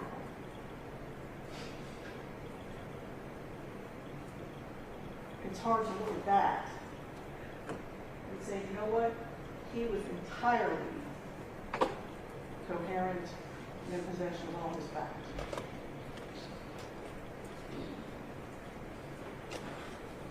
This is not a DUI case. Now, there's been a lot of talk about we didn't send blood to the GBI. You want to know why? Because there's no probable cause. The officers never had a legal basis to take Dylan's blood. And did any of the state patrol folks say they asked? They didn't. But legally, they never had the right. Trust me, it's not because they didn't want to. If they could have shown he was DUI, I guarantee you they would have. But having alcohol in the car is just not enough.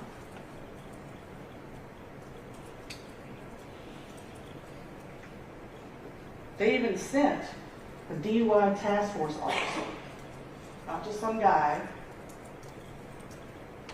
an officer that is specially trained for DUI protection to go to the hospital. Did he come out with probable cause? No, he didn't.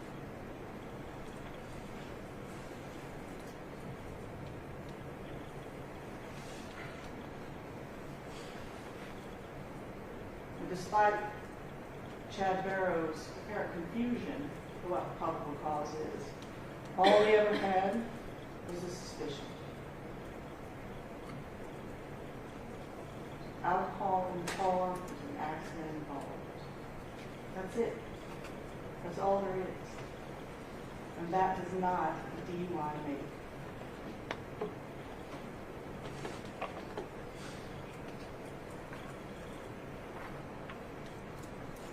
There is no alcohol in Dylan's blood.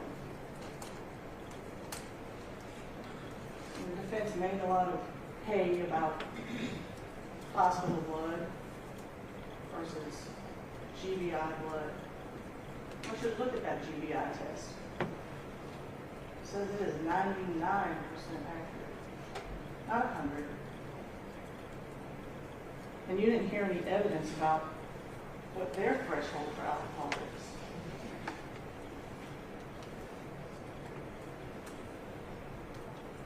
But I promise you, if the hospital is looking for alcohol, they're going to find it. They need to.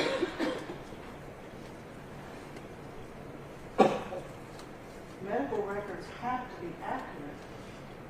They need to know what you have on board so that they can treat you properly. So make no mistake, their testing is just as critical, as precise as that done by the GBI. Because if it wasn't, we would all be in big trouble. And so I want you to look at those records. I want you to look at Dylan's records. I believe it's page 37. And this is what you're going to see. Ethanol serum normal.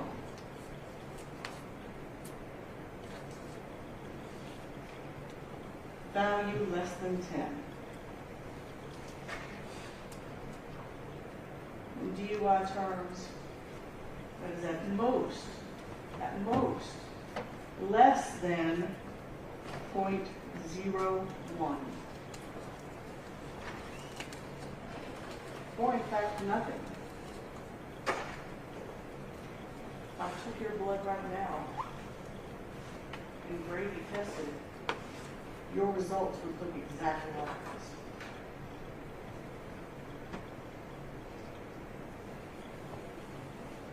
Contrary to what the defense will have you believe, this is a case about speed. The speed reduces your choices. Speed reduces your options. And ultimately, speed kills. And so I want you to look at this video with a different eye. Not the right one or the left one, both of them. And I want you to watch the defendant as he blows by every other car on this road when he has the opportunity. And when they show you things that are brightened up, slowed down,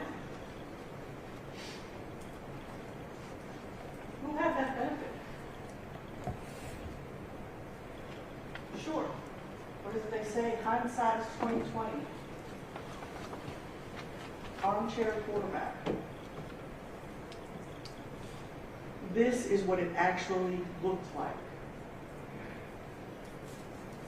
Nobody got to see it brightened up.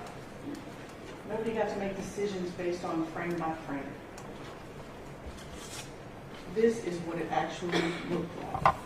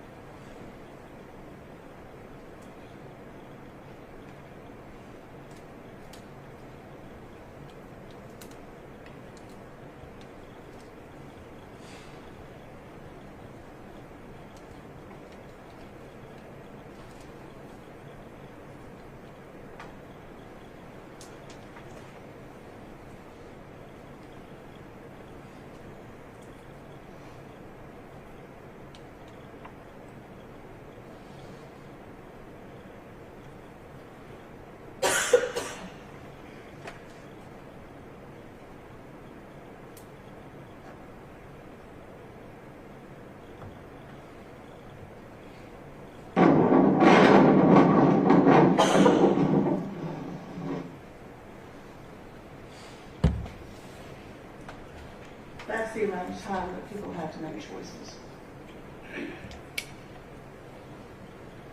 So, let's talk about the ADR. 5 seconds prior to impact, the defendant was doing 90 miles an hour. 90. 2 seconds prior to impact, he is doing 83. And an impact, 66. 66 miles an hour when he plows through those kids. I want to point out something to you, because I think we talked about it a little bit.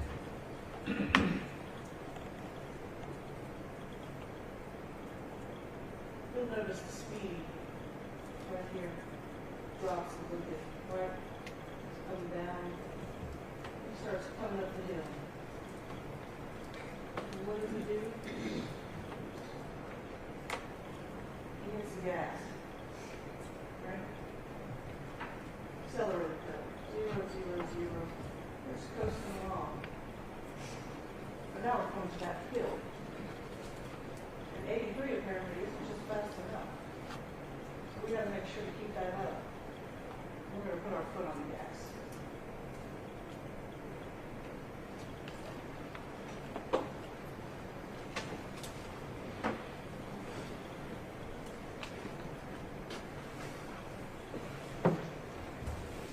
Now here's where we get to the crux of the matter, right? Fair to yield. Because the normal course of events, that's a real thing, right? I'm going to cross the roadway, I'm going to enter the roadway, right? I need to look for oncoming traffic. And I know we've gone over this, but it's important.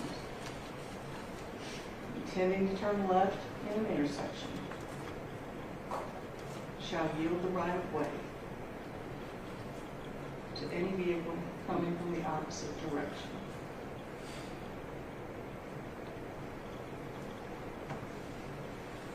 Which is within the intersection,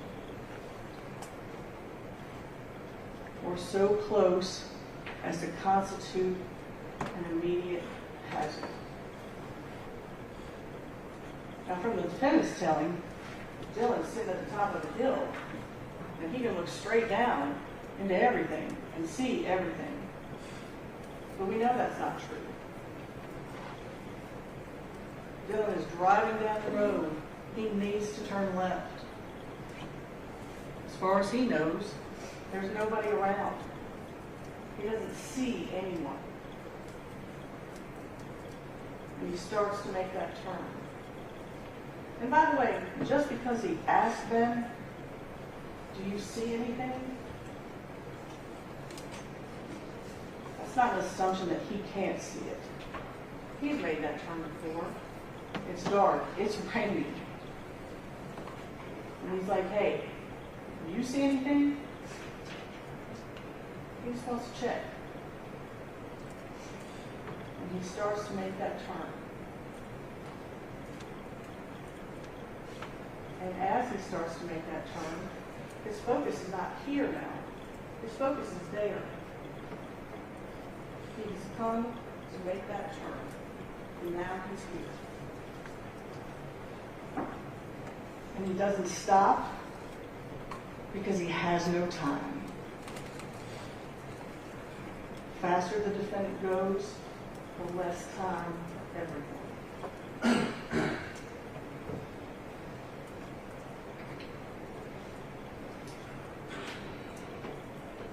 And that right side, of course, does run both ways. And from Dylan's perspective, it is, in fact, 269 yards in that direction. I'm sorry, feet. It is almost, it's 1 foot shy of 90 yards. If I'm standing on the 10-yard line of the football field, and I'm looking to the end zone, that is 90 yards. And I see a car in the end zone. Does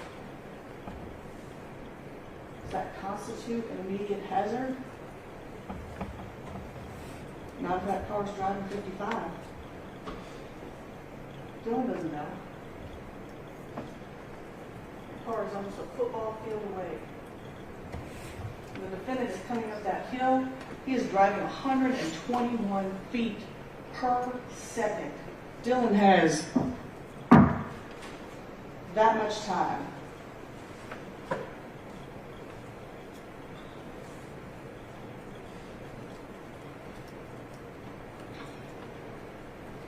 Now, I don't want to spend a lot of time on this because a lot of it, frankly, is preposterous. Dylan never looked. Sure, that makes sense. That's the reason. He's just la-di-da down the road with 3 of his friends in the car, and he never looks. How did he not look? Not because he looks and there's nothing there.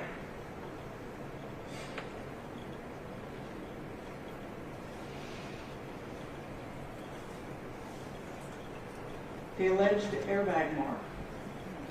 And I want y'all to go back and I want you to look at it.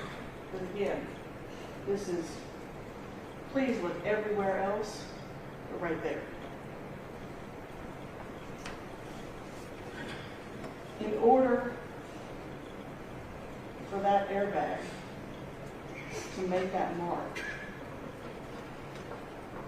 Kylie would have been sitting in Dylan's lap.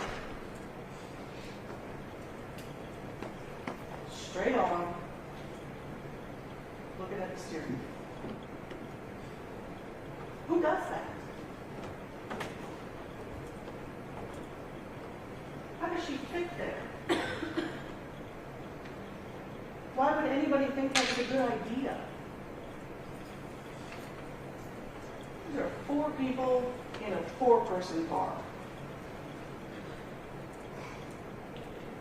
The idea that she is driving in Dylan's lap, or that Dylan is driving around her, is honestly offensive.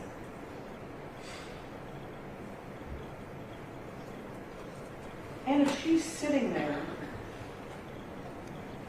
when that airbag goes off, how the hell does she get out the window?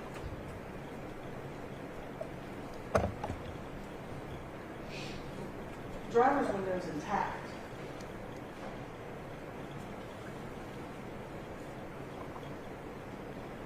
But yet then the alternative, and I will also say, I want you to look at the picture. I want you to look at the picture of that mark right there. And I want you to see if you can see stitching. So I promise you can't. And that whole baseball analogy, everybody here's probably held a baseball at one time or another. That stitching is thick. That stitching is heavy, right? It's got to keep the cover on that ball when somebody knocks it out of the park. The stitching on that airbag, it's like the stitching on my jacket. When he asked Dr. Darisol about it, she said, sure, I have seen airbags injure people before. I have marks and bruises. I have never seen anything like that before. Thousands of dollars.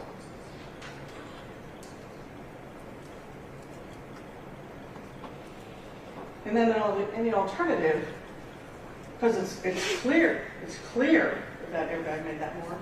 In the alternative, she was somewhere else in the front. Maybe she's in the middle. Maybe she was in Ben's lap. Which again, makes no sense. None of these people are dating. They're all just good friends. They're going to hang out. There's 4 people in a 4-person car. There's no reason for her to be there. Ben's having an argument with his girlfriend.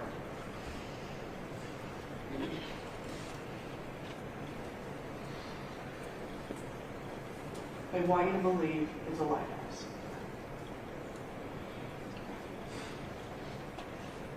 And this was just disingenuous.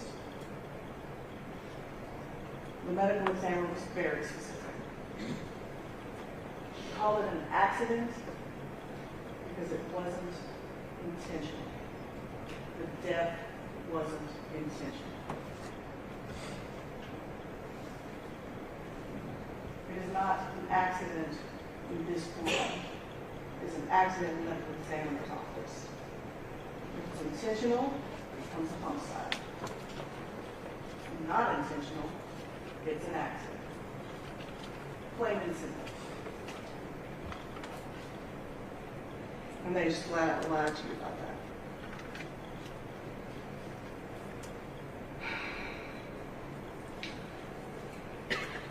So let's talk about the defendant. They discussed with you his background.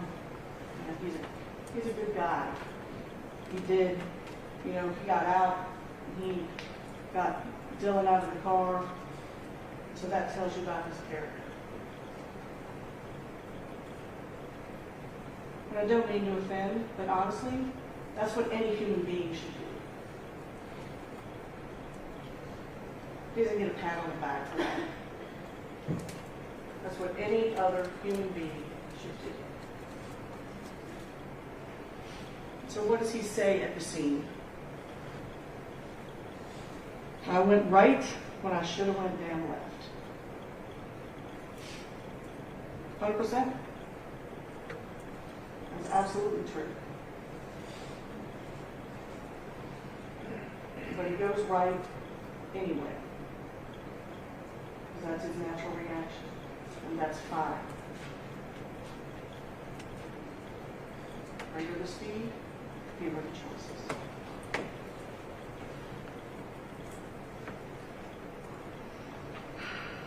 Now let's talk about Mr. Stone for a minute. He said the defendant had stayed in his lane, this collision wouldn't have happened. Also true.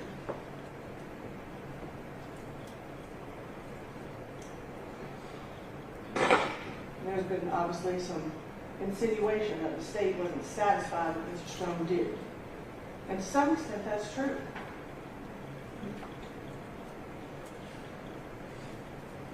He went up to a certain point,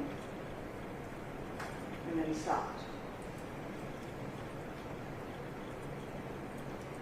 He went just so far as to say, you know, could have been this, could have been that. And then that was the end of it.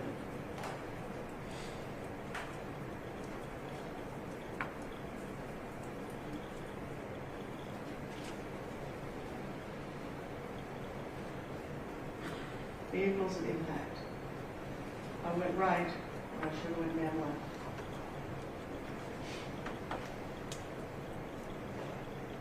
This is their diagram. And that Nissan is almost across the road.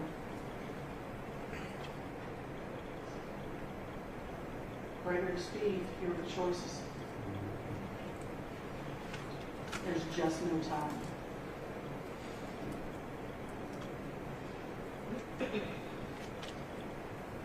You've watched the video. Watch it again if you want to. He is almost in that gore.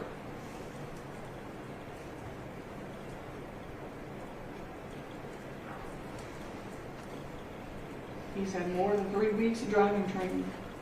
Not just regular driving training, too. Professional pretty much, right? Officers need to know how to drive their car. Trained in the operation of his emergency vehicle in emergency situations. Chases, all sorts of things. But he turns to the right.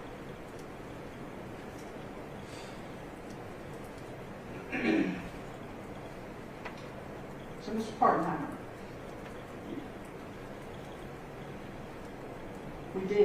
we asked him as an outside observer. Because honestly, it always seems a little weird when agencies investigate their own. I think if you remember back to some of the testimony, a little bit of attitude, people that can't remember what probable cause means.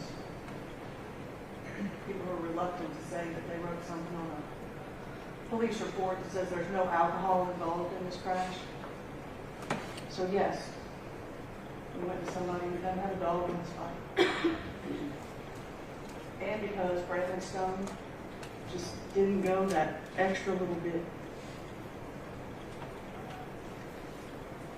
Because he showed you the map, and then Will said, you know, that's great, but that's speed to stop, not speed to collision. So that's why we asked Will to take a look at it. And yes, he used some of the same measurements that Brandon used. There were many things that he did that were entirely accurate. But he went that one step further. He finished those calculations. The defendant had applied his brakes as he was steering to the right. He stops prior to impact and there is no crash.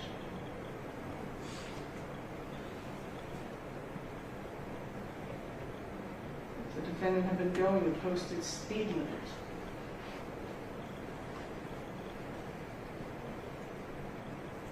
The Nissan clears the intersection and there is no crash.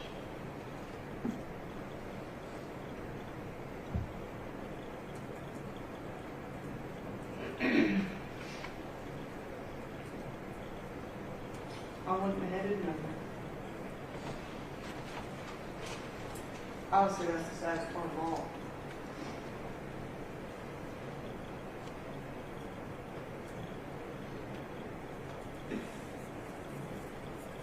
The defense says that A.J. Scott is above the law. He thought he was. He leaves from under that bridge, and he goes to maybe get into a chase that never really materializes. And then on his way back, what does he do? Stop somebody who's speeding. Just average Joe, like you would be. And then he heads on back to the bridge at 90 and 55. This is, in fact, about his choices. Dylan Wall didn't really do anything wrong. He looks, he doesn't see anything, he goes to turn. In the blink of an eye, it's over.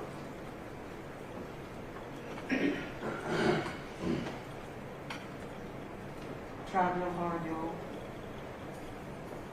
That's the 55-mile-an-hour sign in that video that the defendant drives by. That's what it looks like at 90 miles an hour.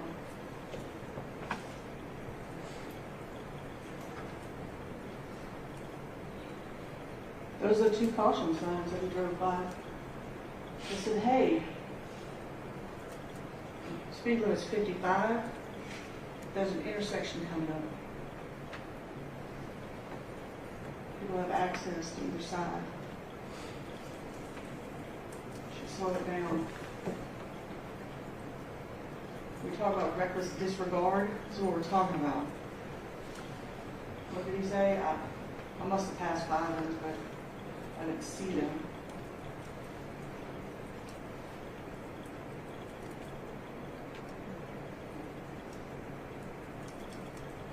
Clear as day.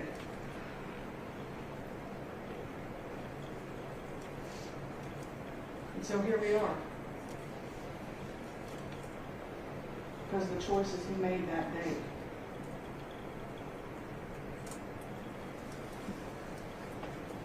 The choices that changed people's lives.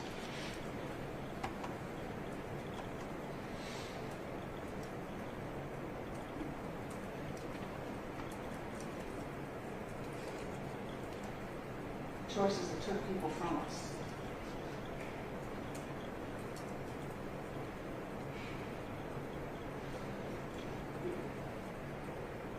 He was speeding.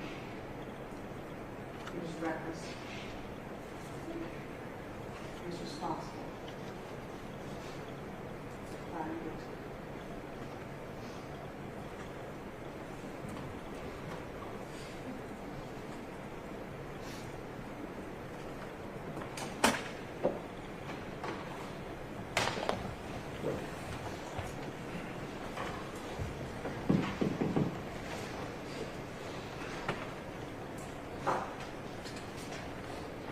Ladies and gentlemen, you have heard all of the evidence and the argument in the case the State of Georgia versus Anthony James Scott.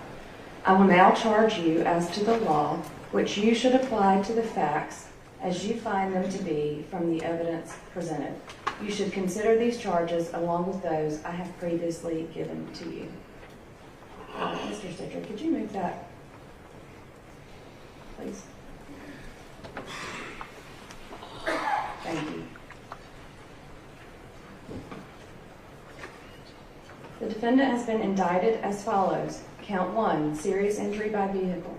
Count 2, serious injury by vehicle. Count 3, homicide by vehicle in the second degree.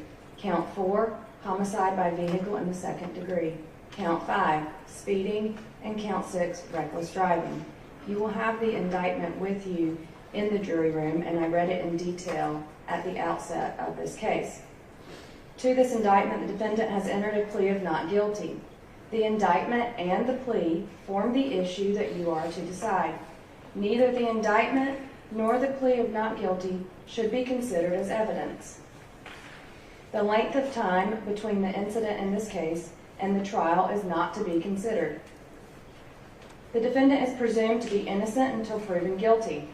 The defendant enters upon the trial of the case with a presumption of innocence in his favor. This presumption remains with the defendant until it is overcome by the state with evidence that is sufficient to convince you beyond a reasonable doubt that the defendant is guilty of the offenses charged. No person shall be convicted of any crime unless and until each element of the crime is proven beyond a reasonable doubt. The burden of proof rests upon the state to prove every material allegation of the indictment and every essential element of the crime charged beyond a reasonable doubt.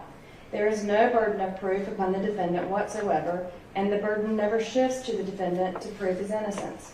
The defendant in a criminal case is under no duty to testify or to present any evidence tending to prove his innocence. While the law requires the state to prove the defendant's guilt to your satisfaction beyond a reasonable doubt, the law does not require the state to prove the defendant's guilt to an absolute or mathematical certainty. A reasonable doubt means just what it says. It is the doubt of a fair-minded, impartial juror honestly seeking the truth. It is a doubt based upon common sense and reason. It does not mean a vague or arbitrary doubt, but it is a doubt for which a reason can be given, arising from a consideration of the evidence, a lack of evidence, a conflict in the evidence, or any combination of these. Simply stated, it is the doubt of a reasonable juror. After giving consideration to all the facts and circumstances of this case, if your minds are wavering, unsettled, or unsatisfied, then that is a doubt of the law, and you must acquit the defendant. But if that doubt does not exist in your minds as to the guilt of the accused, then you would be authorized to convict the defendant. If the state fails to prove the defendant's guilt beyond a reasonable doubt, it would be your duty to acquit the defendant. It is my duty and responsibility to determine the law that applies to this case and to instruct you on that law. You are bound by these instructions. It is your responsibility to determine the facts of the case from all the evidence presented. Then you must apply the law that I give you in this charge to the facts as you find them to be.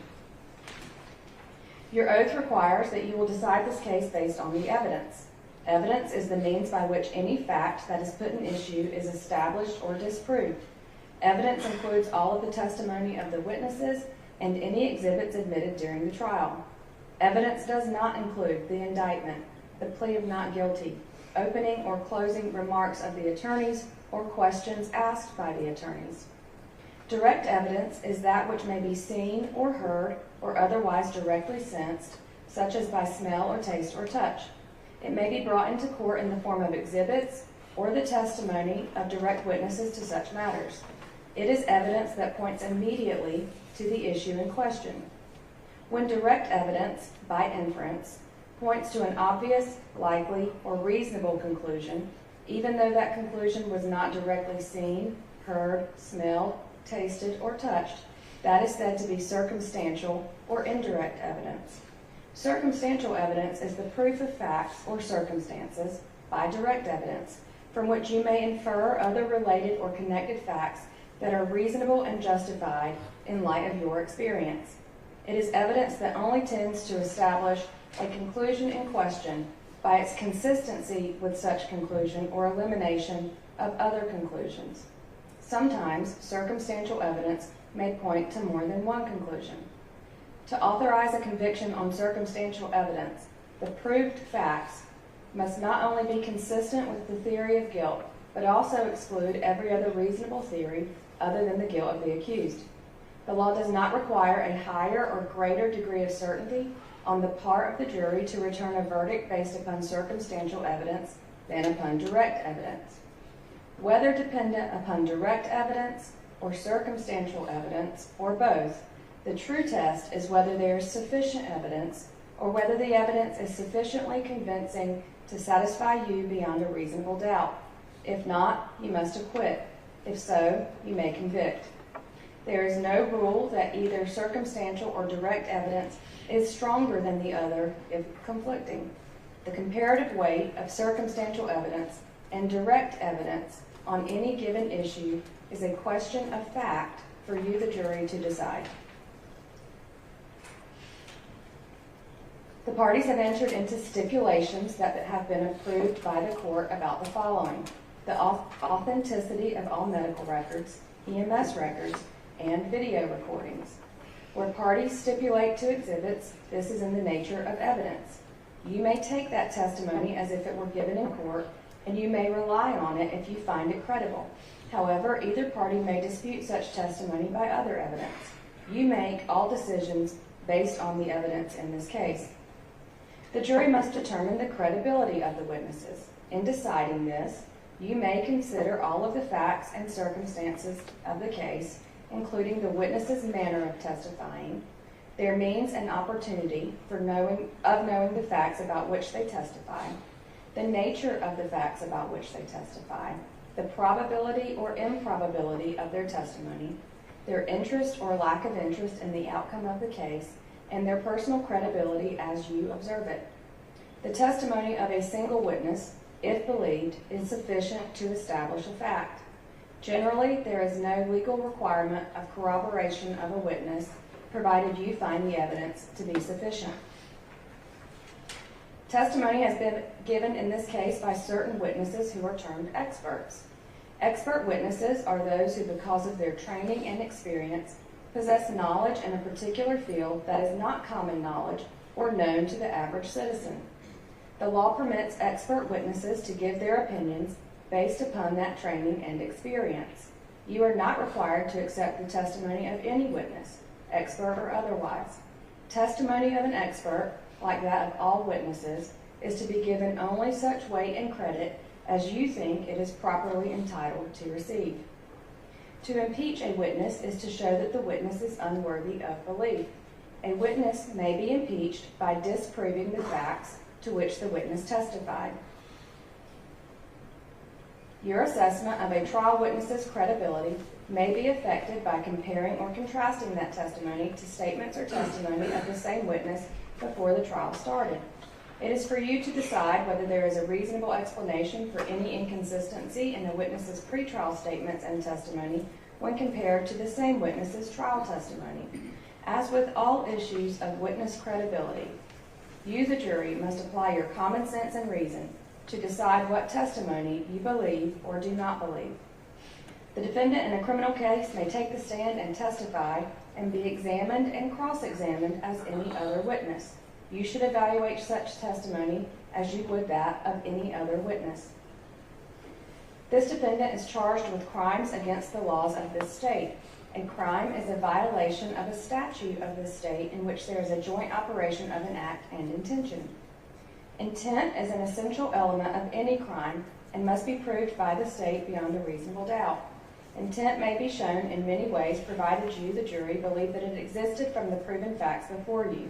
It may be inferred from the proven circumstances or by acts and conduct, or it may be, in your discretion, inferred when it is the natural and necessary consequence of the act. Whether or not you draw such an inference is a matter solely within your discretion. Reckless driving charges are strict liability offenses, meaning that they can be committed without a culpable mental state.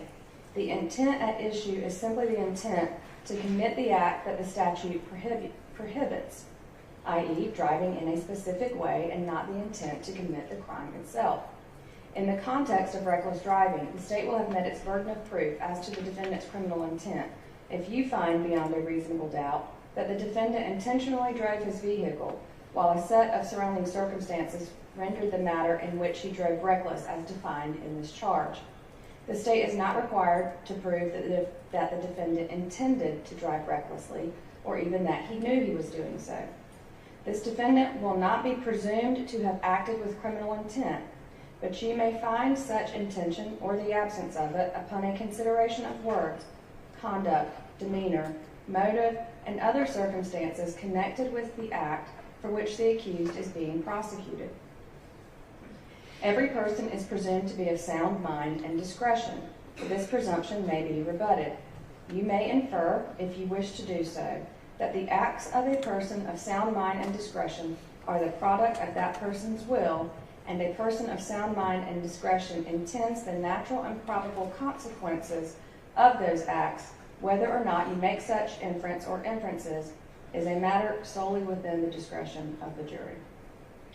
To find the defendant guilty of serious injury by vehicle and/or homicide by vehicle in the second degree, the state must prove that the defendant's criminal conduct was the proximate cause of the injury and/or death. To prove proximate cause, the evidence must show the criminal conduct played a substantial part in bringing about or actually causing the death causing the injury and/or death. The evidence must also show that the injury and/or death happened in a way that was reasonably foreseeable. For the injury and/or death to be reasonably foreseeable, it must have happened as a direct result of the defendant's criminal conduct or as a natural or probable consequence of his criminal conduct. A natural or probable consequence is one that a reasonable person would think is likely to happen if nothing unusual intervenes. A defendant is responsible for a consequence which is probable in light of ordinary and usual experience. A defendant is not responsible for a consequence which is only possible in light of occasional experience. In deciding whether a consequence is natural or probable, you should consider all of the facts and circumstances of the case in the light of ordinary, usual experience. The law provides that criminal actions shall be tried in the county in which the crime was committed. Venue, that is, the crime was committed in Carroll County, Georgia, is a jurisdictional fact that must be proved by the state beyond a reasonable doubt as to each crime charged in the indictment, just as any element of the offenses. Venue must be proved by direct or circumstantial evidence, or both. Identity is a question of fact for you to determine. Your determination of identity is dependent upon the credibility of the witness or witnesses offered for this purpose. You should consider all of the factors previously charged you regarding credibility of witnesses. Some, but not all, of the factors you may consider in assessing reliability of identification are the opportunity of the witness to view the alleged perpetrator at the time of the alleged incident, the witness's degree of attention toward the alleged perpetrator at the time of the alleged incident, the possibility of mistaken identity, whether the witness's identification may have been influenced by factors other than the view that the witness claimed to have, whether the witness on any prior occasion did not identify the defendant in this case as the alleged perpetrator, and the length of time between the crime and the out-of-court identification. Any person who, without malice aforethought, causes an accident that results in bodily harm while violating the Official Code of Georgia annotated Section 40-6-390, reckless driving, as defined in this charge, commits the crime of serious injury by vehicle. Bodily harm means an injury to another person which seriously disfigures his body or a member thereof, or causes organic brain damage which renders his body or a member thereof useless. There is no requirement that the body or member of the body be permanently rendered useless. Any person who drives any vehicle in reckless disregard for the safety of persons or property is guilty of the offense of reckless driving. Reckless disregard may be defined as a disregard of consequences or a heedless indifference for the safety and rights of others who might reasonably be expected to be injured thereby. For homicide by vehicle in the second degree, the state must prove that the defendant caused the death of another person by driving a vehicle by committing the offense of speeding. The state does not have to prove that the defendant intended to cause the death of the other person. I will now define the offense of speeding. No person shall drive a vehicle at a speed greater than is reasonable and careful under the conditions and having regard for actual and potential hazards. Every person shall drive at a reasonable and careful speed when approaching and crossing an intersection, when approaching and traversing a hill crest, and when special hazards exist with respect to other traffic or by reason of weather or highway conditions. The driver of a vehicle intending to turn to the left within an intersection shall yield the right of way to any vehicle approaching from the opposite direction which is within the intersection or so close thereto as to constitute an immediate hazard. No person shall drive a vehicle when it is so loaded as to obstruct the view of the driver to the front or sides of the vehicle or as to interfere with the driver's control over the driving mechanism of the vehicle. No passenger in a vehicle shall ride in such position or commit any act as to interfere with the driver's view ahead or to the sides or to interfere with his control over the driving mechanism of the vehicle. Count 1. If, after considering the testimony and evidence presented to you, together with the charge of the court, you should find and believe beyond a reasonable doubt that the defendant in Carroll County, Georgia, did, on or about the 26th day of September 2015, commit serious injury by vehicle as alleged in count 1 of the indictment, you would be authorized to find the defendant guilty. In that event, the form of your verdict would be, we, the jury, find the defendant guilty. If you do not believe that the defendant is guilty of committing the act of serious injury by vehicle as alleged in count 1 of the indictment, or if you have any reasonable doubt as to the defendant's guilt, then it would be your duty to acquit the defendant, in which event the form of your verdict would be, we, the jury, find the defendant not guilty. Count 2. If, after considering the testimony and evidence presented to you, together with the charge of the court, you should find and believe beyond a reasonable doubt that the defendant in Carroll County, Georgia, did, on or about the 26th day of September 2015, commit the act of serious injury by vehicle as alleged in count 2 of the indictment, you would be authorized to find the defendant guilty. In that event, the form of your verdict would be, we, the jury, find the defendant guilty. If you do not believe that the defendant is guilty of committing the act of serious injury by vehicle, or if you have any reasonable doubt as to the defendant's guilt, then it would be your duty to acquit the defendant, in which event the form of your verdict would be, we, the jury, find the defendant not guilty. Count 3. If, after considering the testimony and evidence presented to you, together with the charge of the court, you should find and believe beyond a reasonable doubt that the defendant in Carroll County, Georgia, did, on or about the 26th day of September 2015, commit the act of homicide by vehicle in the second degree, as alleged in count 3 of the indictment, you would be authorized to find the defendant guilty. In that event, the form of your verdict would be, we, the jury, find the defendant guilty. If you do not believe that the defendant is guilty of committing the offense of homicide by vehicle in the second degree, or if you have any reasonable doubt as to the defendant's guilt, then it would be your duty to acquit the defendant, in which event the form of your verdict would be, we, the jury, find the defendant not guilty. Count 4. If, after considering the testimony and evidence presented to you, together with the charge of the court, you should find and believe beyond a reasonable doubt that the defendant in Carroll County, Georgia, did, on or about the 26th day of September 2015, commit the offense of homicide by vehicle in the second degree, as alleged in count 4 of the indictment, you would be authorized to find the defendant guilty. In that event, the form of your verdict would be, we, the jury, find the defendant guilty.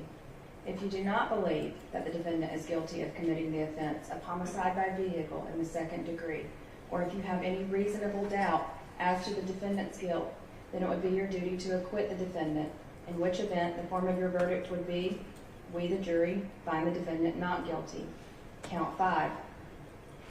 If, after considering the testimony and evidence presented to you, together with the charge of the court, you should find and believe beyond a reasonable doubt that the defendant in Carroll County, Georgia, did, on or about the 26th day of September 2015, commit the offense of speeding, as alleged in count 5 of the indictment, you would be authorized to find the defendant guilty. In that event, the form of your verdict would be, we, the jury, find the defendant guilty. If you do not believe that the defendant is guilty of committing the offense of speeding, or if you have any reasonable doubt as to the defendant's guilt, then it would be your duty to acquit the defendant, in which event the form of your verdict would be, we, the jury, find the defendant not guilty. And count 6. If, after considering the testimony and evidence presented to you, together with the charge of the court, you should find and believe beyond a reasonable doubt that the defendant in Carroll County, Georgia, did, on or about the 26th day of September 2015, commit the offense of reckless driving, as alleged in count 6 of the indictment, you would be authorized to find the defendant guilty. In that event, the form of your verdict would be, we, the jury, find the defendant guilty. If you do not believe that the defendant is guilty of committing the offense of reckless driving, or if you have any reasonable doubt as to the defendant's guilt, then it would be your duty to acquit the defendant, in which event the form of your verdict would be, we, the jury, find the defendant not guilty. You will be given a verdict form in the materials that I send into the jury room with you. The verdict form should be self-explanatory, but if you have any questions about the verdict form, please submit your questions in writing to the bailiff, who will deliver it to me before filling out the verdict form. You are only concerned with whether the state has met its burden of proving the defendant's guilt beyond a reasonable doubt. You are not to concern yourselves with punishment. One of your first duties in the jury room will be to select one of your fellow jury members as the foreperson. The foreperson will preside over the deliberations and will sign the verdict to which all jurors freely and voluntarily agree.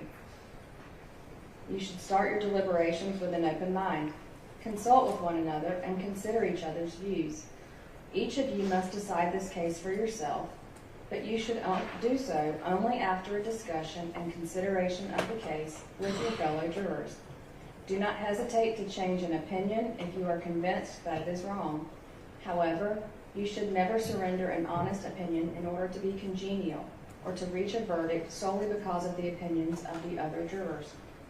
In deciding the facts of this case, you must not be swayed by bias, prejudice, or sympathy in favor of any party. Our system of law does not permit jurors to be governed by prejudice or sympathy or public opinion. Both the parties and the public expect that you will carefully and impartially consider all of the evidence in the case, follow the law as stated by the court, and reach a just verdict regardless of the consequences. You may use your common sense and common knowledge in arriving at your verdict. You are not required to put aside these elements of your reasoning ability during your deliberations. You are also permitted to draw from the facts which you find have been proven any reasonable inferences as seem justified in the light of your common experience. Your verdict should be a true verdict based upon your opinion of the evidence according to the law given you in this charge. Whatever your verdict is, it must be unanimous, which means it must be agreed to by all of you. The verdict must be in writing and signed by the foreperson, dated, and returned to be published in open court in your presence. By no ruling or comment or gesture or facial expression that the court has made during the progress of the trial has the court intended to express any opinion upon the facts of this case, upon the credibility of the witnesses, upon the evidence, or upon the guilt or innocence of the defendant. The court's interest in this matter is that the case be fairly presented according to law, and that you, as honest, conscientious, impartial jurors, consider the case as the court has instructed you, and return a verdict that speaks the truth as you find the truth of the case to be. Your verdict should be a true verdict based upon your opinion of the evidence according to the laws given you in this charge. Again, you are not to show favor or sympathy to one party or the other, and it is your duty to consider the facts objectively without favor, affection, or sympathy. In deciding the case, you should also not be influenced by sympathy or prejudice because of race, creed, color, religion, national origin, sexual preference, local or remote residence, or economic status for or against any party. All persons stand equal before the law. In a court of justice, all persons are to be dealt with as equals. During your deliberations, you must not communicate with or provide information to anyone by any means about this case. You may not use any electronic devices or media to communicate to anyone any information about this case or to conduct any research about this case until I accept your verdict. This will apply to the deliberating jurors and also the two of you that will be the alternate jurors. I will explain that to you right now. The last jurors in a case, which would be jurors number, Miss Lauren Graham and Artis Fournier. Those are the last two jurors selected, and they will be designated as our alternate jurors. Alternate jurors are selected and impaneled to fill any vacancy created on the jury panel during the trial and deliberations, which may occur if the court finds it necessary to excuse a juror for some legal cause, including injury, death, or some other reason. The purpose of that is to make sure that there would be enough jurors to deliberate the case. In the absence of a sitting juror being excused so as to create a vacancy, the alternate jurors will not participate in the jury deliberations because the jury of 12 is complete. I will ask that the bailiff seat our alternate jurors away from the other jurors during the deliberations, unless and until one of the jurors is excused from service during the deliberations. Again, our alternate jurors, alternate number 1, Ms. Lauren Graham, and alternate number 2, Ms. Artis Fournier. In just a few moments, the alternates will go with the bailiff and the remaining jurors will go to the jury room. please do not start your deliberations until you receive you're going to receive this folder from me and the evidence in this case. This folder has instructions on the outside. It will include the indictment. Please do not write on that. The verdict form, again, if you have questions about that, then ask before you start writing on it. But the verdict form is there for you. The foreperson will fill it out and sign as I have given instructions, and then it will be returned in court to be published in your presence. The evidence will also come back. Please note that there, as I stated at the outset, there are certain pieces of evidence governed by Georgia law that cannot come back with you. If there's any piece of evidence that you would want to see that does not come back with you, you can send a note to me and we can bring you back in the courtroom to view that evidence. Please note that any video that you would like to view has to be viewed in the courtroom, and we don't have any way for you to view it in the jury deliberation room. So those videos will stay in the courtroom, but please feel free to ask us to see any piece of evidence that does not come back with you. We will accommodate that request. Do not write on any of the evidence. Those are original pieces of evidence that will be kept with the court file. I tell you that because I've had a jury write on my evidence before. Not my evidence, but the evidence in the case. And so I just want to make sure that you understand those aren't copies, those are the original pieces of evidence. So please do not write on that. I will also give you a copy of the jury charge. So all of those instructions that I read to you, you will have that as well. There are headings on that for your convenience, so if you needed to turn to a particular section, but please note if you need any thing answered about the charge or anything that you want the court to reread to you, you can feel free to ask. So just because you have it back there doesn't mean you can't ask the court to reread it to you. All right, a few more housekeeping things. You can only deliberate while all 12 of you are in the jury room. So if someone needs to go to the restroom, you have to stop your deliberations. You can't keep going in the absence, even for just a few seconds, even for a few minutes. You can talk about anything you want to, but you can't talk about this case unless all 12 jurors are in the room deliberating. And let's see. Once I send back this folder and all the evidence, then you may begin your deliberations. This process usually takes us about 10 minutes to get all of this back to you. It is 12:36. I'm not going to put you all on the spot here. Once I release you to go into deliberations, if you would like to take a lunch break, y'all talk about it, tell the bailiff, she'll let me know. If you want to go straight into deliberations, you may. But if you want to take a lunch break and come back, you can do that also because of where we are in the case. But I'm going to leave that up to y'all and let the bailiff tell me. All right. Anything else from either party, instruction-wise, that I've left out? No, Your Honor. No, Your Honor. No challenge to the charge. All right.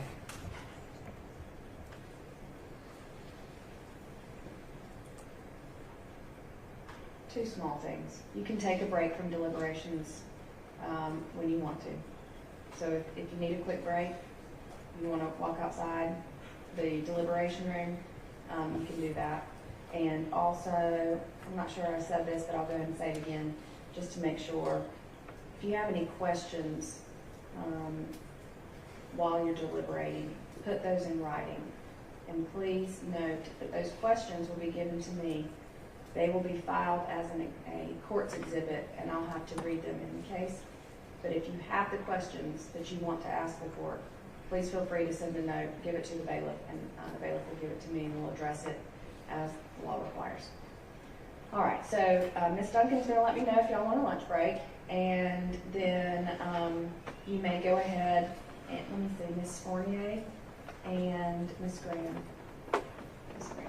Graham. If you will just hang back for just a second, the deliberating jurors can go in the jury room, and then the, who's going to take my alternate? Mr. Pope? All right, so Mr. Pope will take the alternating jurors. All right, thank you very much. You may be excused.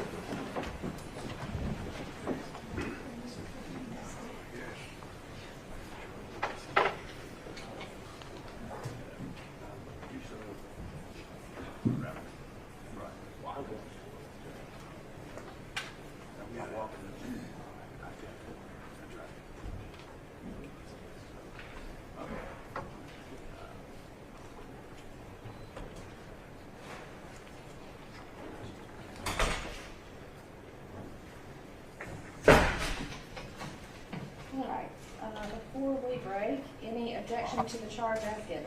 No, objection to the charge of mistake, not to Your Honor, Yes, sir. one thing I do too, I just like to get on the record what's going back with the jury. So We're going to do that. Oh, very good. Yes, I do that. We go over it and make sure that there's a list on the record. I've marked some that I believe would be kept out, but we'll go over that. And let's see, that's what I'm getting ready to do right now. So,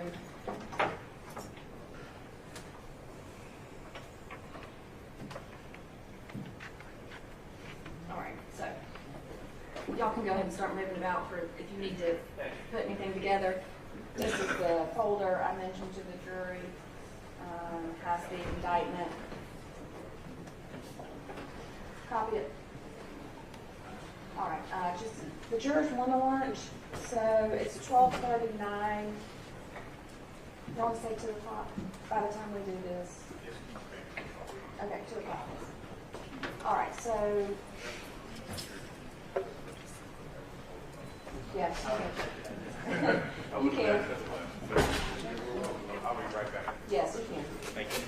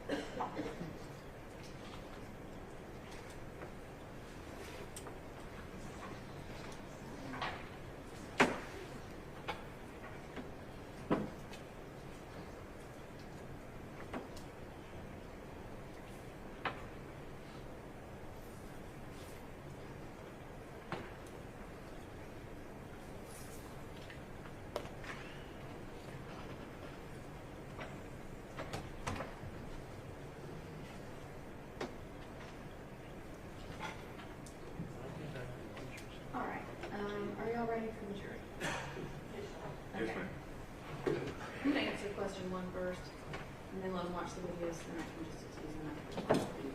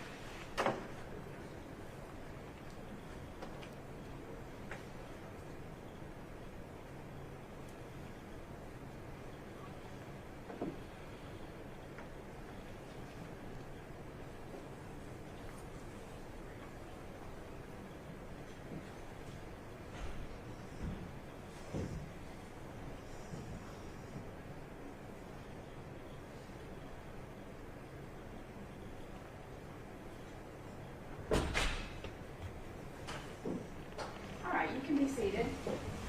All right, I received a question from the jury. Actually, it is 2 parts. I have marked it as Court's Exhibit 2 and put a exhibit sticker on there. The first question is, we anticipate continued deliberation. When do we anticipate being released for the day? I'm going to allow you to deliberate for as long as you want to deliberate. And that is the best answer that I can give you at this time. If y'all reach a point where you need a break, then we can address that at that time. But as far as right now, I will let y'all to continue to deliberate as long as you are able to continue your deliberations tonight. Does that answer that question? All right. Number 2, we would like to see the below videos: A, original dash cam of incident from Trooper Scott's car, and B, Officer Lambert's body camera. Do we have that evidence ready to go? All right, so we have those ready to go. We're going to show those to you now. Is the first one the dash cam? Okay. All right, so it's going to be in order of the request. All right, we can go ahead, Ms. Duncan, and turn the lights down. And Ms. Helton, if you, there you go, thank you.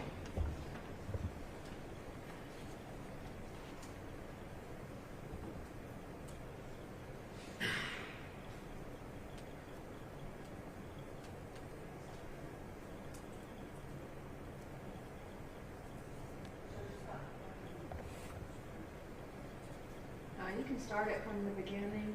Is it from the flash drive? It's playing on my computer. It's just not playing. Yeah.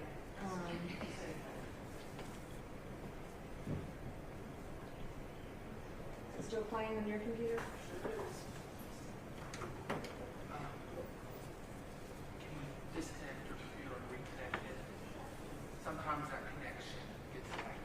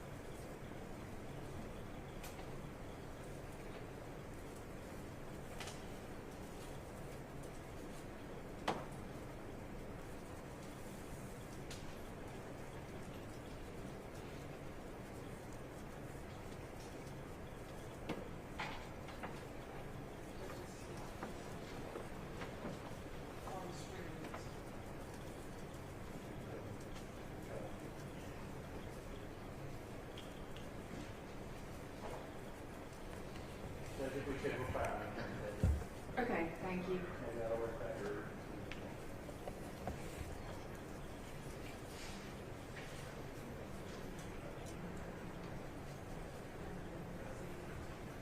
All right, we're handing State 89.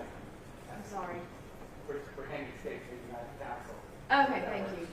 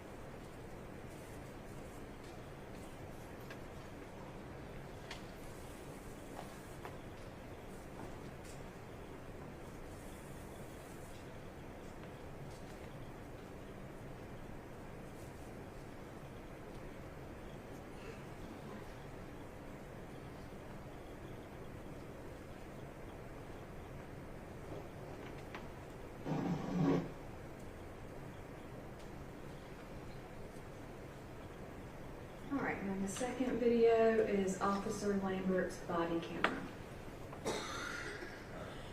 Just for clarification, that's Exhibit 9, just for me to replay the record. Yes, states 9.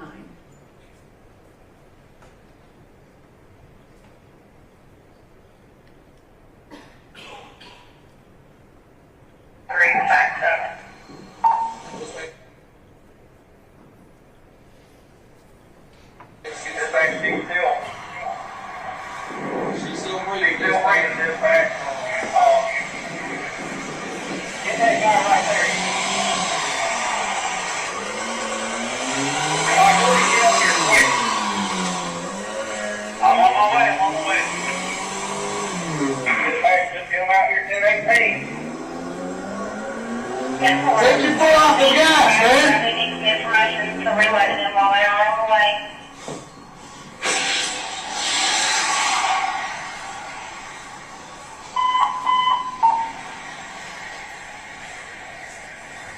Wait still, okay? Wait still, I got emergency on the way, okay?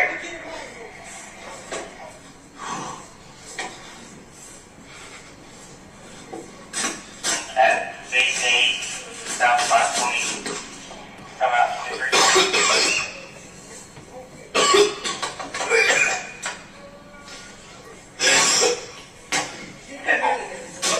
Both doors are jammed to go on your side. Oh.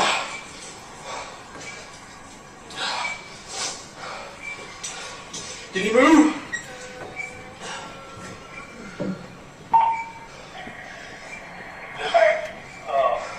Looks like 2, possibly under 20. Female, bleeding severely. And 2 more in the car! Driver. 2 more in the car!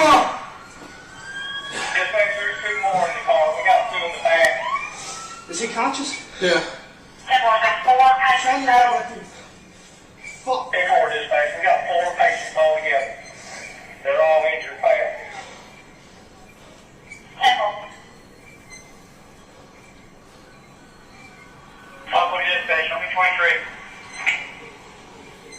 10-4, just FYI, Carroll County units are already en route. Sit still, man. Sit still. 04 dispatch, I'm en route. Stay there, Hey!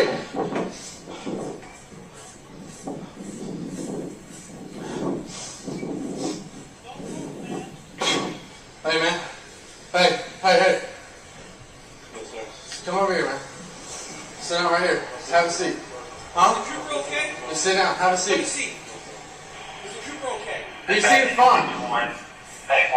Still got 2 in the car on the passenger side. Both passenger doors are unable to be opened by me. There will be 4 patients total, but it has Western respond as well.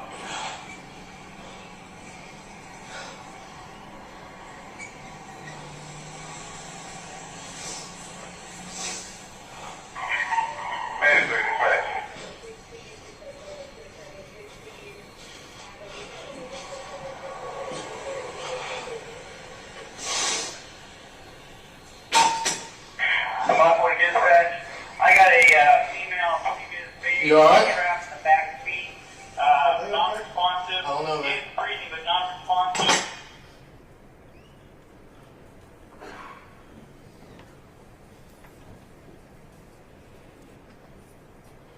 All right, so that is both videos that the jury requested to see. Do you need to see either video again, or are you satisfied with viewing the video?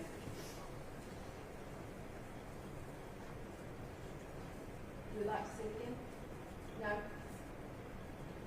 All right, then you may go ahead with the bailiff and the deliberating jurors. They got to the jury room and the officers separate.